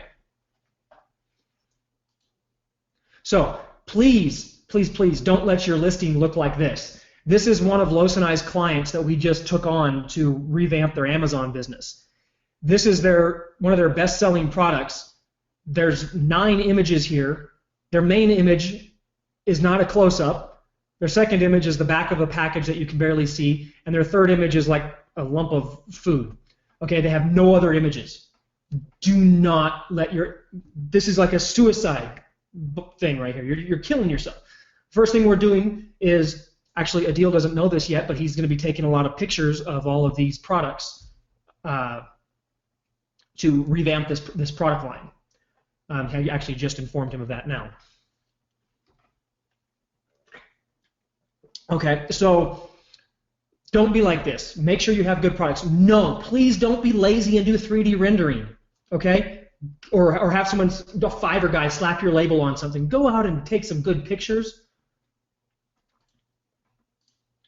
All right, let's look at a few good images now and a few bad ones. Let's look at some good listing pages and some bad listing pages and get some examples.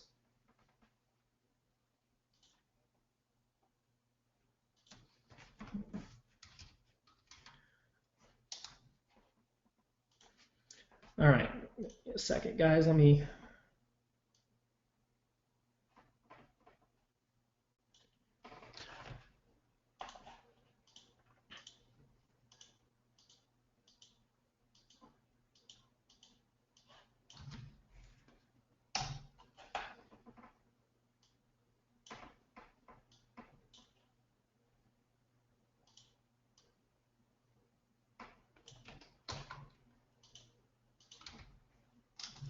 Sorry, guys, just trying to open all these links so we can look at a bunch of different ones.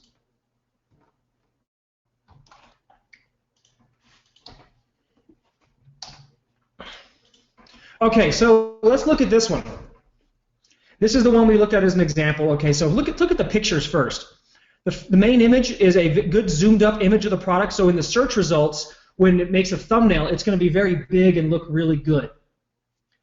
Okay, here, this is where they're doing a call out.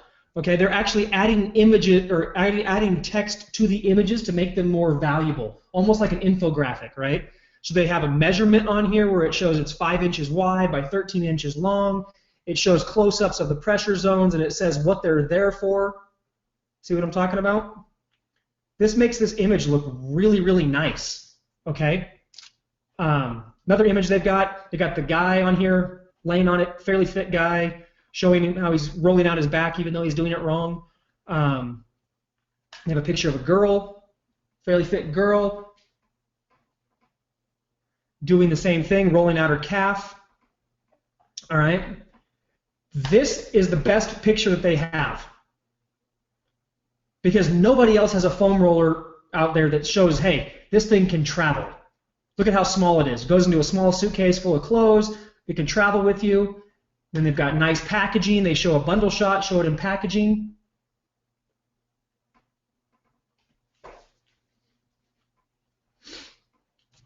Okay, so this is a pretty good set of images. Okay, they've got a mix of action shots being used. This is technically an action shot or a usage shot. They've got packaging. They've got call-outs. They've got a close-up. They could use a few more images in here, maybe showing some different exercises, showing it in someone's hands so they can get more of a feel for it.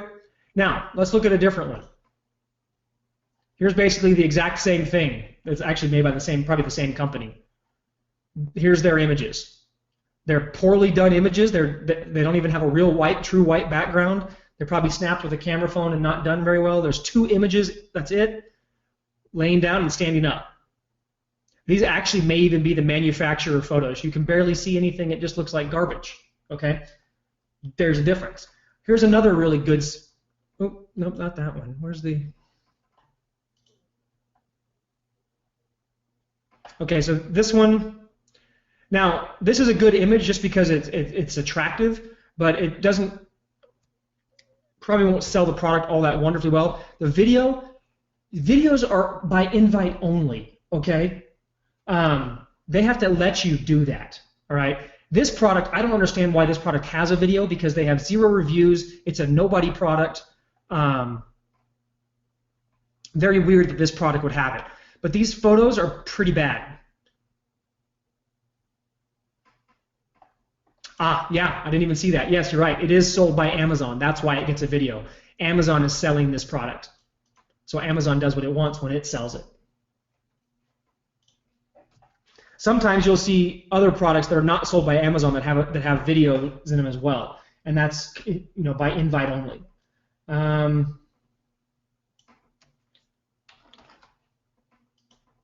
Let's look at this one.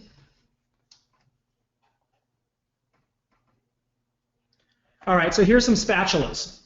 Okay, so it's a bundle. So the first package is a good picture of the bundle, right? So nice zoomed in. You can zoom in even more. They're high resolution, so you can get really close to them, see that they're nice, see the logos on them. Here's a product info picture. Okay, they talk about all the good features of the product. All it is they take the picture, then they go into Photoshop and add the text. Very simple to do. Okay, here's one of the packaging. Okay, to me it almost looks like the packaging is for like Ziploc bags or something, but not bad packaging. Okay, here's an action shot, some kind of dessert on a plate. Here's another action shot doing cookies. Here's an action shot of some eggs. Anybody see what's wrong with this action shot? A deal? There's no flame. At least turn the flame on, right? All right, so then here's measurements and other pictures showing it, how it can move the stuff around, scraping it off. A close-up of the spatula head, the shape of it. They used all 9 images in this product listing very, very, very well. Okay? So these are good images. So to get a basic set of images done, not necessarily with the graphics or the text and things like this, you're looking between, it depends on the photographer you have, but if you use one of our photographers, like the times that we use, you're looking at between $300 and $800, depending upon the complexity of the photos. And if you need people in them, if you need models, if you need food, if you need all kinds of props, the price goes up from there. Okay, but if you just need a basic photo set, a couple $100, as long as you don't hire a traditional commercial photographer, because then they charge a per usage royalty fee.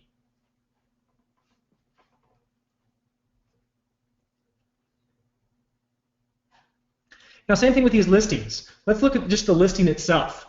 All right, deep tissue physical therapy massage and trigger point foam roller. All right, specially designed foam roller to massage and stretch muscles, enhance balance, provides.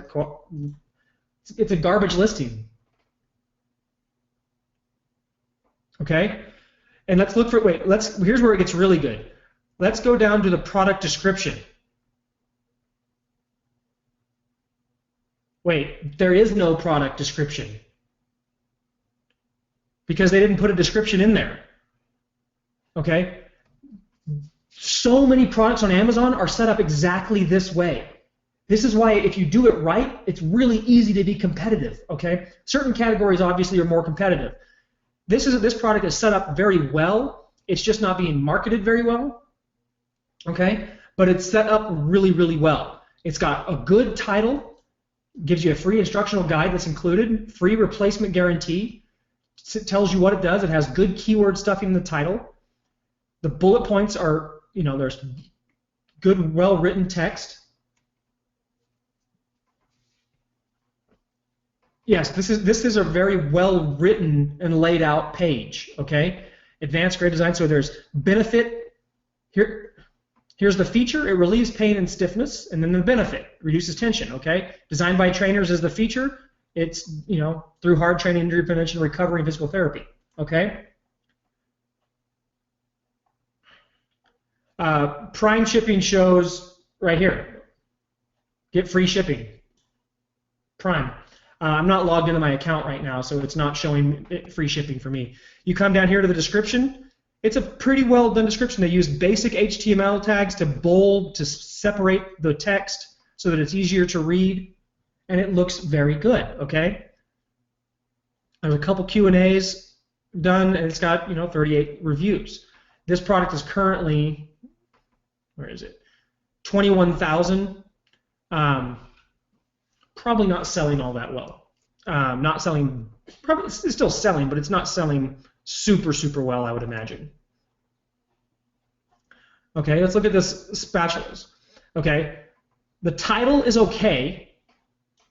So it says what it is, but it could bonus of 101 cooking tips. That's kind of weak for this. I would rather have a better title that really gets more keywords in there. They did the ASCII characters to get the stars in here. This, I've heard people getting in a lot of trouble with Amazon for doing this, so I don't recommend you do this or even try to figure out how to do it. I do like the whole capital and then lowercase to draw attention to help, because you can't do bold or anything here. That's really good. Special holiday price, feed bonus cooking tips, hygienic and solid silicone design, quality you can count on. Designed for durability, ease of use, and easy to clean up. Enjoy our ironclad guarantee. Okay, these are pretty good bullet points. They're going to make you go on down.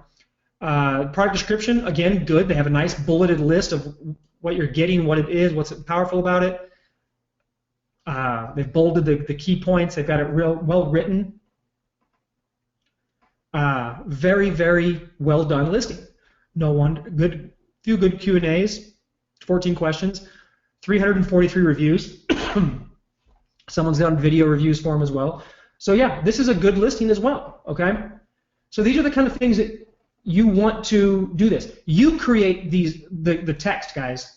You have to write your product headline. You have to write each one of these bullets, and you have to write your product description.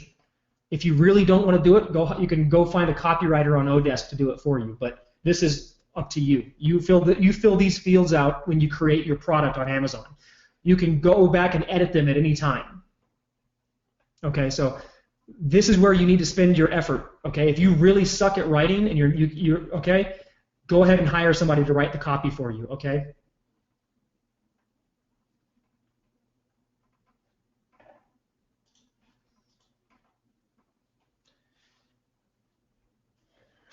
Okay.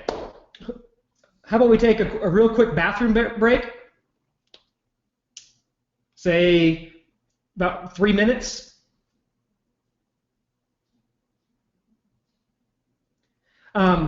And we're going to do some edits on this stuff too. But hey, guys, if you're unhappy about the fact that I'm still teaching right now, there's something wrong.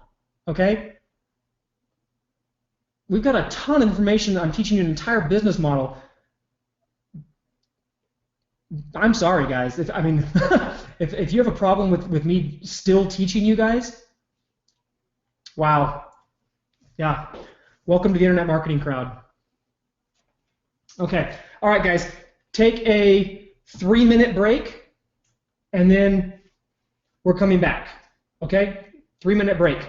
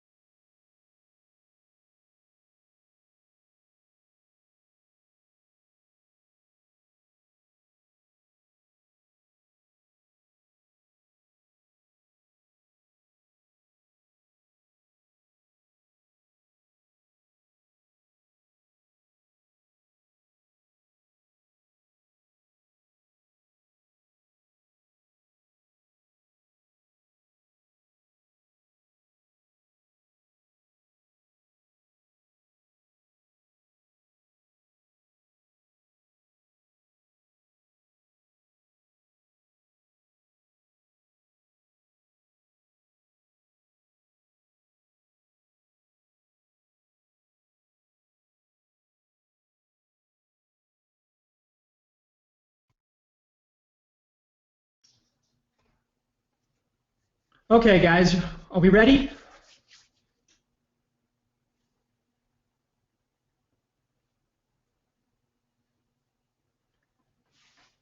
All right. Here we go.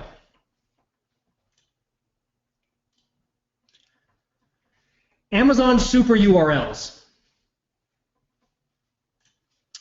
A super URL is a modified product listing link that can mimic an Amazon search. Using these URLs in the way that I'm going to show you is 100% legal, and Amazon is okay with it. All right? There are ways to do all kinds of crazy, shady, spammy, black hatty stuff. Oh, hang on. Screen's frozen. Let's start over.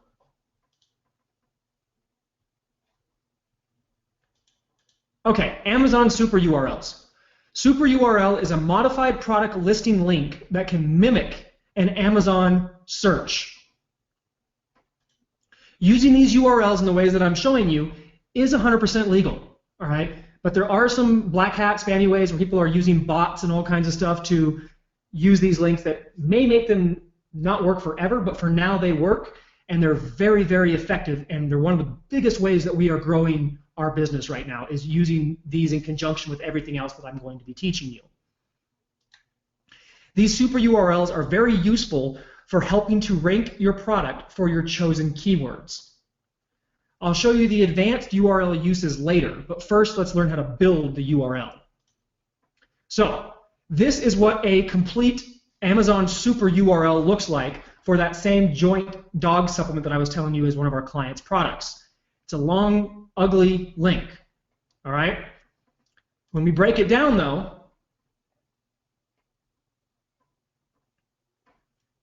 this is what it looks like. Okay, so this is the canonical URL. This is the core URL that Amazon assigns your product. It's canonical. I actually learned how to pronounce that word. I'm pretty proud of myself.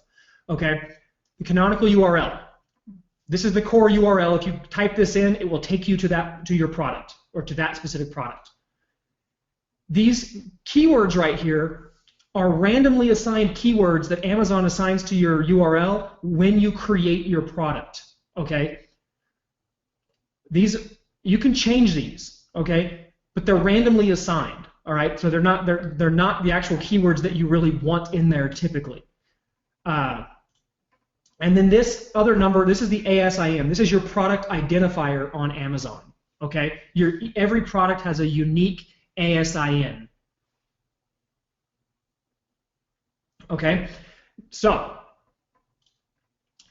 then we go to the next section, which is the IE at UTF-8. This number right here is your unique merchant ID. Okay? Every single seller on Amazon, whether they're a private label seller, or they're their own, or they're another seller, whatever, they all have a unique merchant ID. All right? When you add this to a link, when you add a merchant ID to the link, this will ensure that if the person buys after clicking on that link, that the sale goes to your account. This is only necessary.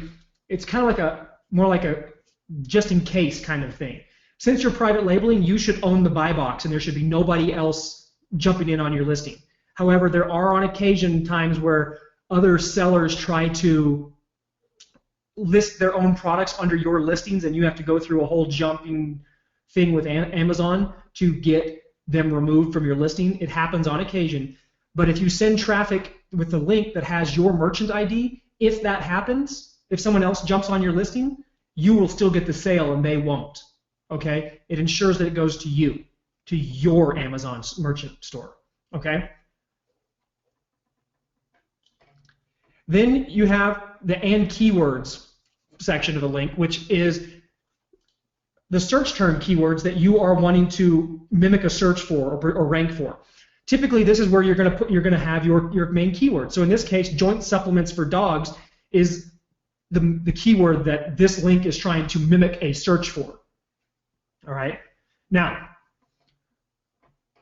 this section up here, free me dog joint supplement. You can also change these to whatever you want. As long as it is 5 words, you can change it to whatever you want. So I could put, I could leave it like joint supplements for dogs, right? And then or free joint supplements for dogs, or senior joint supplements for dogs. Whatever I wanted to do, I could change that part. You can also change the keywords. So every time if you change the keyword, now you have a super URL. So let's say we have just joint supplements. Well, now that keyword will search joint supplements instead of joint supplements for dogs. Okay. The way this link is constructed in this one long piece, it's mimicking a search for joint supplements for dog, as if someone went in there and typed into Amazon joint supplements for dogs, searched, and then clicked on your product listing. Because we're using your product ASIN, when they click on this product, they are bypassing the search and going straight to your product. Okay, so look, I just clicked on that URL, and it took me right here. Okay, this is, again, one of the customer who we are going to revamp their Amazon business. That's a super URL. But if you look at it, it still shows the keywords up here, joint supplements for dogs. So it acts like I searched that, but takes me straight to the product. All right? And then you have the and tag, which this section is an affiliate tracking ID.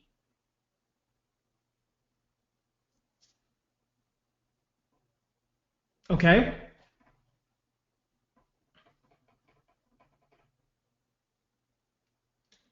All right, so Amazon Associate programs allow you to have an affiliate link. So this is an affiliate ID tag or an affiliate tracking ID tag on the end of the link. Okay, which I'm going to show you how to use affiliate tracking to track your own product sales in a second. But that's how this link breaks down. So not only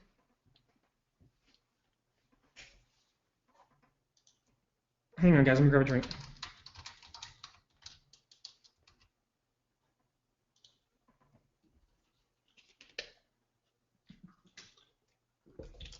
Okay, so I'll show you why we actually are using these super URLs in a second. First, you need to understand how to build them. Okay, so when you build a super URL, you want to use everything you see here. Okay, so when we build a super URL, we change these randomly assigned keywords to our main keyword or main keyword or two main keywords, whatever we need to do to get it full of 5 words. This is your ASIN, you can't change this. Your merchant ID, you don't want to change that. Your search term keyword should be whatever keyword you're trying to rank for.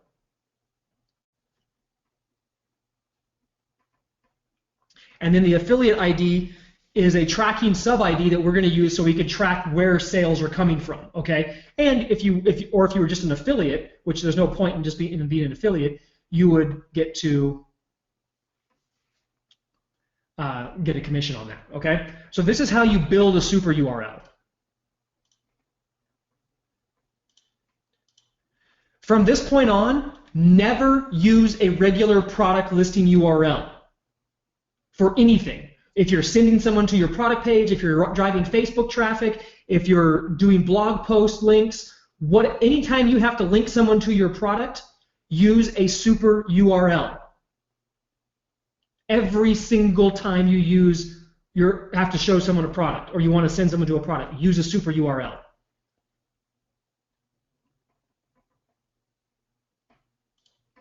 Use super URLs for everything. You can construct as many different super URLs as you want.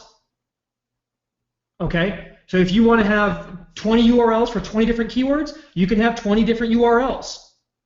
You create the super URLs manually the way I just showed you. There's nothing inside of Amazon that allows you to do that, okay? Yes, you can then cloak or redirect the link if you want to, or use a URL shortener to make the link smaller. That's fine. But you want to use these super URLs for everything. And yes, because every time someone clicks on this URL, a super URL with a keyword in it, and purchases, that helps your ranking for that keyword because it registers in Amazon as a sale from that keyword. Because Amazon looks at a number of things for your ranking. They look at how you rank for a keyword. Okay. They look at how many sales you get, how the person who bought the product made the sales decision. Did they come from outside? Did they come from inside? Did they Did they search this product, click on this link, and then buy that product? How did it work?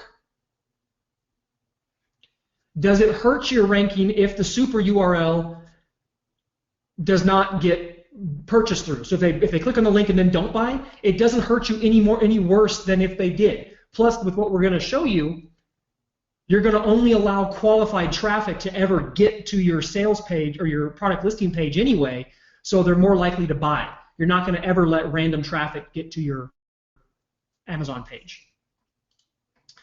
So every time a sale is made through your super URL, your Amazon keyword or ranking for that keyword gets enhanced.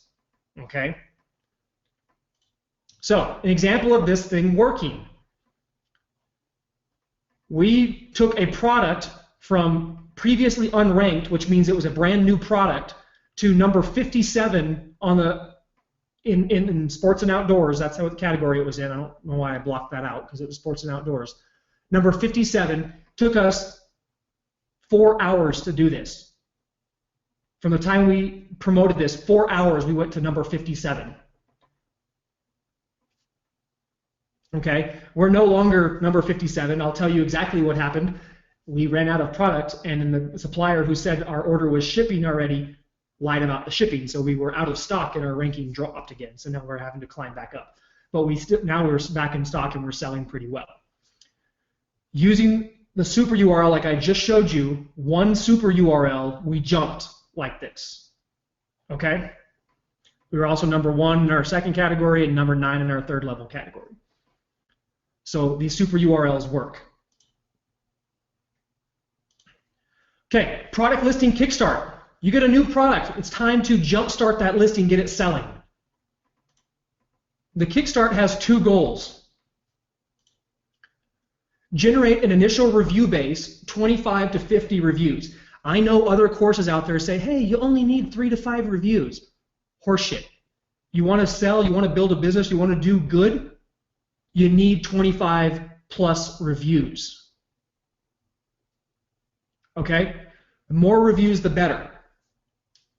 Additionally, that 25 to 50 reviews are all going to come from product sales, so it's going to jumpstart your product ranking on the main keyword because you're using a super URL.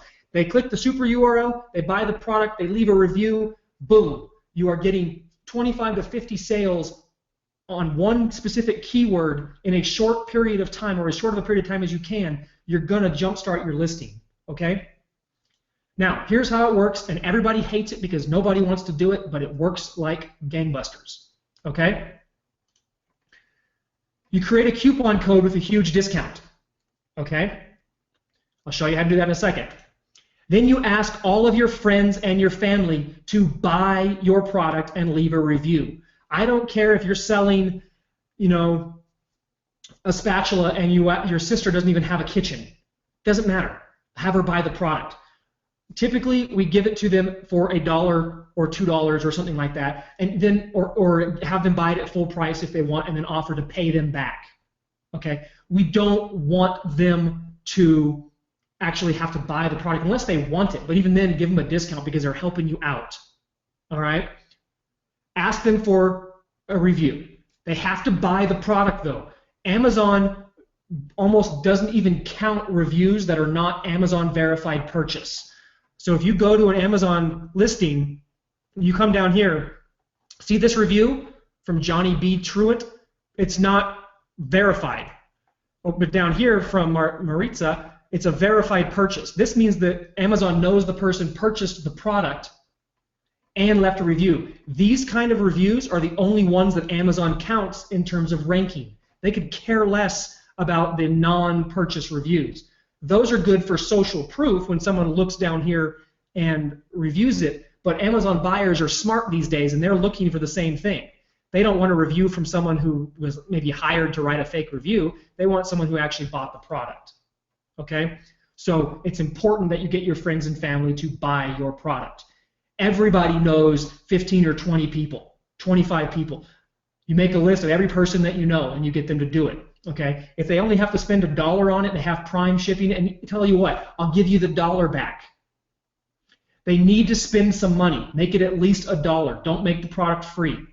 Okay, if they're worried about the dollar, give them $1. Okay, and if they have to pay for shipping, pay for the shipping. Also, you might as well, if they don't want the product, offer to pay for them to ship the product back to you so you can turn around and resell it, unless they actually want the product. And no, the coupon does not show up on the listing if you do it right. Give them the coupon code and a super URL with the main keyword. Then you offer to write the review for them. If they don't want to write the review, or if they don't like the product, they don't know anything about the product or the niche or the market, just say, hey, just buy it, I'll write the review for you. Okay? Give it to them, they can copy and paste it. Make a PDF instruction sheet for them, showing them what to do. You need to idiot-proof this, okay? Make it as simple as possible. So here's an example set of instructions, the exact same way we do it when we launch a new product. So step 1, copy and paste this link in your browser, which happens to be the super URL for the product with the specific keyword, which is our #1 keyword that we want to rank for. Step number 2, select quantity 1 and add to cart. Step 3, enter the code, coupon code OFSZDUW in the promotional codes box and click apply. This will discount the product down to $1. Don't bother trying it with this link. I have made up a fake coupon code so you know you won't get that product for $1. But that's how you do it. Okay? As soon as you receive the product, look it over, play with it, and then follow step number 5 to leave us a review. Step number 5, it's time to leave us a review for the product on our Amazon listing page. Log into your Amazon account. Under the Your Account drop-down menu, click Your Orders. Find the order for the product and click Write a Product Review. Leave us a quality review talking about the product. Please don't leave a one-line review or mention your discount. Those are the exact instructions that we give them. Okay, we just make a PDF for it. All right. This strategy is super, super simple, and it works. Here's exactly how we do it. You make a list of everybody that you contact, so you can keep track of who says they will buy, who actually buys, and who leaves a review.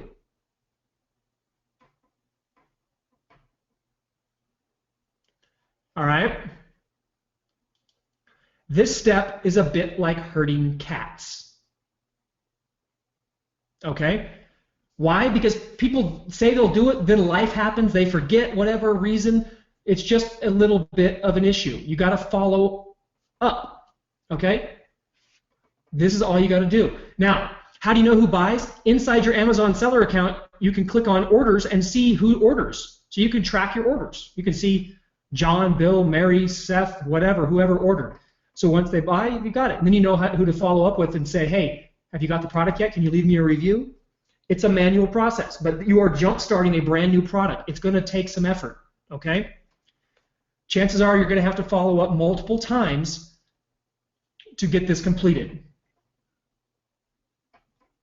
And no, you can't just order a bunch of one product through one account. You need to have multiple accounts, each ordering one product, multiple sales, okay?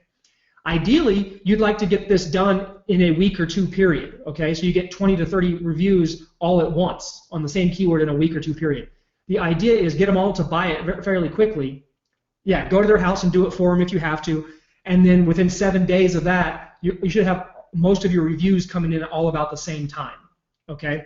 And then a trickle after that. So it doesn't take that long to do, as long as you actually go out and do it. Do whatever it takes to get these reviews. Pay them. Pay them back. Say, hey, I'll give you your money. I'll do your dishes for a week. Leave me this review. I don't care. Get it done. This is a business that you're launching. Yeah, I do ask a lot of them to send me the product back. I'll say, hey, I'll pay for shipping if you send it back to me if you don't want it. Unless you do want it. If you want it, keep it. But if you don't want it, send it back to me because then I can sell it again. Yes. You need to have them do it from their own computer. Don't do it from your computer. Okay? Different IP addresses are important. All right?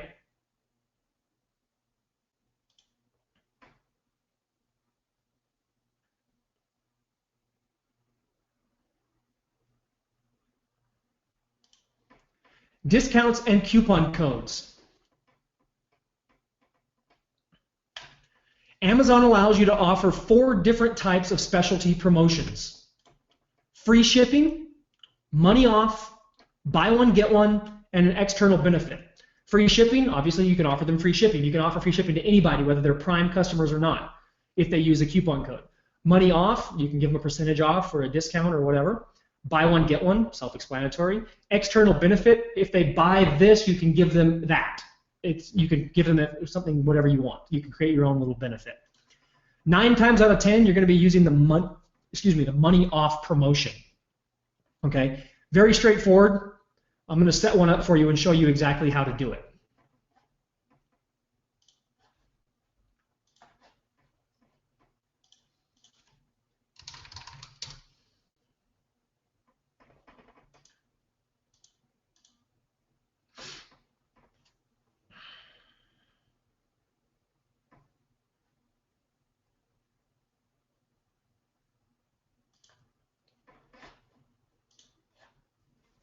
Okay, so you log into your Amazon Seller Central account, you go to Advertising, and you click on Promotions.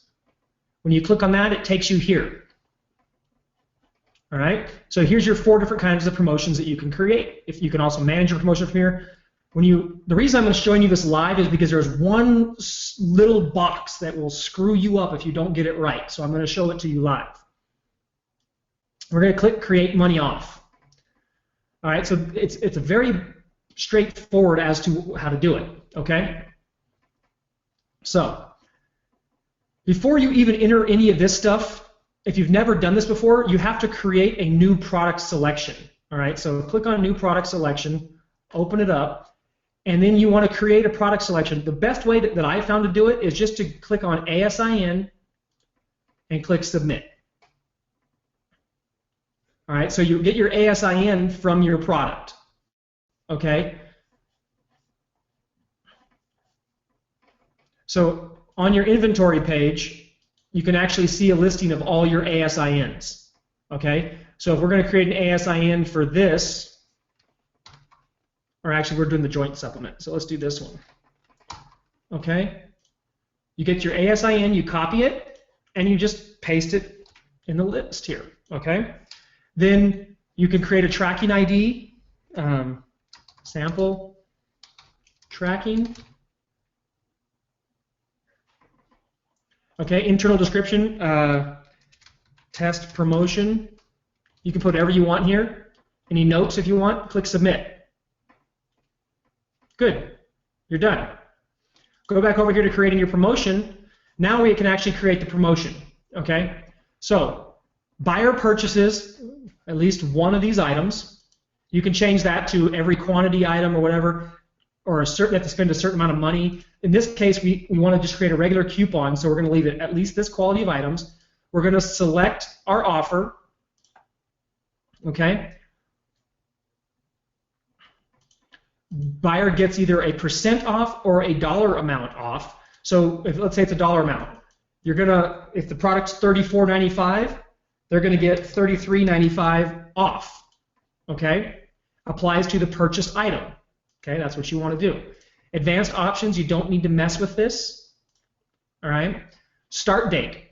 Okay, the start time has to be at least 4 hours ahead of whatever time it actually is when you do this. Okay, and you have to pick a start date and an end date. So if you want it to be a live promotion that you can use it for a long time, just set your end date to be, a few months out or something, okay? Or if you only want it to be for a certain amount of time, you can do that as well.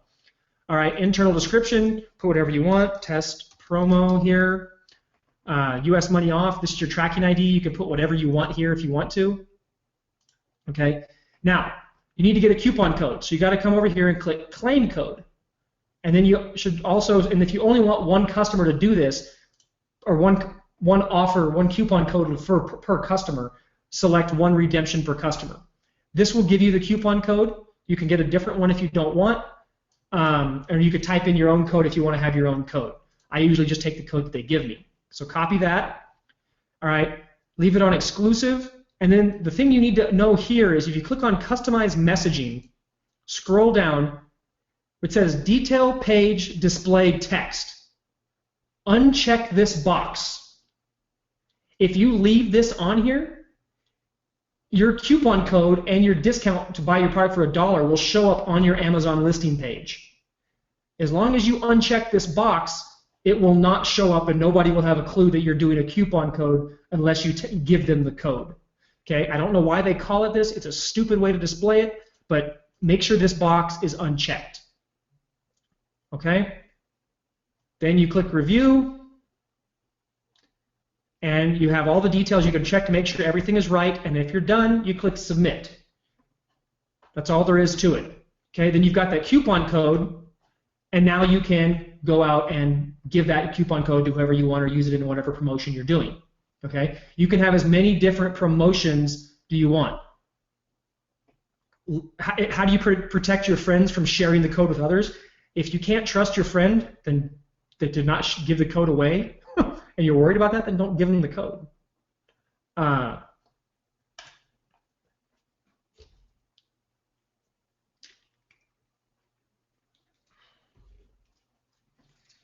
And when you select the one-time use, that's one use per customer.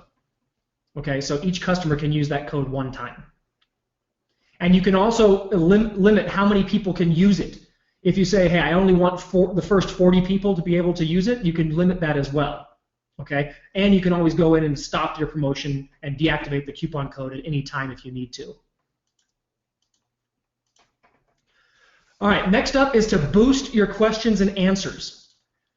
Use the Q&A section of your advantage, or to your advantage. Okay, in your product listing, you have a limited amount of text that you can put in your product description, 2,000 characters. Even less when you consider that you're going to use a few characters to select, or to do your HTML tagging. So it's going to take a few of your characters away. So probably you're going to have like 1,800 characters of text in your description. You also have the Q&A section. So you can use the Q&A section to your advantage to boost your sales. It'll boost your conversions by giving them more details about your product to make an informed buying decision. And also Amazon SEO, because Amazon uses the Q&A section to help figure out its Amazon ranking.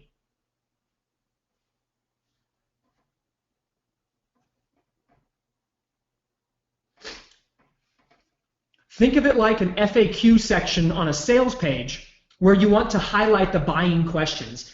So you talk about whatever you do in your description, your sales copy that's going to make them want to buy the product, but then there's usually a few other things. Will this work for, for someone who's 220 pounds? Is this blue the same color blue as this? Is, things that are, someone who wants to buy is going to ask these questions. Write out 3 to 5 good questions. How do you figure them out? Go look at all the reviews and the Q&As and everything for your competitors who are selling the similar product. Find out what the common themes are that people are always asking and answer it in your stuff. Write out 3 to 5 good questions, or more if you can get them, okay? But at least 3 to 5 good ones.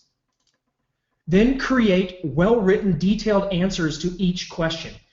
Be as lengthy as you want. You could write an essay if you want, but make it nice, clear, concise, professional, good keyword usage, and good answer to the question that gives more information than you gave in your description. Then get a friend or family member on a different computer, not yours, to post the question. Then you go in as the seller, log into your Seller Central account, and then go to your listing, and then you answer them with the pre-written answer that you wrote. Doing this allows you to control your Q&A section, so you get some really good questions asked there, get good answers. You can provide a more informed buying decision, or allow for a more informed buying decision for your customer, thereby increasing the sales, as well as providing more meat, so to speak, for Amazon algorithm to pull out and get you ranking higher in your products. You want to make sure you're using your 5 keywords in each answer. Start with your main keyword the most, and then the sprinkling of your other 5 keywords. You can have as many questions, I think, as you want. I don't think I've never found a limit to questions, but if you go 3 to 5 to start with, and then you add maybe another, for a while you add another question or 2 questions a week, if you can, or maybe a couple questions a month or something, just to keep it growing. It's good link juice, and every time you do that, Amazon revisits your page. Every time a new question and answer gets posted, Amazon's search bot or whatever revisits the page. Same thing, every time a new review is posted, Amazon revisits the page, and then every time that happens, your ranking gets recalculated as it pertains to the algorithm. Very, very powerful thing right here. Grow your reviews. Buyers need reminding. It's not that they don't necessarily want to leave a review for your product, it's just that they forget. Life happens, okay? It happens. Think about the times you've bought a product. You may have been willing to leave a review if someone had just reminded you that they wanted you to leave a review. You just don't think about it. It's not normal. 10 days after purchase, send the customer an email. You can. The rule of thumb is 7 to 14 days. I usually do 10 days. And yes, Amazon now is also sending a reminder email to the customer. It doesn't seem to happen every time, but it does seem to happen fairly frequently. Reminding them to leave a review or to give feedback on the product. That's great. We also want to follow up with it ourselves, okay? Ask them for an honest review. You send them an email and you just say, hey, did you like the product? Did you get it? Do you have any questions? Would you leave us a review? Reviews are a big part of our business and they're very helpful to us, and very important to us. Include the ASIN number in the email. Amazon's really weird about emailing customers. You're not supposed to include any links or any things like that, okay? So if you want to link to your product, Amazon will actually take out a product link. If you paste your Amazon product link in the link or in the email, Amazon will take it out. But if you paste your product's ASIN number in the email, like it was a link, Amazon, when it sends that email, will turn that ASIN number into a link. It's just bizarre how they do this, okay? But that's how you can get a link in your email, all right? You can also offer them a bonus as a PDF attachment if you want.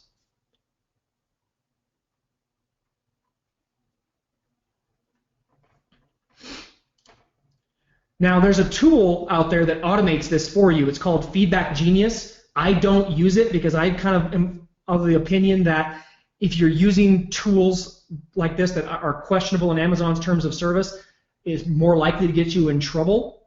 Yes, it leaves a footprint, exactly. I would rather it be manual. I just hire a VA to do it.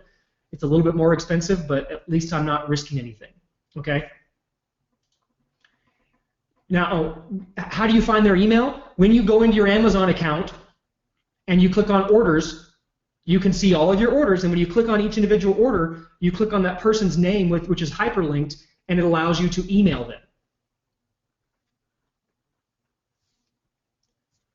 Something else you can do to get a review is you can include a ride-along inside of your packaging. We do this on all of our packaging.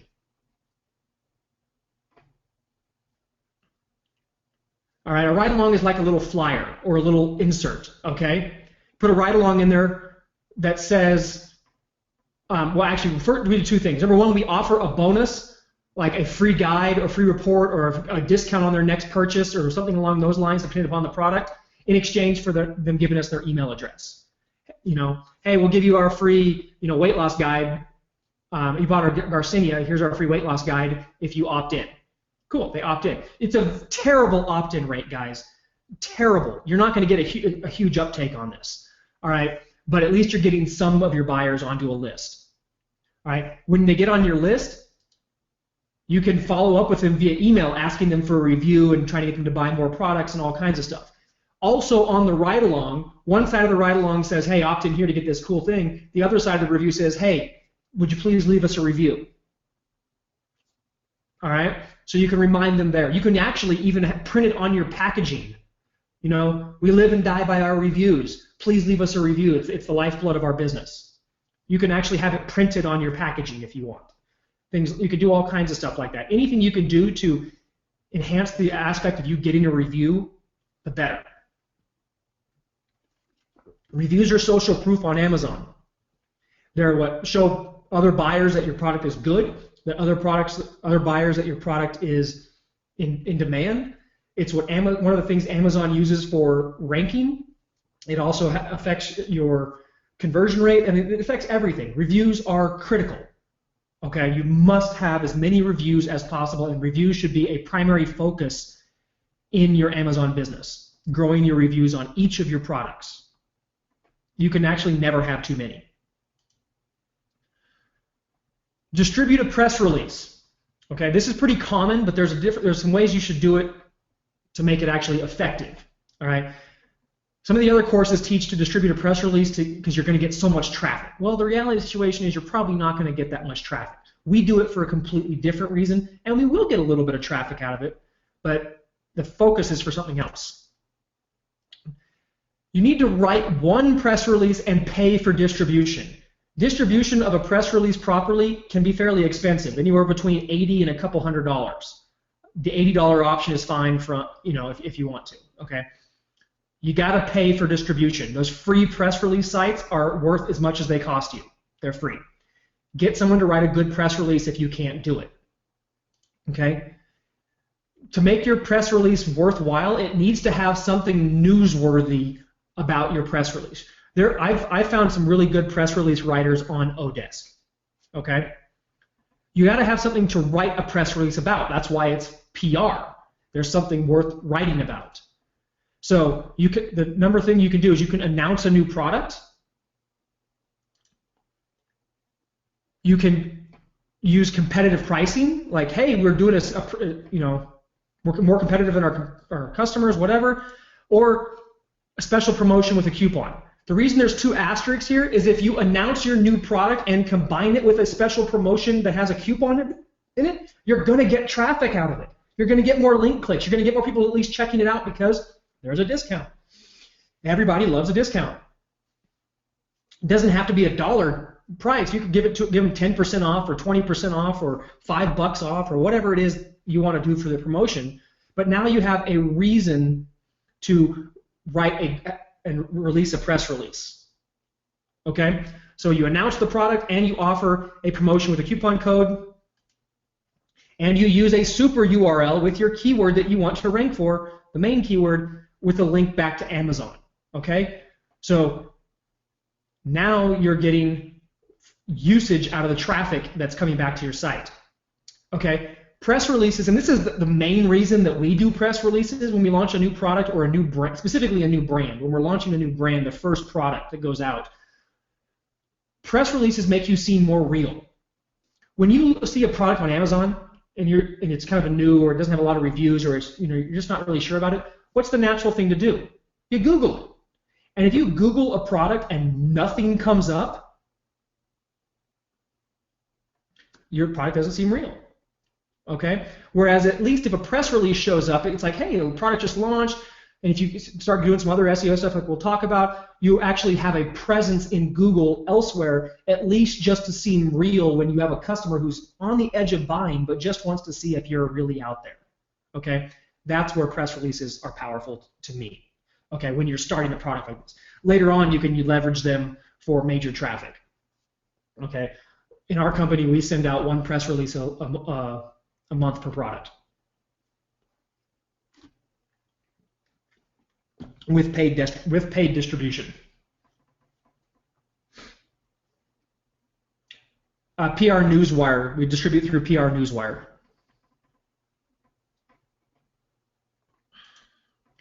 Video marketing. For videos, you need to have videos. Videos are the magic to physical products being sold online because they're a tangible product that you can't touch. So they become intangible when you buy them online. Looking at a picture, pretty good. Video is the next best thing to actually touching the product. All right? So you want to have some videos out there of your product. So the 4 videos that you want to create, 1 to 5 minutes long, nothing crazy. All right? First, you want to create a product review video. All right? That basically reviews the product.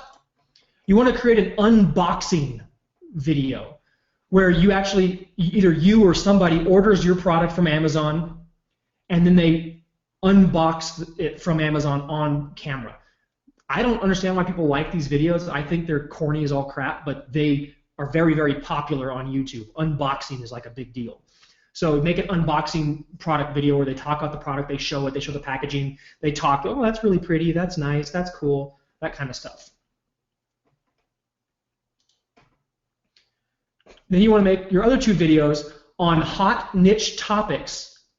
Okay, videos on hot niche topics where the product is included in the video. So if you're selling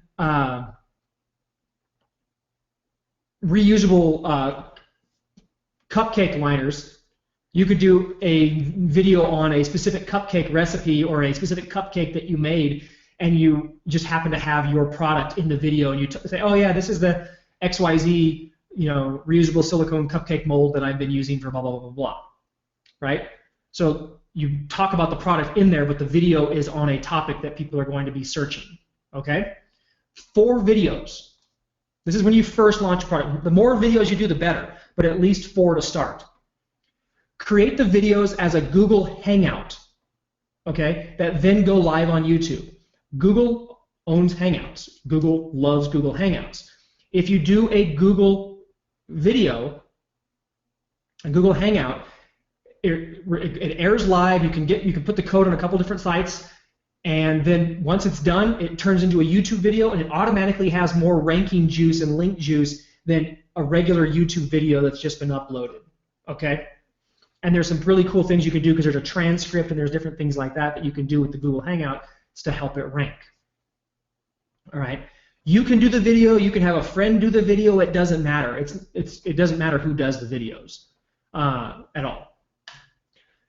The videos will naturally rank higher with the Hangout, okay? Here's some important elements of your video. Use the main keyword in the video title, okay? So whatever you title your video, make sure you use the main keyword that you're trying to rank for. All right, you could also use a secondary keyword if it fits without looking spammy.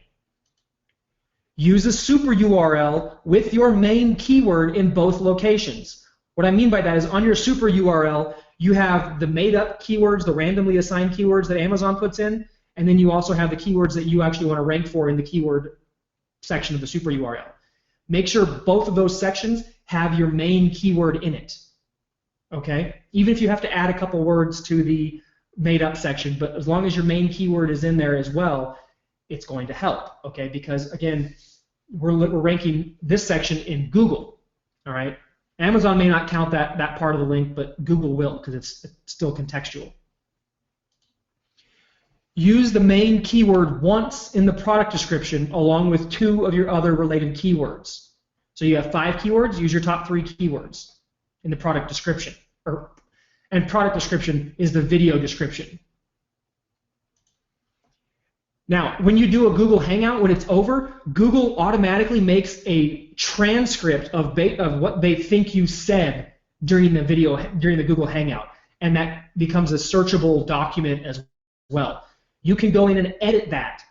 Do that. Edit it, make it readable, add your main keywords, and make it a nice piece of content. Okay? That will help your videos rank as well. Do 1 video a week for the first month. That's why there's 4. We're trying to jumpstart a new product, get it out there, get some link juice to it, get Google paying attention to it, get Amazon paying attention to it, getting traffic to it, getting reviews, getting sales, okay? And we're always using a super URL.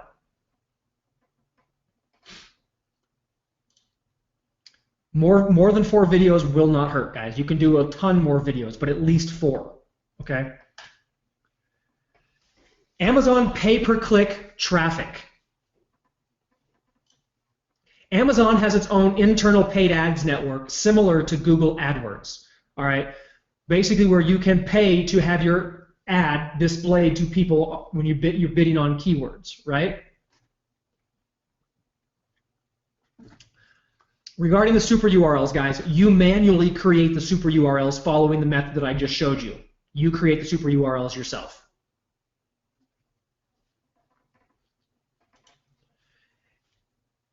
Now, Amazon's pay-per-click network does not convert all that wonderfully, but it is dirt cheap, and you just need to think of it as free money.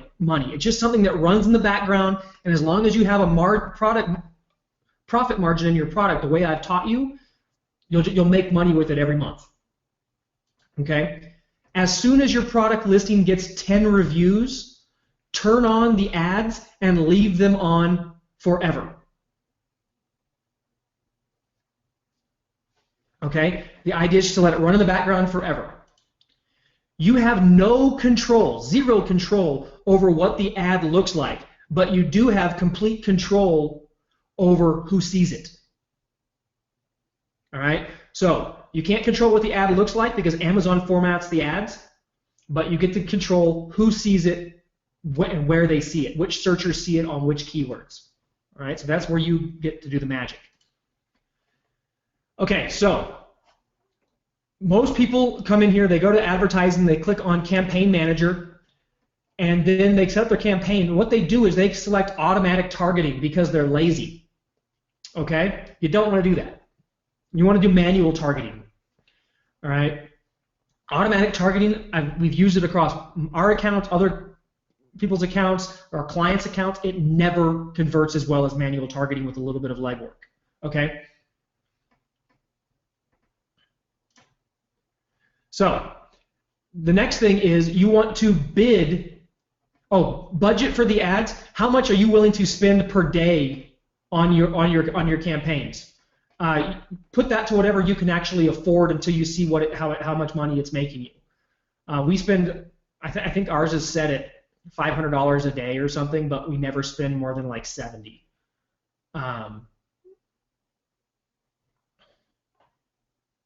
Okay, so I mean, we make enough money from it that I would love them to spend more money because we'd make more money, but I don't think we've ever spent more than like 70 or maybe $100 in a day. When we started out with $5 a day, then $10 a day, and then we just kind of raised it as we went.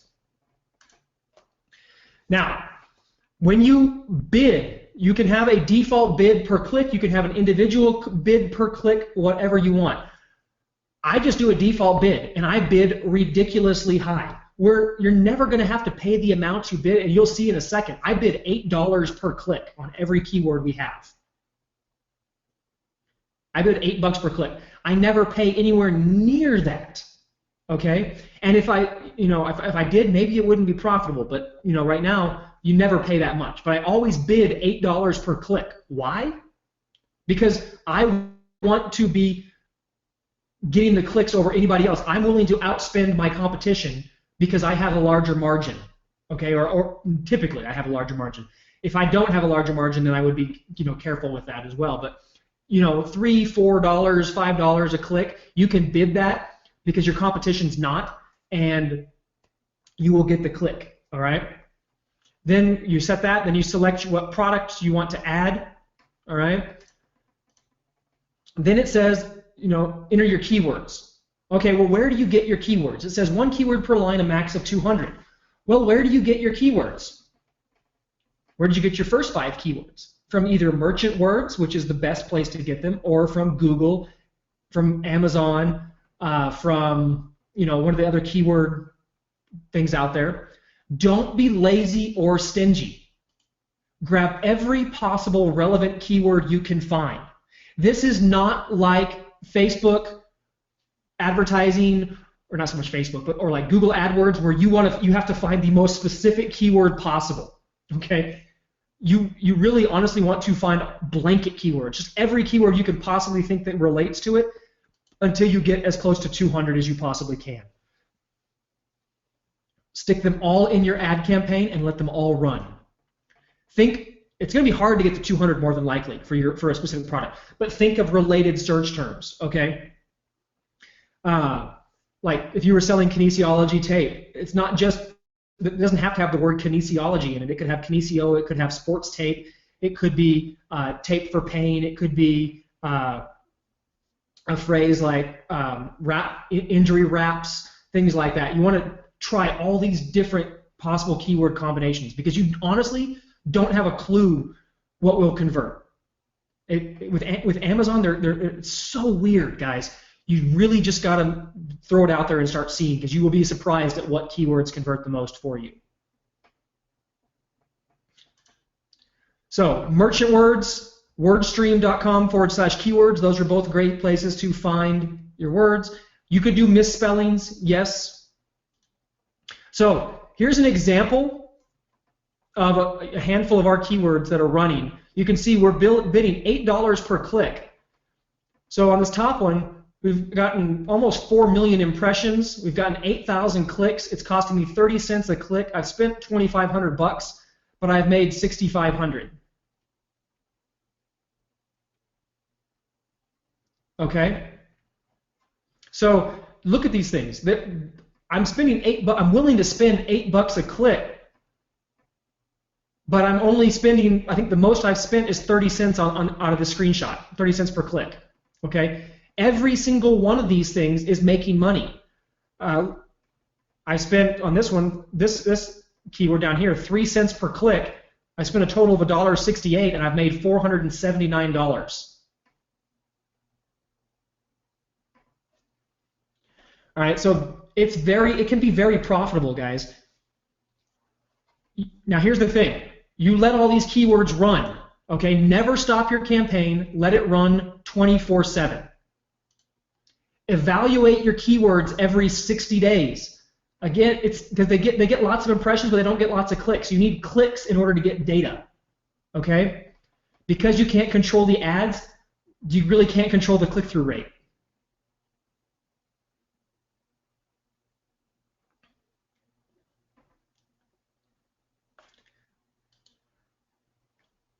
You want to evaluate your keywords every 60 days. Keep the ones that are converting, even if they only convert one sale. As long as they are profitable, keep them active, okay?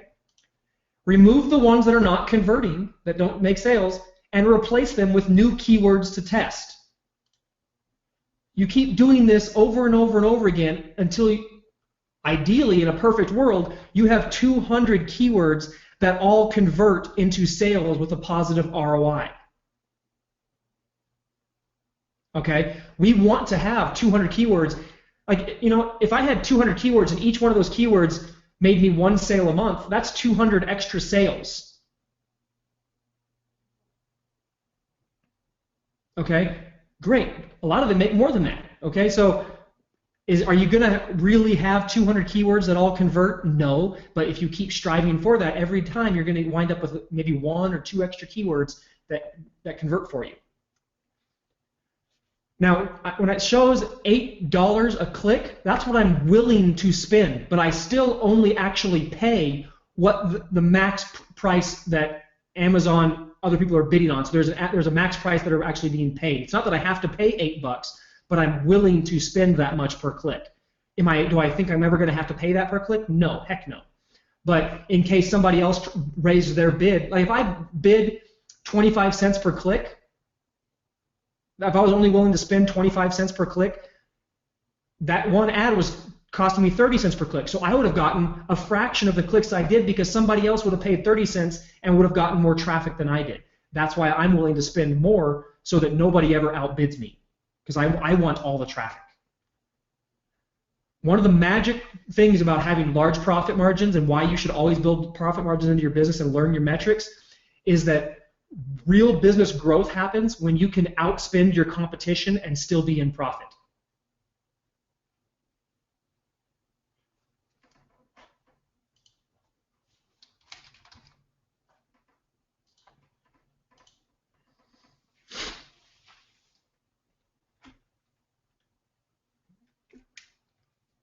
All right, guys, sorry, grabbing a drink, trying to save my throat for a second.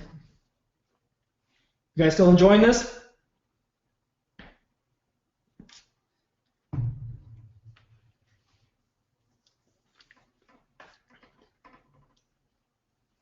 Awesome.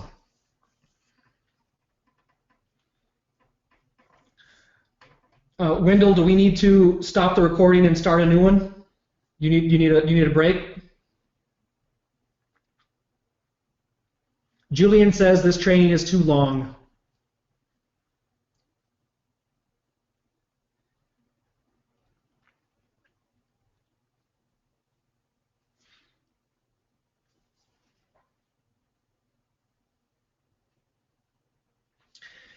Takes time to teach a business model, guys.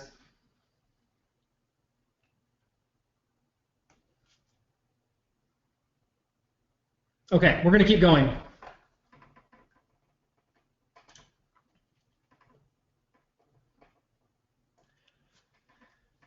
right, so here's an overview of your new promotions.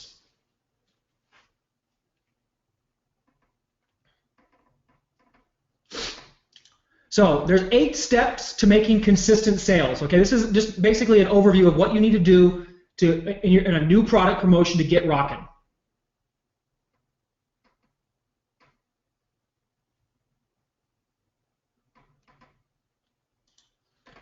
Number 1, optimize your product listing for both conversion and SEO. Make the copy convert. Get it SEO optimized for rankings because you want your listing optimized so that you both rank highly and your product converts. Okay? The more sales you make, the better off you're going to be. Amazon SEO is a combination of conversions, sales, and keywords.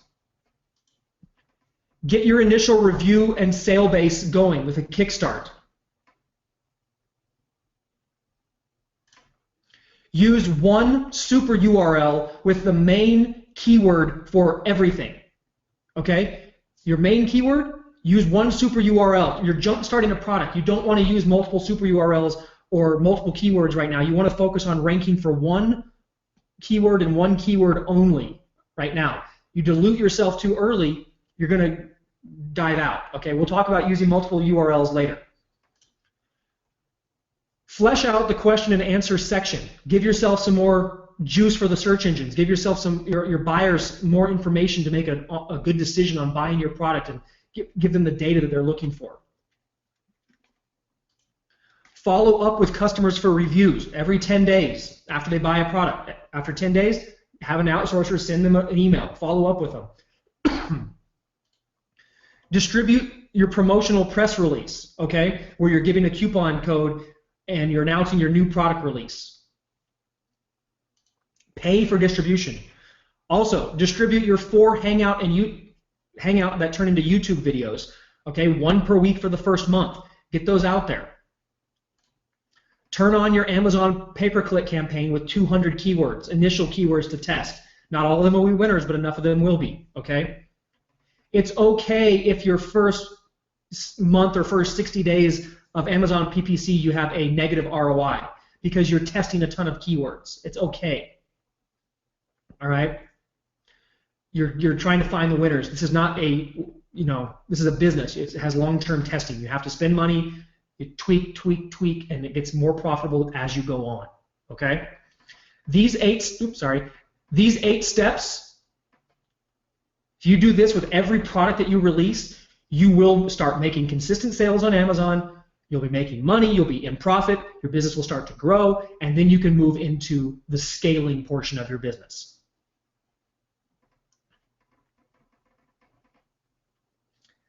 Module 3, scaling your FBA business. Pre-sell.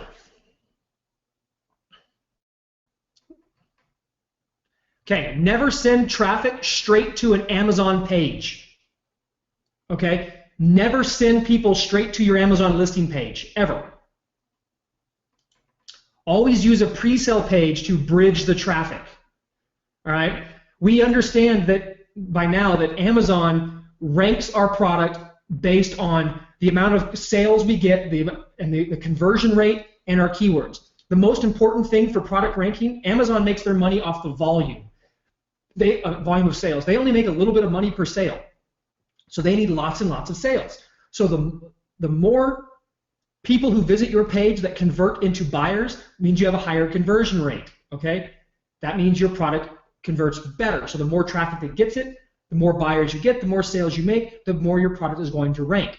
However, it's not just the amount of traffic you get, it's also the conversion rate. If you get tons and tons of traffic, but they don't all convert, it's better to get less traffic that converts at a higher percentage. So what we do is we use a pre-sale page to bridge the traffic. All the people we want to send to Amazon, we send to the pre-sale page, and then only the qualified, the people who are really interested, click through to Amazon. Those people are more likely to buy. So we send traffic to the pre-sale page, and when they click on the pre-sale page, that's when the link they're clicking is the super URL that takes them to Amazon. Only vetted traffic should make it to your product page. Only traffic that has the highest likelihood of converting. This is what you do. Jeff, no, we're not trying to get them into an email funnel. You can if you want to. I found I get better conversions just by driving them straight in. So vetted traffic will allow for increased conversions, increased session percentage on Amazon, meaning, again, you're going to rank higher. It'll boost your Amazon ranking, and you can now also drop retargeting pixels and show your visitors any ads you want. Retargeting is huge. Okay, but you can only drop a retargeting pixel if you control the web page. Well, since you control the pre-sale page, you can drop a retargeting pixel now. So here's the basic flow. All right, so the pre-sale page, you send traffic wherever you're getting traffic from, whether it's email, Facebook, search engine optimization, long-tail keywords, videos, I don't care where the traffic's coming from, all the traffic goes to the pre-sale page. All right? And then from the pre-sale page, they can click through and go to your Amazon listing. Now, when you are doing this, when you're first launching your product, you may have just your super URLs all over the place. One super URL everywhere. That's great.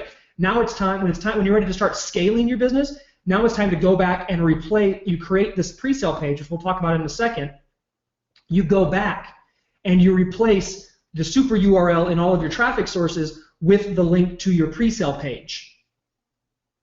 All right, and then now all the traffic gets funneled into the pre-sale pages. Okay, so you can always change those links out later. You don't have to start with it from the get-go because a pre-sale page takes time to get going. You need reviews, you need things like that to get it really going. So you grow it without it, and then you launch the pre-sale page later. So a pre-sale page has 8 elements it must have. This, we've split tested this to crazy, and a lot of other people have done the same thing. This format wins out every single time. I made it in colored pictures because it's the easiest way to see it. Okay? So a pre-sale page is a web page on a website that you control, a blog or a HTML website or whatever. So you create a page like a sales page, but it's a pre-sale page. You're actually educating them on the product, getting them excited about it, so that if they're interested, they click through and go through. Okay? So, number 1 is the product title. Just the name of the product title. You don't actually need a headline or any kind of crazy copyright or anything. Just the product title, what it is. Trigger point foam roller. Okay? On the left, you have an image of the product. An image of the product that is not on Amazon.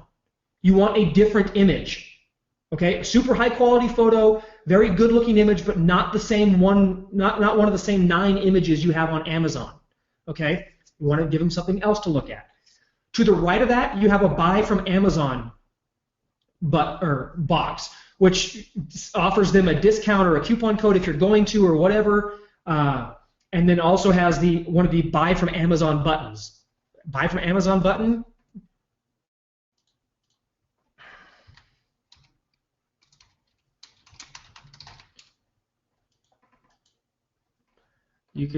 These are exactly what I'm talking about.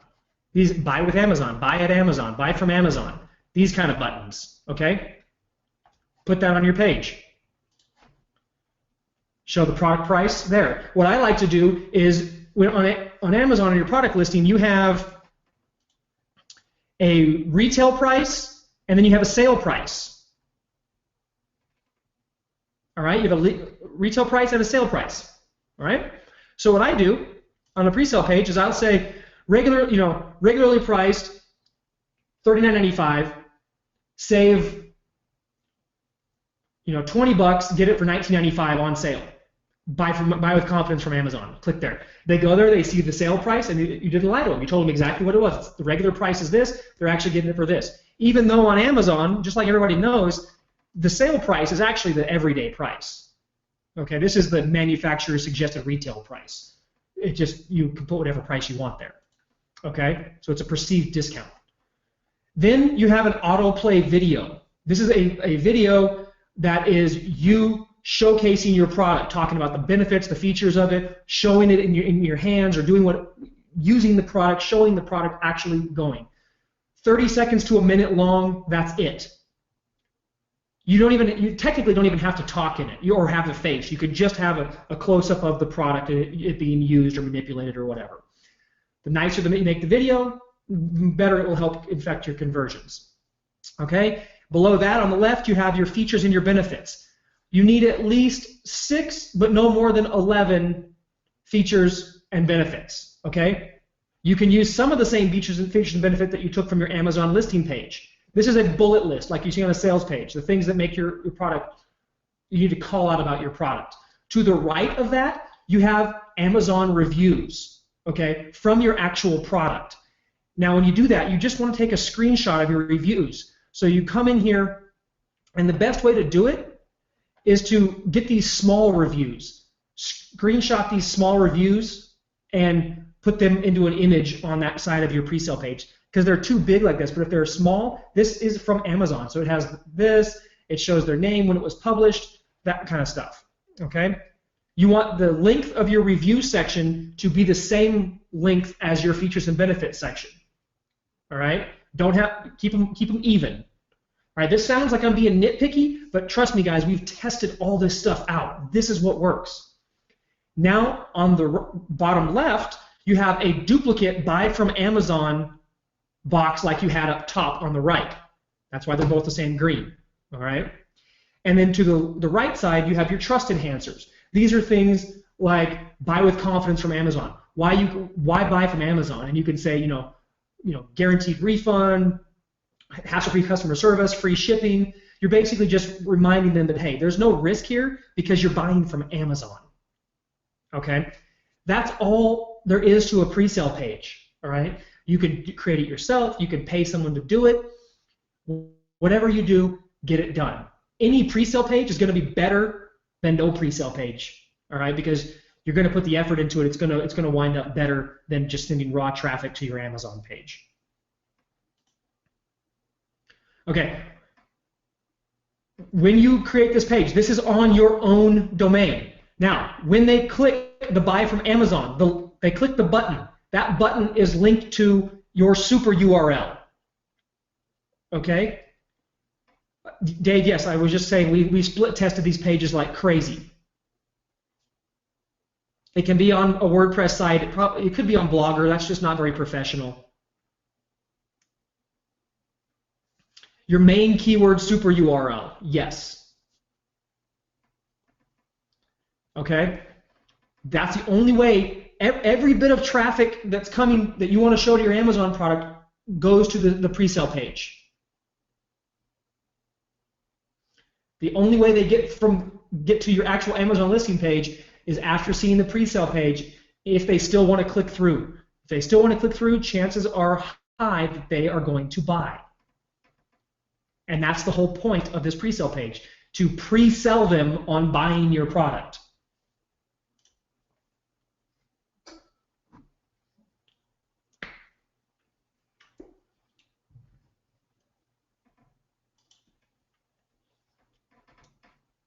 All right. The secret to scaling and leverage growth comes down to being able to evaluate your traffic sources. So you need to learn how to track your FBA sales. The problem is Amazon makes this very difficult. Amazon only makes tracking available to their affiliates or to Amazon associates. They don't give you any kind of sales tracking data to their sellers.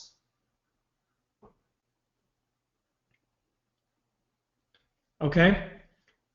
So there's no tracking available to sellers, but there is tracking available to affiliates. So in this case, you need to join the Amazon Associates program so that you can get affiliate tracking IDs to track your own sales. Okay? It's a manual process, but it's when you can track and you know where your sales are coming from, you know which traffic sources to spend more money on, which traffic sources to stop using, and things like that. That's where real growth comes from in a business. You really understand your metrics and you know your numbers. Okay? So, Amazon Associates allows you to have up to 20 different tracking tracking IDs right off front. You can actually get more, but you have to email support for them to open up more for you. But by default, you can have 20. Yes, Amazon Associates is free, guys. Some states you can't actually use it because the states have laws against Amazon associates or Amazon affiliates, but everybody else can use it. You create a free account and you create your tracking. Okay, you go and add a new tracking ID and you type in whatever the tracking ID that you want. Use your super URLs with tracking IDs. Okay, the end of the super URL you can attach an affiliate tracking sub ID. You definitely want to do this. So here's some example sub IDs from my account. So for email traffic, I have an email sub ID that says email AR-20. The -20 is automatically added to my sub IDs by Amazon. I can't control that. Everybody has different stuff added to the end of it. Mine happens to be 20. Okay. YouTube review video says review vid -20. So I have a super URL with this on the end of it, review vid -20 on my review videos. Okay. Facebook PPC ad, FB PPC to a pre-sale page -20. Okay. Attach the sub ID to the end of the super URL. So here's the super URL, and then I just attach the sub ID, which is where the red section is, for whatever specific tracking that I want to do.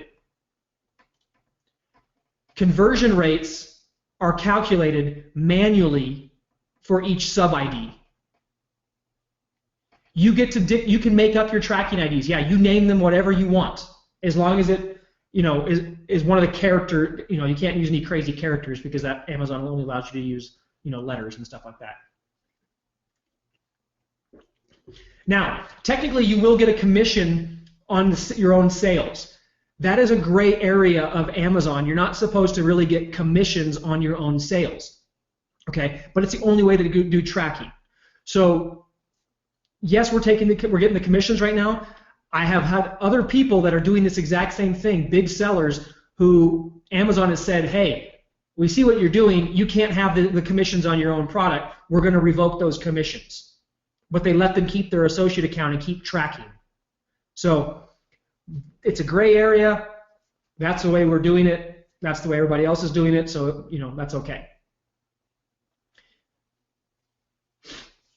Review, all traffic, guys, goes to a pre-sale page.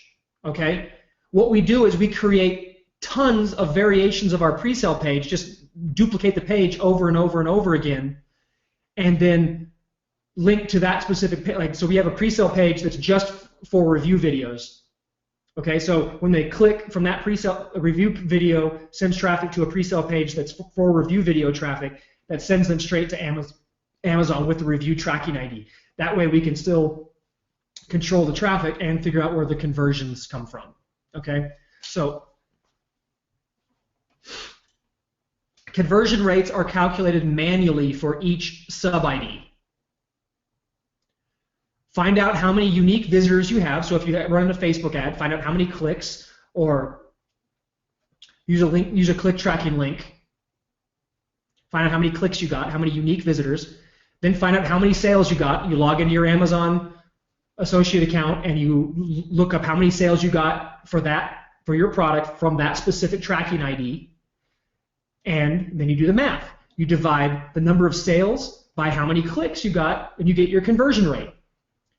You do this for all your different things, and you can see which of your keywords are converting the best. No, you cannot track sales through any third-party tracking ID because there's no way for you to figure out what happens on the back end. There's no way to paste a code or a pixel or anything like that on the thank you pages or anything from Amazon because Amazon controls it all. This is the only way you can track your sales. So, here's an example. Fan page traffic. So on a Facebook fan page, we make posts or whatever. We drive traffic to a pre-sale page. This is pre-sale page number 1. All the pre-sale pages are exactly identical. The only difference is the link to go to the Amazon page has a different tracking ID on it. Okay? So we use Pretty Link. This is just a link redirect or cloaker that allows us to click track how many times the link was clicked. Okay? So we make a fan page post and we can track how many times that link was clicked. That link sends them straight to the pre-sale page. If they want to go to the Amazon page, they click the Buy from Amazon button, which has a super URL with affiliate sub ID number one, which tracks sales from the fan page, and it takes them to the Amazon listing page. Now I have another traffic source, which is a Facebook pay-per-click ad that sends traffic. Now, I can use Facebook's conversion tracking to track how many clicks, and just actual click tracking, how many clicks I get to pre-sale page number 2, which is identical to pre-sale page number 1. All right. The only difference is that the super URL on pre-sale page 2 has a sub-ID for tracking sales that come from Facebook pay-per-click traffic. They still go to the same Amazon product listing. I have a third source of traffic, email list traffic.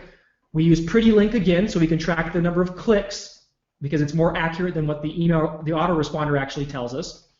They go to the pre-sale page, which is again the same as the other 2 pre-sale page, but this pre-sale page has a super URL with an affiliate sub-ID that tracks email list traffic sales.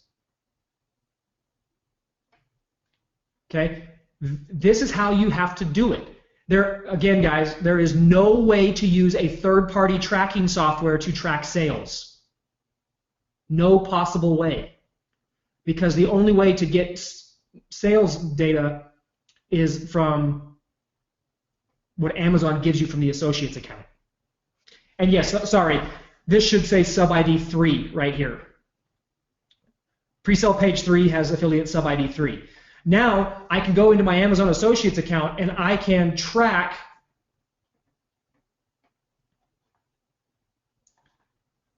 my sales through 3 different traffic methods and see, okay, well my fan page traffic has generated 16 sales, my Facebook traffic generated 40 sales, and my email list traffic generated 20 sales.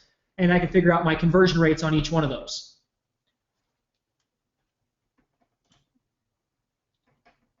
Figure out my conversion rates on each one of those, okay? So this is how you do it. Doing this method, we are getting upwards of 24%, we've gotten as high as 30% conversions on from our pre-sale page tracking this way, okay? Amazon page is converting we're between 8 and 12% on average anyway, much higher than the rest of the internet. Most e-commerce stores convert around 1.5 to 2%. Amazon naturally converts much higher.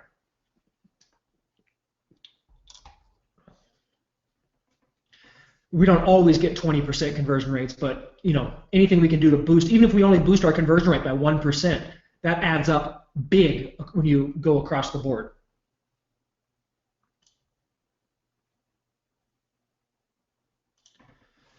Retargeting. Retargeting is a cookie-based technology that allows you to use a simple JavaScript code to anonymously follow your audience all over the web. Everybody in here has been retargeted. You guys are all retargeted for this training. All right? You go to Zappos and you look at a pair of shoes, and the next thing you know, everywhere you go on the internet, that pair of shoes is following you around. That's retargeting. You look at an Amazon product, and then that Amazon product shows up on Facebook. That's Amazon retargeting you. You cannot place retargeting pixels on Amazon, unfortunately. So we have to do a workaround. We use a couple different services for retargeting. Perfect Audience is by far the best one for people to start with. Perfect Audience allows for Facebook right-sided ad retargeting, Facebook newsfeed ad retargeting, they do web retargeting, they do Twitter retargeting, and they also now do dynamic e-commerce retargeting. Very powerful platform, all within the same thing. They have a $70 ad credit, which actually now is a $120 ad credit if you use that link right there to sign up. It's a free account, and you'll get a $120 advertising credit when you set up your Perfect Audience account. Facebook custom audiences. Facebook has its own built-in retargeting as well. It's good. AdRoll is another retargeting platform, and so is SiteScout. As our business has grown, we use all 4 of these. Okay? If you're just starting out, I highly recommend you focus on Perfect Audience. It's going to have the biggest effect across the board for you. And then start adding other platforms as you get going. So aside from tracking where your sales are actually coming from, retargeting will have the most dramatic impact on your conversions of anything you do. Ideally, you want to have multiple different retargeting campaigns running at once. Retargeting is also the cheapest traffic you will ever pay for. Ever. Dirt cheap. Retargeting as it pertains to your Amazon business will be used in 3 ways. Convert more visitors into sales, convert visitors into subscribers, which are basically opt-ins, market additional products. Those are the 3 different ways we're going to use it. So we're going to convert more visitors, like pre-sale page visitors, into buying customers buying our product on Amazon. We're going to convert visitors who visited our pre-sale page into a list. We're going to get them to join an opt-in list. We're going to get them to join one of our prospect lists. And then if we launch another product or we want to promote something else, we can run a retargeting campaign ad and push out any additional products that we want. Those are the 3 ways we're going to use it. Use a super URL and set up an affiliate sub-ID to track sales from retargeting. So you have a super URL, the retargeting, or the sub-ID would say retargeting-20 or whatever.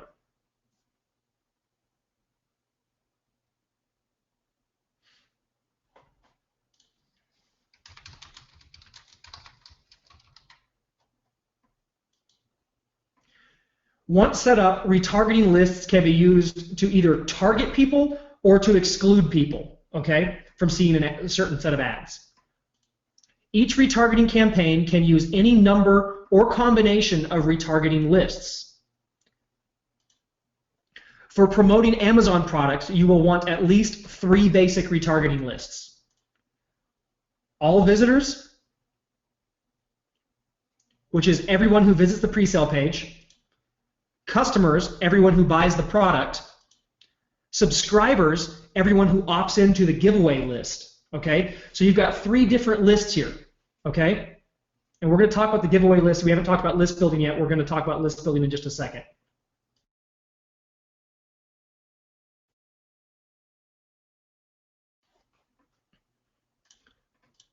So you got your different traffic sources. You got your pre-sale pages. You can put retargeting pixels, which is how you actually add someone to a retargeting list. They land on your page and it adds a pixel to their browser. Okay. You can add it to your pre-sale page, and you can actually, with perfect audience, drop a retargeting pixel inside the emails that you send out, as long as it's an HTML pixel. Okay, so right here, there's 4 different places that we can drop a retargeting pixel. Now, we like to use sequential retargeting. Retargeting with Build, Grow, Scale, or Lois and I's company, we do crazy retargeting. We are currently, right now, our retargeting lists are growing by about 100,000 people per month. Okay, so we have a huge retargeting list, and we get really, really in-depth and crazy with the type of retargeting campaigns that we create, because we've never, ever, and I don't know anybody who has, ever had a retargeting campaign that wasn't profitable. Okay, so what we like to do is create sequential multi-step retargeting sequences where it has multiple different retargeting sequences that build on each other. Okay. Because, see, the natural thing for someone to do is if someone doesn't buy your product right away, the natural instinct is for people to just say, hey, okay, here's a coupon code, buy it cheaper. Well, just because they didn't buy that second doesn't necessarily mean that they weren't going to buy it at full price. They don't need a discount right away. Okay? They just need to be reminded of the product. All right? So this is 4 different retargeting sequences that go back to back. So during day 1 and 2, they're redirected to the review page, to the pre-sale page, saying, hey, check this out, don't forget. Then at the end of day 2, that campaign stops. Then on day 3 through 6, we can say, hey, buy us on Amazon. You saw this product, you liked it. Did you realize that it's being sold from Amazon, where you have all these awesome guarantees and it's trustworthy? Then that ends. Day 7 through 9, we can say, hey, you still haven't bought yet? We're actually running a sale right now. Get free shipping or get a 20% off coupon or whatever you want, for the next few days. All right? After day 9, on day they haven't bought yet. Day 10 through 14, We show them a giveaway thing saying, hey, we're actually, this product that you saw, we're actually giving one of them away this week. Enter your email address here to have a chance at winning. Okay? That's 4 different retargeting sequences that go back to back. Do you think we make more sales and more money and get more subscribers by doing this than someone who just runs a thing saying, hey, here's my product? Heck yes. It's ridiculous.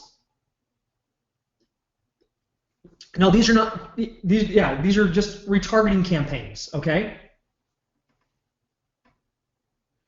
And what I mean by burning is killing a pixel so that it no longer does this, okay? So that it no longer shows the ads.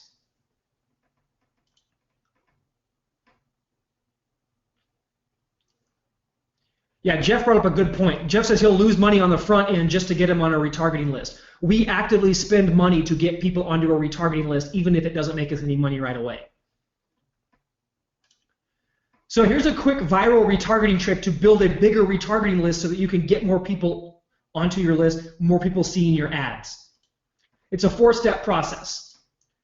Create a viral content piece that only someone who would be interested in your product would want.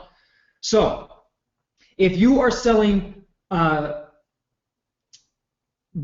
silicone cupcake reusable mold or reusable liners, okay? Let's see, that person's probably pretty interested in cupcakes. So if you create a viral article explaining how to make the most delectable whatever type of devil's food cake cupcake ever, and you create a piece of content on that, right? Then someone who looked at that content would definitely be a good fit for your product. Then you place a retargeting pixel on the content page that you just created with that piece of content, whether it's a video or an article or whatever. Then you promote that content piece with super cheap targeted traffic, like pay-per-engagement ads on Facebook. All right, you make a very, very tightly focused audience, you drive a bunch of traffic to it, you get lots of social shares, you get lots of likes, you get comments, it picks up a mind of its own, it goes viral. Okay, maybe not hugely viral, but viral enough. And you're not selling anything, it's pure content, so it gets people like it. Because what you're doing is you're getting these people on a retargeting list. Then, after they've been hit with the retargeting list, or the retargeting pixel, it automatically starts a retargeting campaign that runs an Amazon product offer campaign to those new people who are now on your list, who are a perfect demographic match for someone to buy a silicone cupcake liner, since they just looked at a piece of content on how to make devil's food cake, to die for cupcakes. You can also use the sequential retargeting campaign, the four-piece campaign we just talked about, here as well. You get them pixeled, and that kicks off the 4-step campaign, or the 4-component campaign. All right, you can make a killing doing this. Drive a ton of sales, the cheapest possible traffic you'll ever get.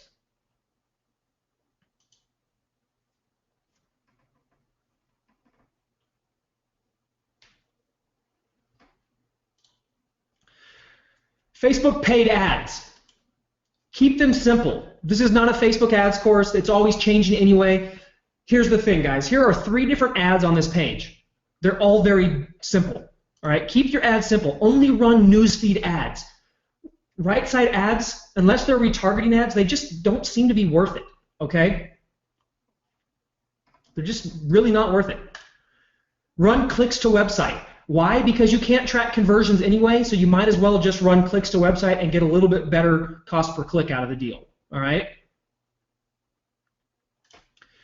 Use audience insights, or use a tool like Target Ease or something like that to help you really build out awesomely, large but very, very targeted audiences that are specific to your ads. Okay?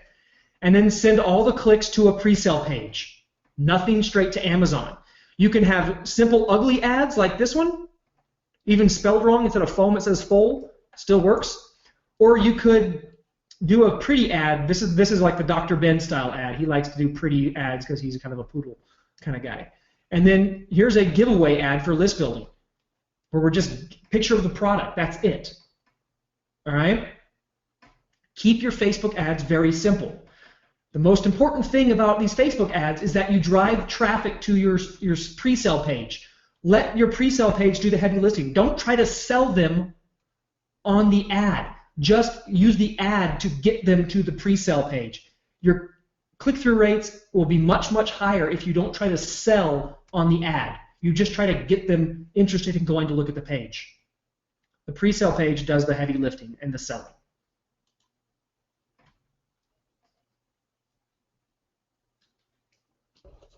One sec, guys.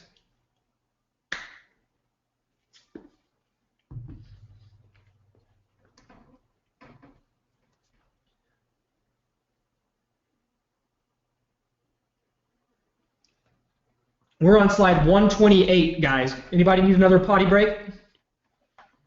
We've gone 5 hours. I'm hearing all kinds of people saying that this is the best training they've ever been on. They can't believe it. It's amazing. Can't believe you're still going.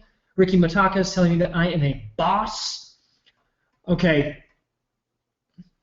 Fantastic training. The most complete blueprint ever. Amazing. Okay. Let's do another, let's do a quick 2-minute bathroom break. And then we will finish out. We're on 128 of 159.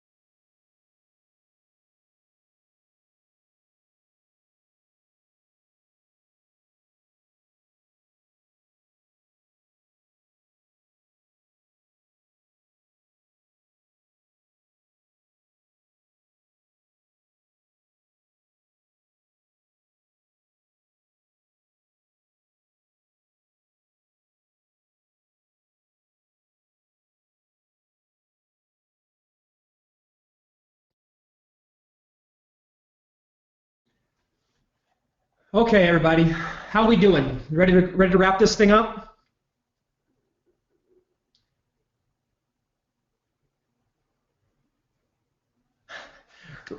Ricky, your dad's paying me a compliment. I wondered who Richard Mataka Sr. was, but I see your dad's on here too. That's awesome.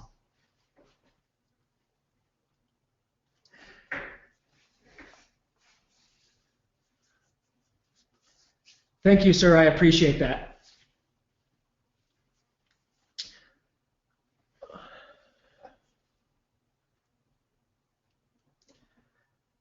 Yes, guys, you can't believe you got all this for the discounted price.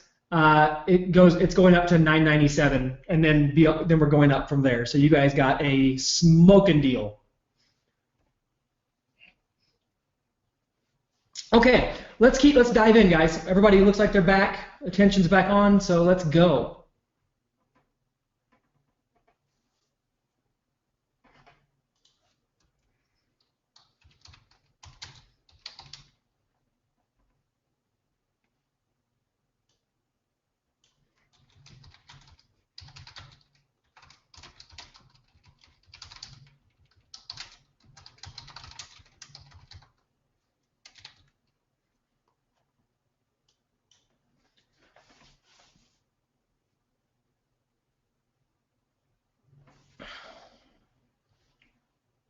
Okay, here we go, guys.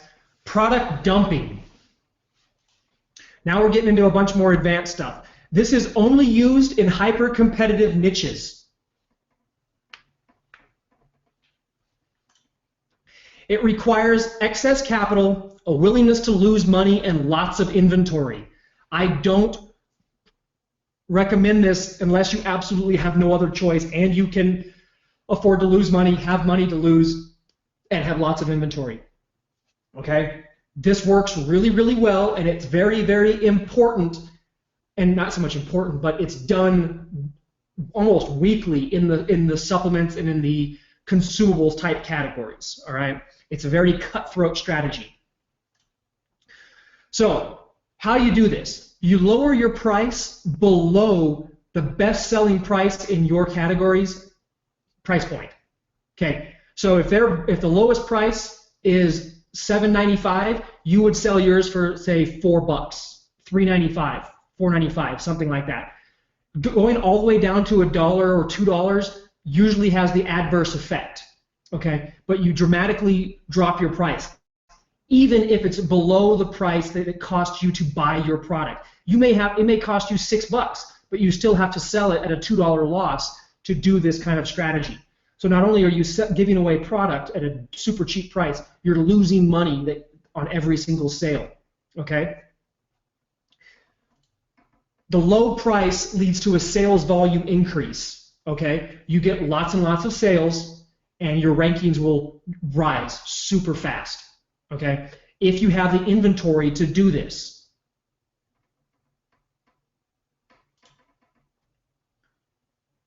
Follow up with the customers repeatedly for reviews. You're going to get a ton of sales doing this, okay? So it's very important that you follow up repeatedly to try to get as many reviews out of this sale process as possible, because you're losing money. You need to get the bang for your buck out of it, okay?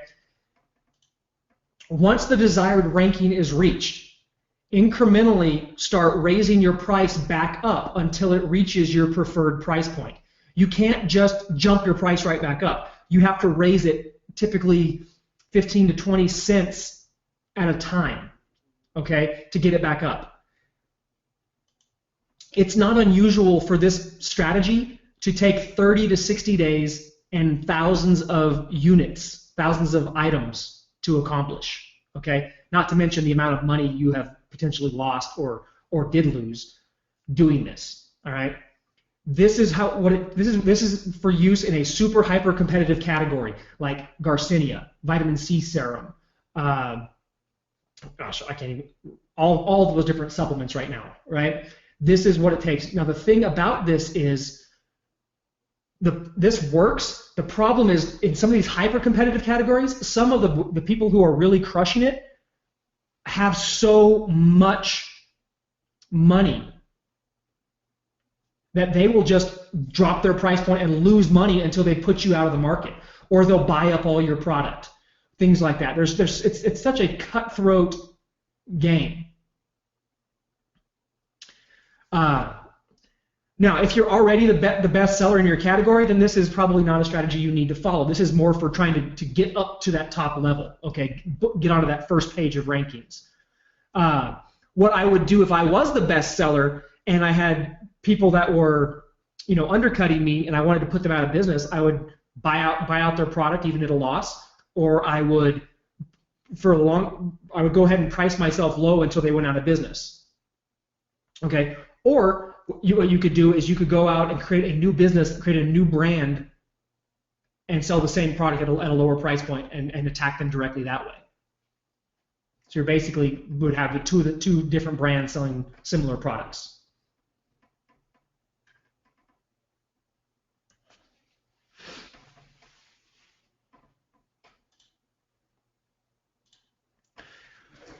Stealing Amazon's affiliates. Amazon has the largest, most successful, and the worst affiliate program on the planet. Hundreds of thousands of affiliates are actively promoting Amazon products each and every day. Good Amazon affiliates are also typically experts in long-tail search engine optimization, by term ranking, like buying keyword rankings, and social media.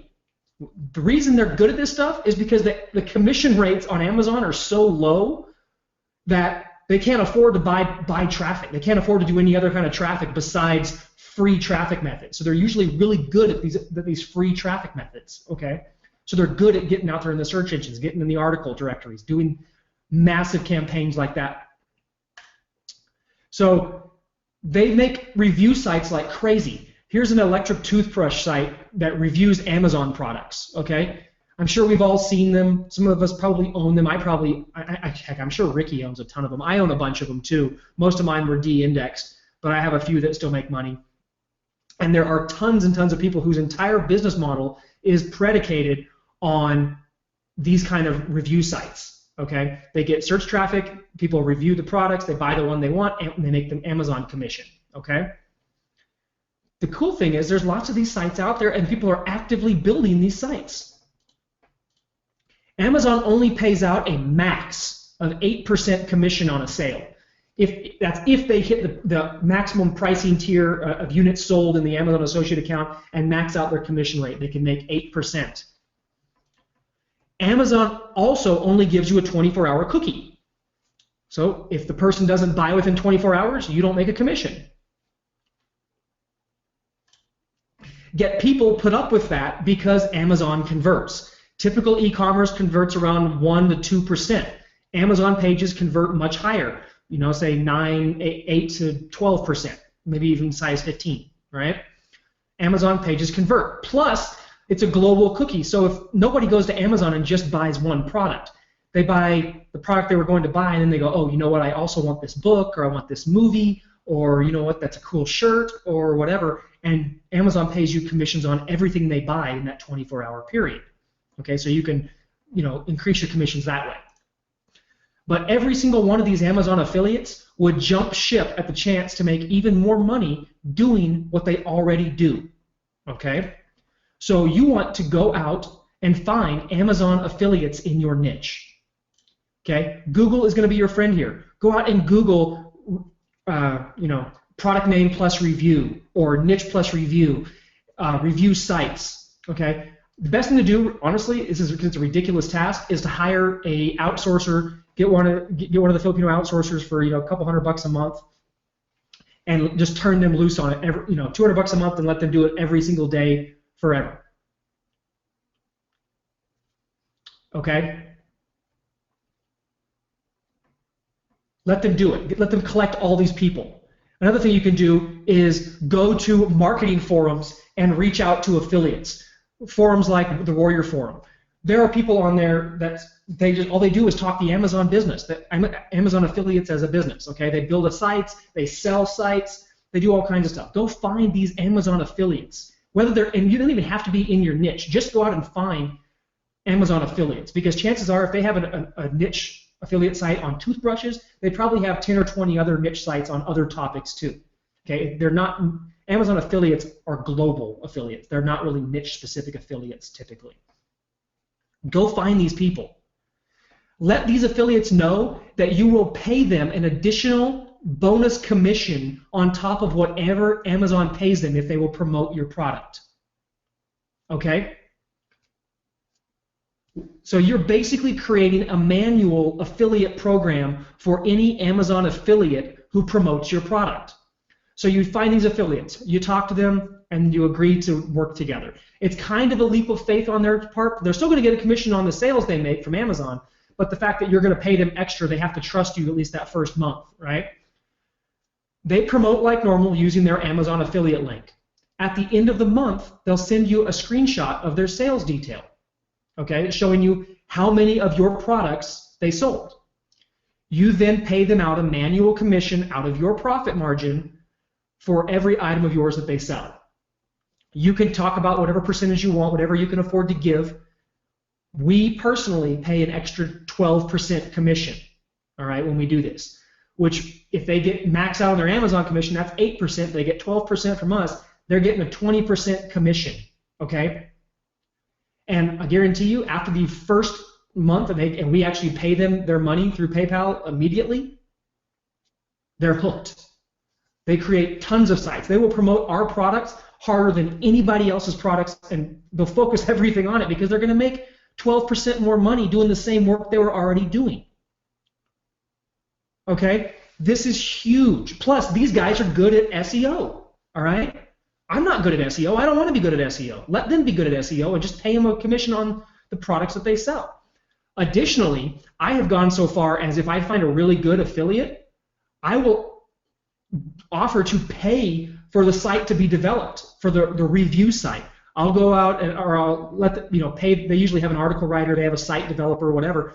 They're like, hey, it'll be $500 or $1,000 or $800 or whatever it is. I'll pay that, okay, and get them to go out there and do it. Because if they're good at it, they're going to make me a lot of money.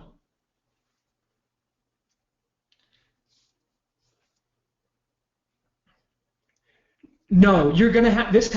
You cannot see. You can actually ask them to log in like on a screen share type thing where you can actually look at their account.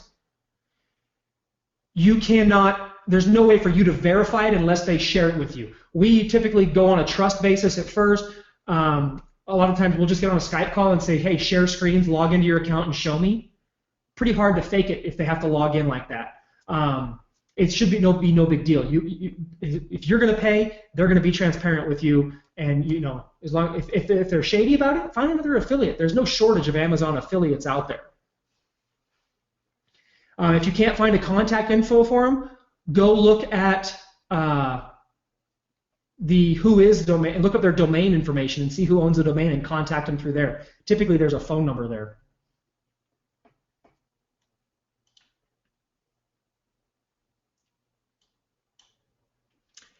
Physical product list building. Email marketing is one of the best ways to build consistent income, but in order to send emails, you first need a list. For most people, list building sucks, and it's hard. People aren't very good at it. Physical product list building, on the other hand, is super easy, and it's very, very effective, specifically for Amazon physical product businesses. The premise of this whole list building model is to use physical products to give your audience an item that they actually want in exchange for their email address. I wonder what physical product we would give them. Our physical product. So we would run an ad. If I was selling a foam roller, I would run an ad saying, hey, I'm giving away this foam roller. Only somebody who wants a foam roller is going to opt in to win a foam roller. If you don't like foam rollers or don't want a foam roller, you're not going to opt in. Okay?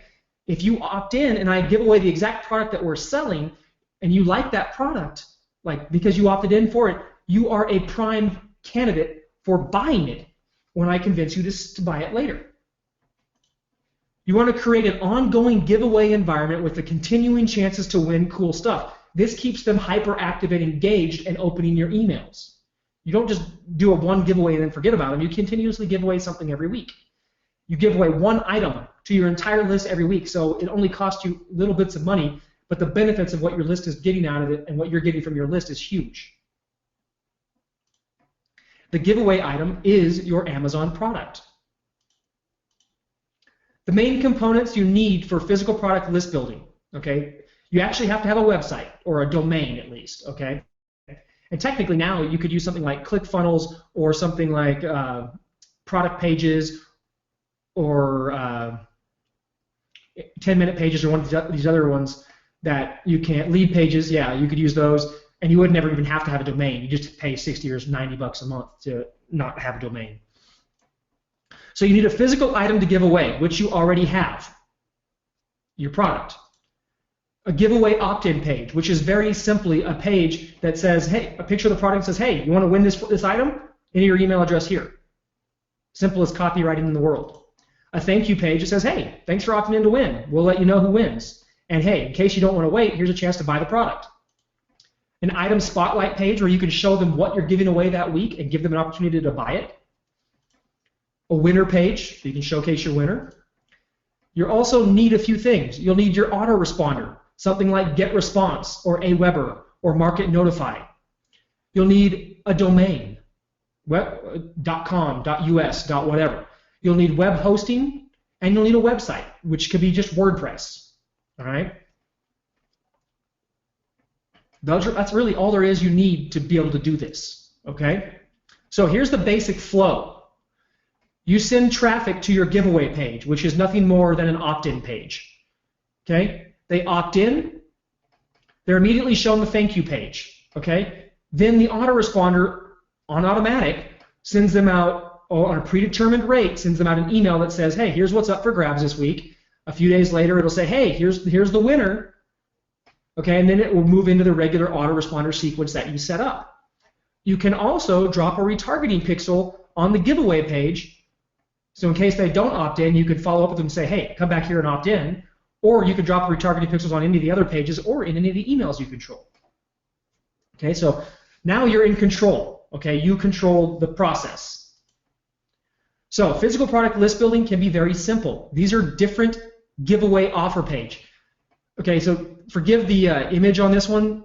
It's supposed to be a mountain, but it's a scrolling image. So when you scroll or take a screenshot of it, it gets jagged. I don't know why that happened. There's one for a survival thing we're doing in the survival market. And then here's a simple one we did for the Husky pendant.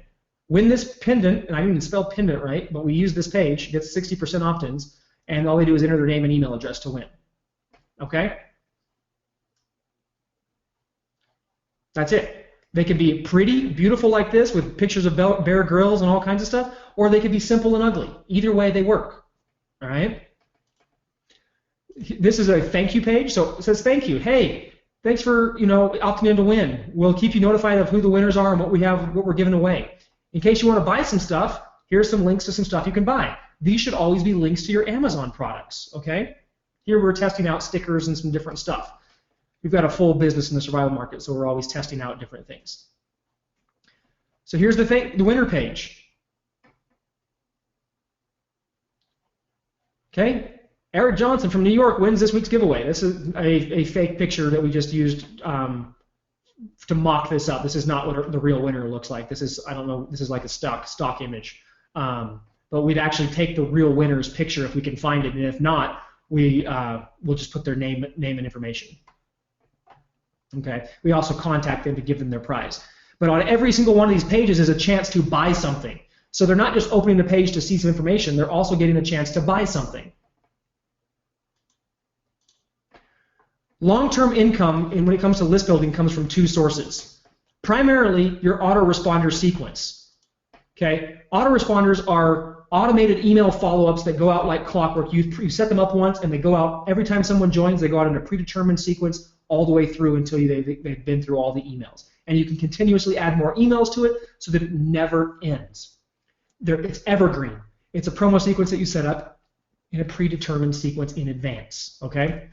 Very few people actually do this. Everybody talks about autoresponders and using an autoresponder as an automated business. Nobody actually does it. We do. Your focus should be on promoting your products first, and then you can add in some affiliate offers, CPA offers, various different things like that. But every time you have your own product, and as you add new products, keep promoting them first and push the other affiliate offers or other product stuff out.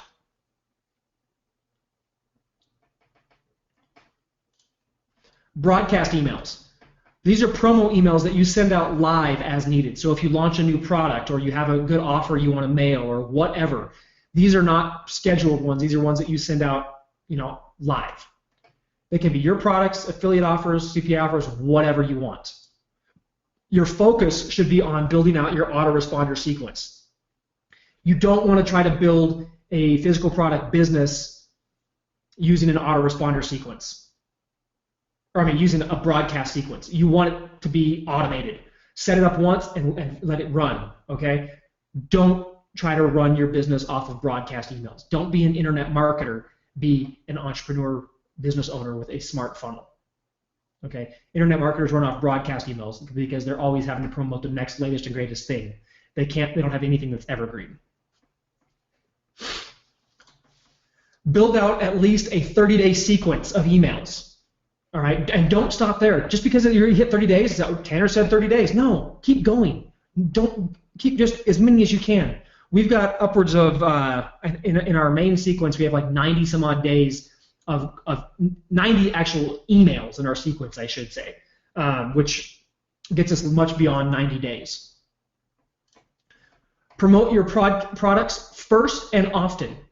Just because they don't buy the first time doesn't mean you can't offer them the same product later with just a different email. Okay? Promote your products multiple times and promote your products first before any kind of affiliate offers.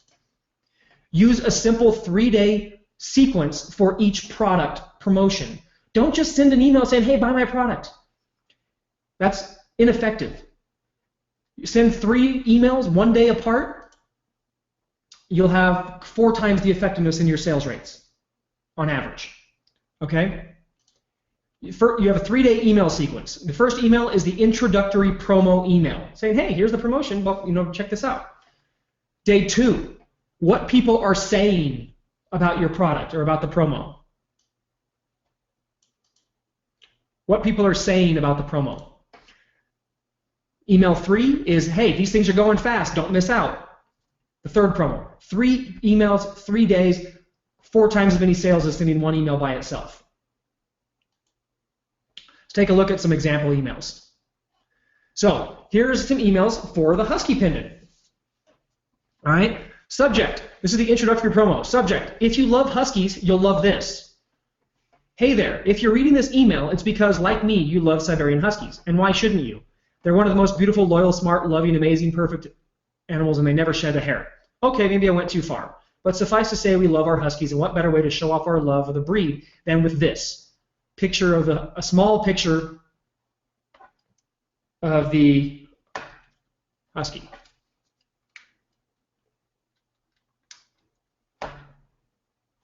Okay. Click here to see a better picture. Okay, they click there, guess where it takes them? To the offer page or to the pre-sale page. Okay, awesome, huh? Well, for the next few days, you can get this beautiful pendant at over 40% off the normal price. All because I saw it, loved it, and knew you'd love it too. And made a deal with the manufacturer to give us all the discount. The only catch is this discount is only available for the next 3 days. And there is a limited number of these pendants available. So use this link and get yours now. Link. Truth be told, I was hesitant at first because I figured the quality was low due to the low price, but in actuality, they look even better in person, and so far I've bought 3 of these for myself, my mom, and my neighbor. You can get all the details, like the size, chain, and materials here. I know you'll love it, your name. P.S. This pendant is truly worth the money, even at the regular retail price, but with a special 40% off discount I scored for you, this pendant becomes a no-brainer. Grab yours before they're all gone. Link. That's email 1.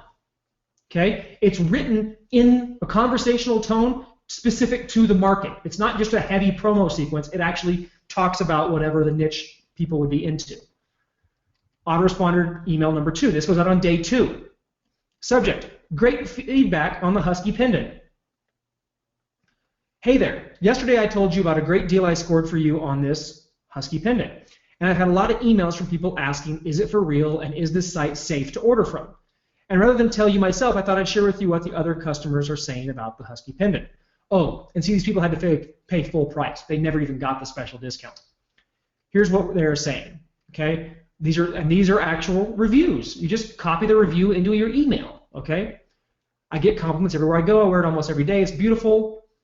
It's not sterling silver, but the only way you'd be able to tell is from the weight. Visually, it is identical. The quality is top notch, and the price is nothing to sneeze at either.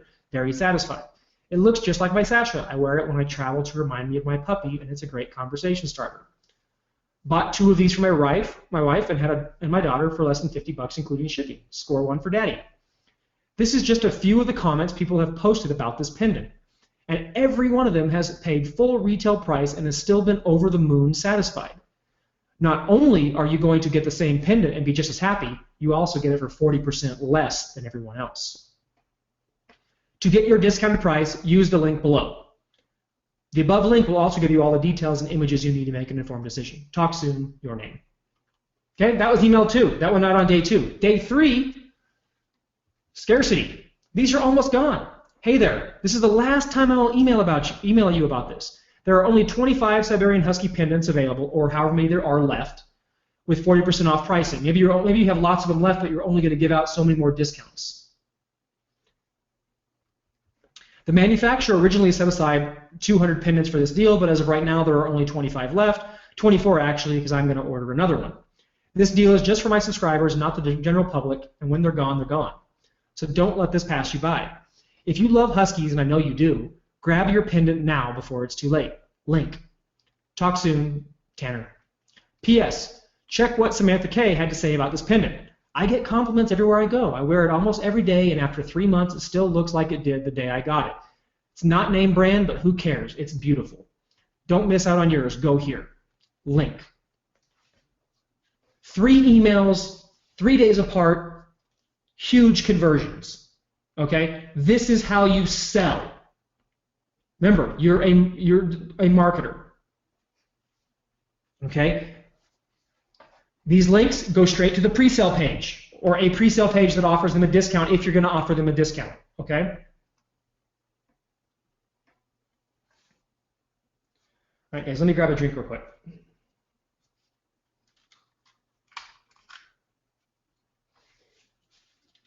Give me 1 second.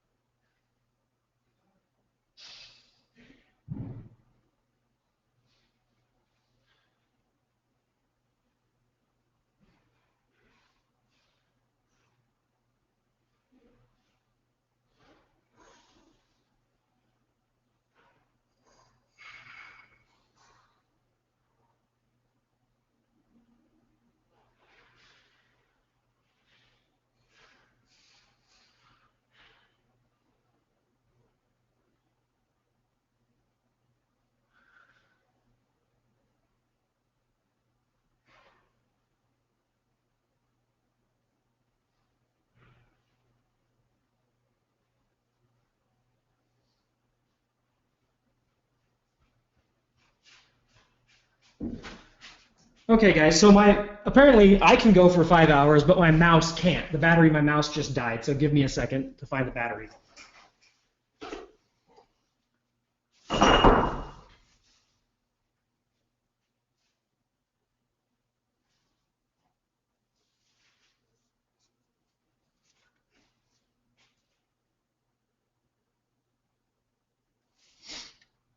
Actually, it is an Energizer, and it doesn't work. 1 second.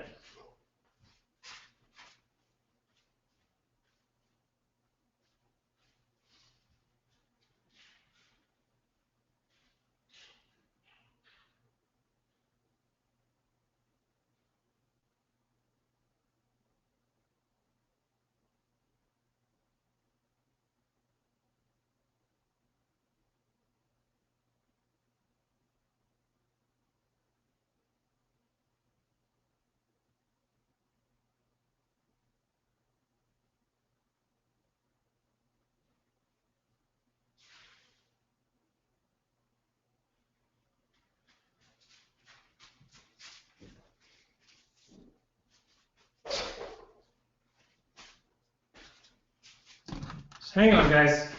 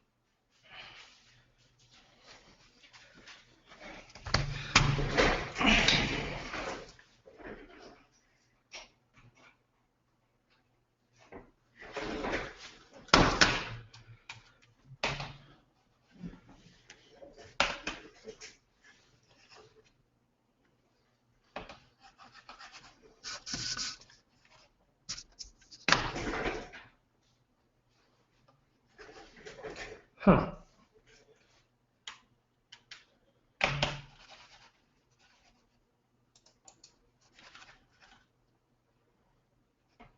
Okay, guys, sorry about that. Had to get a whole new mouse, had to raid the mouse out of my laptop travel case because apparently this mouse takes a AA battery and there's no AA batteries to be found. So I had to, and the other mouse takes a AAA. So sorry about that. Okay, so those are the 3-day promos that you want to run. You can mimic those emails, you can write your own, but you want to follow a 3-day promotional sequence that has 3 different angles that all kind of build on the other. So you start with an initial promo, then you get them excited about social proof, and then you pull in some kind of scarcity. Now, if you don't have scarcity, you don't really have to use it, but it's always better to get some kind of real scarcity that if you can. Don't be fake about it because you want these people to buy from you over and over again.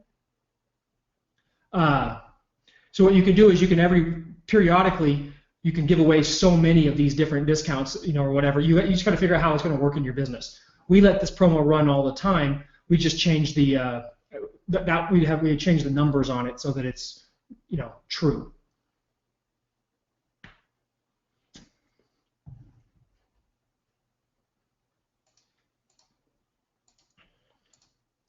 All right, ranking multiple keywords. So it's all good and dandy that we want to rank for our main keyword, but we got 4 other keywords, and potentially we have even more keywords. So ideally and eventually, we want to rank for multiple keywords because every keyword we rank good for means we're going to get that much more sales from one of those keyword searches, right? But when you get going, you need to focus on just one keyword, just your #1 keyword. Okay, but once you've got good rankings or the rankings are climbing really nicely, now it's time for a different strategy. Now it is time to start diversifying so that you can start building rankings across multiple keywords. So you want to create super URLs for your top 5 keywords. All right, where do we get those 5 keywords again? From our initial research. Swap out your #1 super URL in all of your promotions with your #2 super URL until you start ranking for your #2 keyword. So if you have a bunch of pre-sale pages that all have super URLs with the #1 keyword, just change the keywords in all those super URLs to your #2 keyword, leave the tracking links in place, and now all the sales will start getting tracked for that second keyword. Okay? So now we're going to start ranking your #2 keyword, all right? Wash, rinse, and repeat. Do that, your #2 keyword starts ranking. You may have to go back and bump your #1 keyword ranking up again. That's okay, then you can go on #3.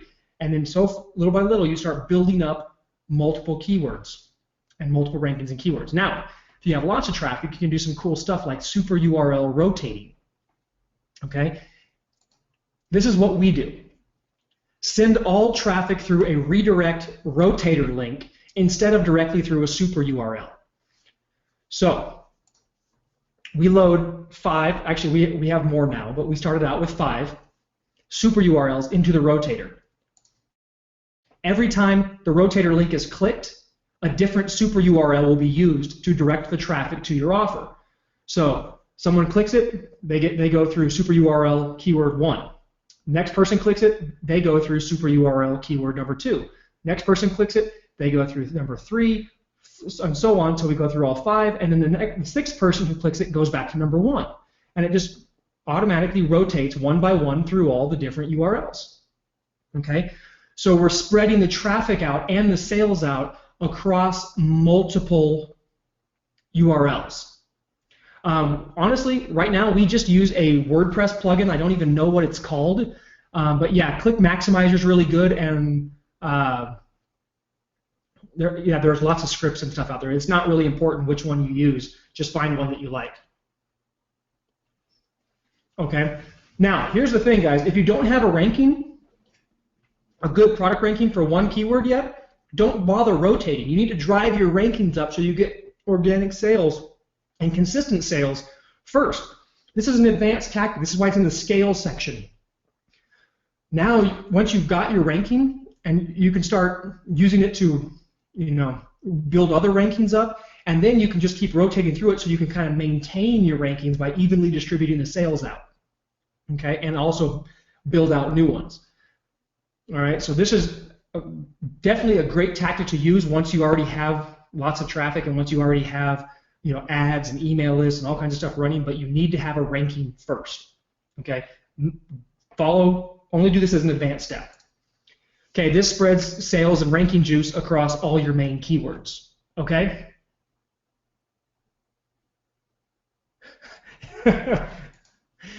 Jeff says, I sound like I ran my butt off looking for a mouse and still can't get my breath back. You're right, Jeff. I literally was running all over this house. From my office to the kitchen is 3 feet. And I ran back and forth there like 3 different times, then into the master bedroom looking for a mouse, then back and forth over to went in my daughter's playroom looking for a toy to take apart. I was running around like a chicken with my head cut off. So yeah, let me take a breath real quick so I don't sound crazy.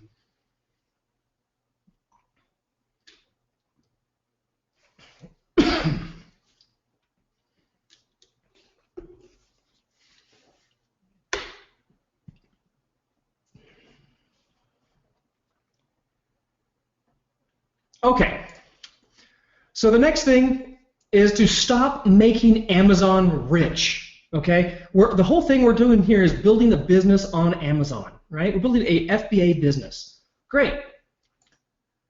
But the true thing about building a business, okay, is that you need to have control over the order process and the sales sequence, because that's the key to leveraged growth, okay? With Amazon, you can't do any of that because they control the customer, they control what happens after they buy, they control the payment processing, they control everything. So you can't offer upsells, you can't do downsells, you can't build a funnel, you cannot control your customer, nor can you really have your customer, okay? There's some things you can do with it, but really, you're basically just playing in Amazon's backyard. Even though you're selling your own product on Amazon, if you want to be truly honest with yourself, you're still nothing more than a glorified affiliate because you're still playing in Amazon's backyard, you're still selling your products, but they're paying you based on the sales that are made through their platform. And at any time, they could shut that down. Not that I believe they're going to, but that's the reality of the situation. If you really want to take things to the next level, you need to start getting into control of your own order processes and sales sequences. Okay? Now, there's still a ton of money to be made with Amazon, and I'm not in any way telling you not to do that. You just need to be smart about it, especially when you get to this point in your business, okay? Once your product rankings have stabilized and you are getting organic sales that are steady and growing and you're making a lot of money just organically from your Amazon sales, not counting what else you're sending from traffic, then it's time to look beyond Amazon. At this point, it's time to look into your own e-commerce store. You want to go with a proven platform, something like Shopify. Lois and I are partners with Shopify on a couple different projects. We're developing apps for them, and we're their number 3 affiliate now, I think. We were their number 1. We work with them a lot. We have our own Shopify stores. We really like that platform. But you could use carts like Volusion or Magento or even WooCommerce or whatever you want. We prefer Shopify for a number of reasons, which I'll tell you in a second.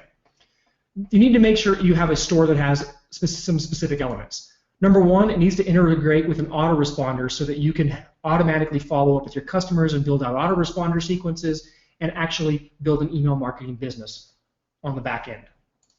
It needs to have an upsell or downsell feature or have the ability for that to be added as an app or a custom coding. When someone buys a product, you need to be able to offer them a related product. You maybe want to offer them some kind of recurring continuity to join your product of the month club or your discount club or give them a membership to something that you're doing.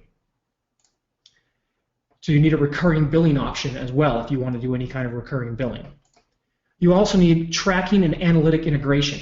Obviously, one of the biggest bitches we all have with Amazon is not being able to track our sales and track what's going on and track who's doing what. If you have a good platform, you can have all that kind of integration. And you want a bypassable storefront. You want to be able to send them straight to the checkout. So if you create an advertorial or a sales page or whatever, and they click the buy button, they go right to the checkout instead of having to go add to cart and then go to a storefront and then go to the cart and then go to the checkout. Because every time you make them take an extra step, you lose sales. So you want to be able to bypass the storefront when you need to, okay? And then you want to have FBA integration, because one of the biggest things about FBA is we don't have to touch our products. I don't want you to fulfill products now or in the future. So the important thing is to make sure that your storefront, your e-commerce platform, has FBA integration, meaning that you can sell on your own e-commerce store and the orders will automatically be sent over to Amazon, and Amazon will fulfill the products for you. Shopify has that. That's one of the reasons we love it so much. You sell on Shopify, and Amazon will fulfill out of the same inventory that you have sitting in the Amazon warehouse that's mainly being sold through your Amazon listings. Okay? So you still send all your product to the exact same place, but now you're selling on 2 channels. Okay? You want to be leveraging at least 2 major sales channels in your business as you get to this level. Sales channel number 1 is the Amazon FBA listings that you have for your various products. Channel number 2 is your own e-commerce store. Drive traffic between the 2 as needed. So the way this works is you have your traffic pointed at your Amazon listings, get your rankings up, get all the organic sales doing all their own thing, making money there. Then you turn that traffic away from Amazon, turn it onto your own e-commerce store, because there you can control all the upsells, downsells, order integrations, and you can really control how your business profits. Okay? And you keep driving your traffic there. And then when you watch your Amazon stuff, if your sales start to drop or your rankings start to drop, then you, just like a fire hose, you take that water hose, which is your traffic source, and turn it away from your e-commerce store and turn it back onto Amazon until it raises itself up, until your rankings come back up, and then you go back to your Shopify store. And you can actually keep some traffic going, mixing back and forth. You could use a rotator to do that or whatever.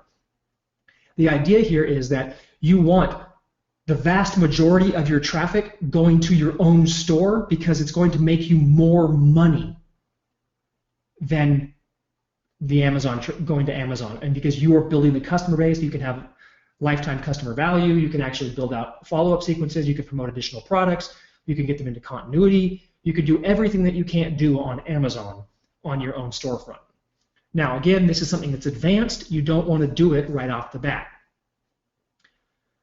With Shopify, there's multiple different plans. You can start with the basic one. We usually start at the $70 plan or the $79 plan.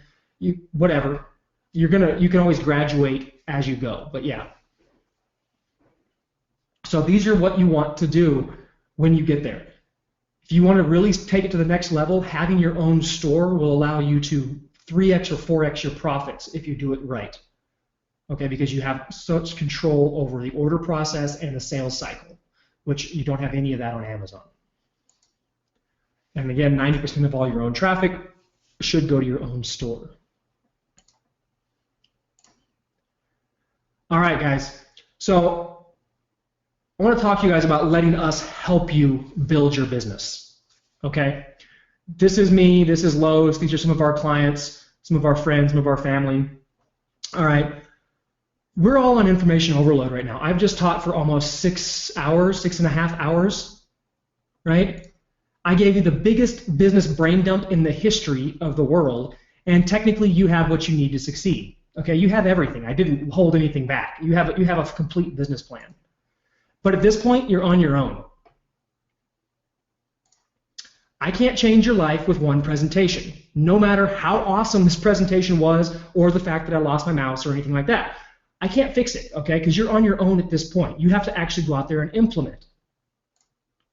But for a select few, I can help you achieve success and build that business that you've been wanting, okay? For a select few of you guys, we can do that. The simple fact is we all need help at some point. It's just a matter of just how it is. We just need help. And those who achieve success are the ones who invest in getting the help that they need to shortcut the learning curve and to really just get where they want to be.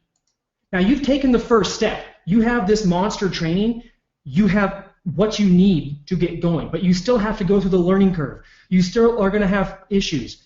And what happens when you get stuck or you have a roadblock? Okay, it will happen. Life happens. Things happen. Problems happen. When you get stuck, progress stops. When you get stuck, you lose momentum. When you get stuck, a lot of the times people just give up and fail. We can help you. This is what we do. Los and I build these businesses day in, day out for ourselves, for our consulting clients, and for our coaching students. And they pay, our consulting clients pay to the nose for us to build their businesses. Obviously, you've seen the numbers of what our own physical product businesses can do for themselves. And our coaching students are doing incredibly well. We actually just did a webinar last week where we were showing what one of our other coaching students was doing almost $2.5 million, in e-commerce. Okay, we help people do it, and for 5 lucky people, we're going to help them too. So 5 of you guys, we're going to be able to take under our wing and help you guys do what we did. This is a picture from us at our event in Orlando with about half the people that were there. Everything you need to succeed. Build, Grow, Scale, FBA coaching. It's a 4-month program. We're going to help you build your FBA business over a 4-month incubator period. It's an incubator program intensive. All right? You have a core FBA curriculum. You have that. That's what this monster training is. This is your core curriculum. All right? We're going to be using that along with us guiding you through the process. You get weekly coaching calls. Private Facebook group where you can discuss with yourself, on us, and other members of the group who are all building similar businesses. You get access to our training vault, which right now has, I think Wendell could tell you the exact number, but it's got to be upwards of 90 some odd hours of itemized training, much like what you just saw tonight on practically every topic known to man. Pre-sale pages, sales copy, email writing, everything, and it's all monitored. If something quits working, it gets taken out. Traffic generation, Facebook ads, there's training in there on all of that, and you get access to that as a resource as well. You also get access to my team, our contacts, our networks. We had 4 of our team on here right now. We've got Wendell, we've got David Schloss, our media buyer, Los was here, I'm here, Adil, our photographer. We got all these people. You have access to them to use them, if you need them. You also have access to all of my products and trainings. If you're in one of our coaching programs, you don't have to buy our products. You get them for free. Okay? Because we're in a relationship. We shouldn't be charging you money to buy a product that you should have access to for free. That's just the way we think things should be done. We give you everything you need to be able to build your FBA business. Now, to work with us, it's a one-time payment of $5,000 or 4 monthly payments of $1,500. Okay? $5,000 or $6,000 over 4 months, however you want to break it up. Here's the thing. You can't buy it. There is no buy button. You cannot buy this even if you wave $5,000 in my face right now. Acceptance is by application only. And it's still only available to 5 people. If you want to apply, go to tannman.us/coaching. Okay, here's the deal. Why is it by application? If I put a buy button here right now, I guarantee you I could sell 5 in the next 5 minutes. That's not what we want. We want to make sure that we can get on the phone with you, we can talk to you, and we can make sure that we're a good fit for each other. Because you know what? There's personality conflicts. That if we don't get along, why should we work together? Additionally, we need to know that we can actually help you. There are people that we can't help. Okay? And if we can't, we're not going to waste your time, our time, or your money. So we're going to get on a call, we're going to look at where you're at in your business, what you're trying to accomplish, and we are going to decide together if it is a good fit. Only at that point would you be able to invest if we thought it was a good fit for both of us. So tannman.us/coaching, fill out the application, fill it out in detail, give us all the information. The more you tell us, the better off we're going to be able to judge and how we can help you when we get on a call. Because we're going to try to give you value on that call right there. We're going to try to figure out what we can do to help you and then determine if it's a good fit for us to work together. You fill out the application. There's no cost. There's no application fee or anything. Fill out the application, submit it, and we'll get a hold of you. We'll talk, we'll see if we're a good fit, and if it's a right fit, maybe we'll work together. We're going to get a ton of applications, guys. A ton, okay? No doubt about it. We're only going to take the best 5 people, so we're going to cherry pick for the applications, figure out who we can help, who gives us the most information, and who wants it the most. You can be starting out, you can be established, I don't care. If you want it, if you're ready to, if you're driven, and if you're going to take action and do what we say, you're the kind of person that I want to work with. So go to tannman.us/coaching, and we'll get you rocking. And Wendell just put that link in the chat for you guys.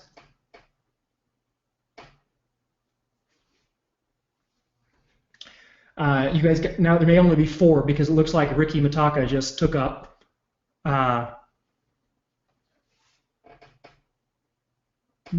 spot number 1. I'm already excited to work with Ricky. So, okay, guys. With that said, that's the crazy, serious, harsh pitch. It's not really one. You know, we just realized that we can work with a few people, and if you're that kind of person, then we want to work with you. Victor says he's in. Deadline for the application. There's not a deadline to apply, but as soon as we take the 5 people, we're done. So we'll let you guys know when we've taken those 5 people, but if you want in, get in. The only thing is, on the application you'll see, you know, we ask you a direct question. Can you afford this? If you can't afford this, do not apply, okay?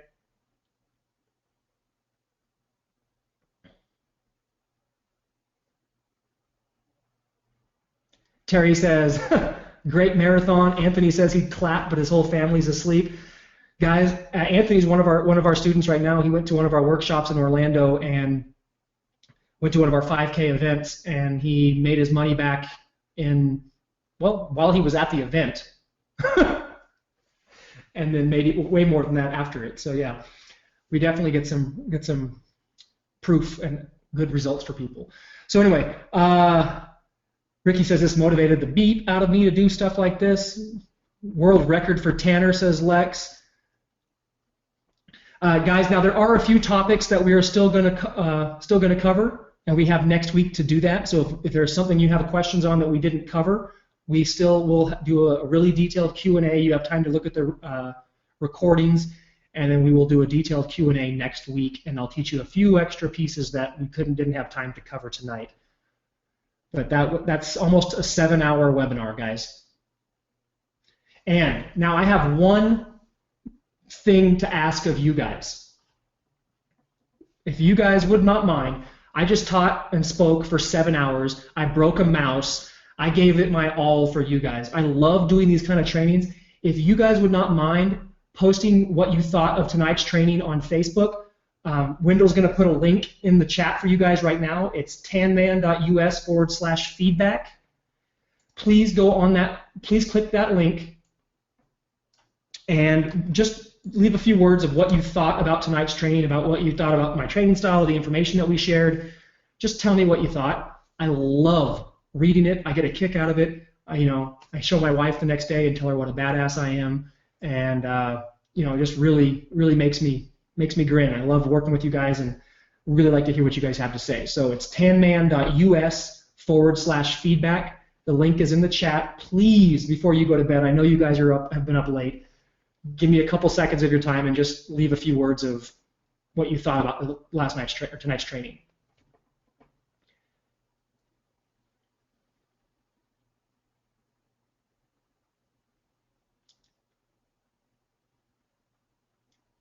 Jeff, probably so.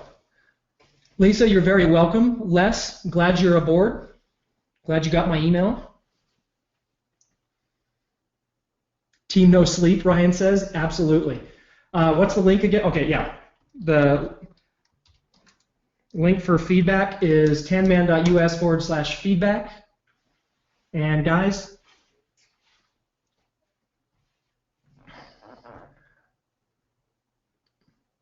Victor, I've been on a webinar. I haven't been able to email anybody. I was talking about Les when he emailed me yesterday.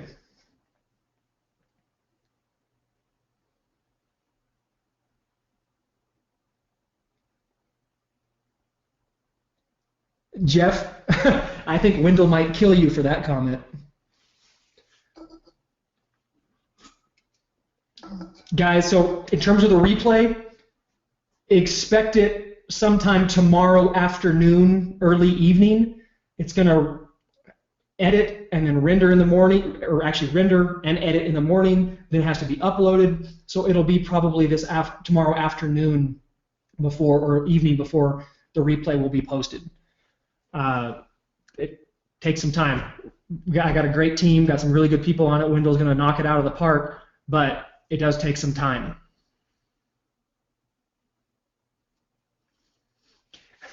Thought Jay Marino of Jump Mobile was the marathon man of webinars, but you have earned the Iron Butt Webinar Award. Thanks, Pat. Yeah, Wendell, maybe for the rough edits, maybe if it makes it easier, do three modules, or three edits, 3 pieces, or whatever you want to call it. Might make the videos easier to move around. If not, no big deal, we can do it later.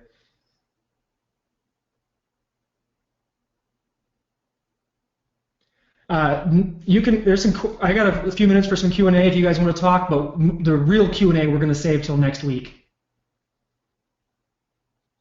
Because that way everybody's fresh and has time to review the training and look at whatever else stuff they need.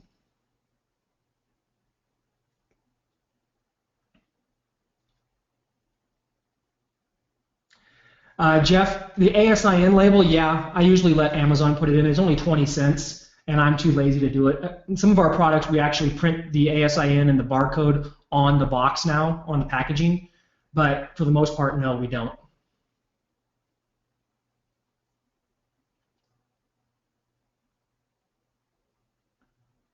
Kevin, that's not bad. You have to just look and see how viable the product looks, but that's not a bad ranking.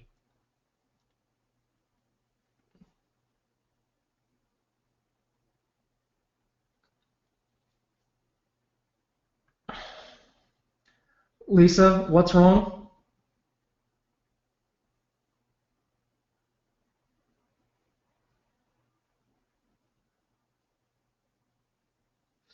Ryan says, how much inventory do you stock at first, typically? Used to, we would go for, when we launch a new product, having 100 to 200 units.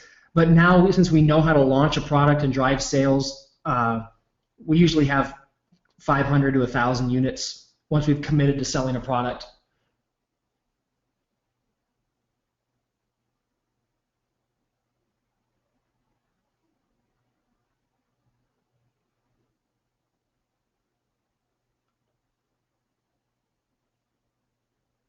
Lisa, reply to one of the promotional emails that you got, and that'll get to the support desk.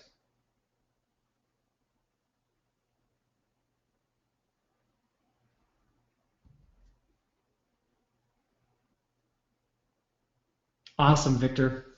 Very, very welcome.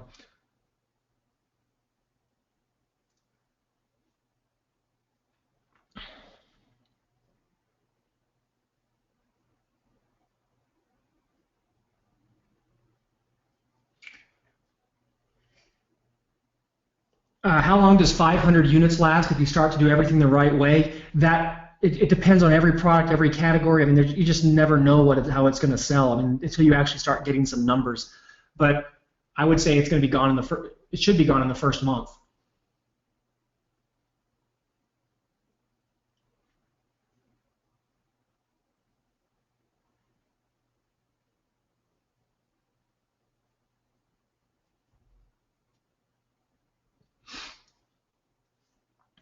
Inventory, how much you should set aside for upfront inventory, again, that's going to depend on the product you choose. I mean, if you have a product that only costs, $5 and MOQ is 100 units, then you're 500 bucks in the hole. But if it's $5 and your minimum order quantity is 10,000 units, now you got a lot more money you got to set aside. It really just depends on the product.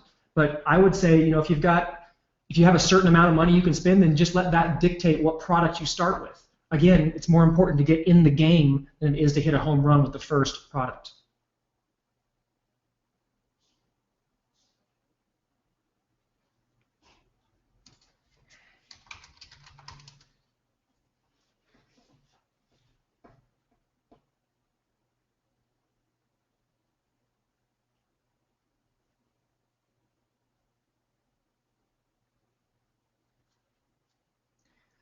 If you're in the autoresponder emails, if you're promoting a discount and you're selling to your own store,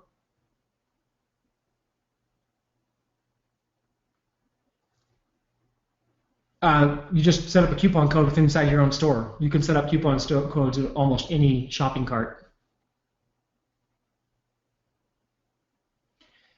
Any issues with Chinese suppliers shutting down for the Chinese New Year? Always. Last year we had all kinds of shipments stuck and things like that. This year we're trying to get extra inventory out before the Chinese New Year.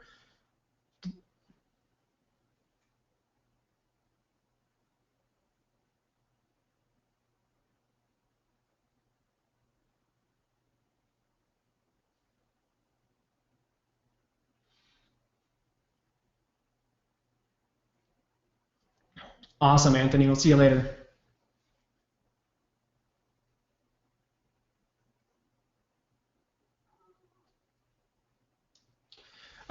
In terms of working with us, do we help find and or screen the right product as part of our coaching program? We will not find the product for you. That's your job. What we will do is help you look at and evaluate the products that you have found and tell you, what we think, whether they are viable or not. We'll help you analyze them. But you got to go out and do the research as to whether they are, or define them, and then do all the collection. But we will help you. Guys, this is a coaching program. We don't do the work for you. It's not a done-for-you solution. There's no way we would do it for you. We might as well just go do it for ourselves. But if you're willing to put out the effort, we are willing and able to guide you along the process and help you build that business. You can test a product for $100 by ordering samples and then test marketing it by trying to sell it directly through a Facebook ad or PayPal.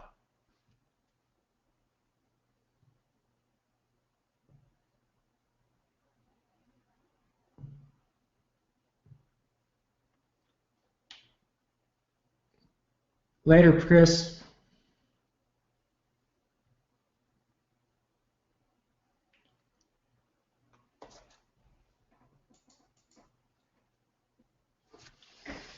Okay, guys, I'm going to wrap this up so that Wendell can get the recording going. Had a great night with you guys tonight. Please, again, tannman.us/feedback. Please let me know what you thought and give me some feedback on it, all right? Ricky, let's talk tomorrow, buddy. Everybody, thank you so much. We'll talk to you soon, okay? Have a great night, early morning, or whatever it is for you, all right? See ya.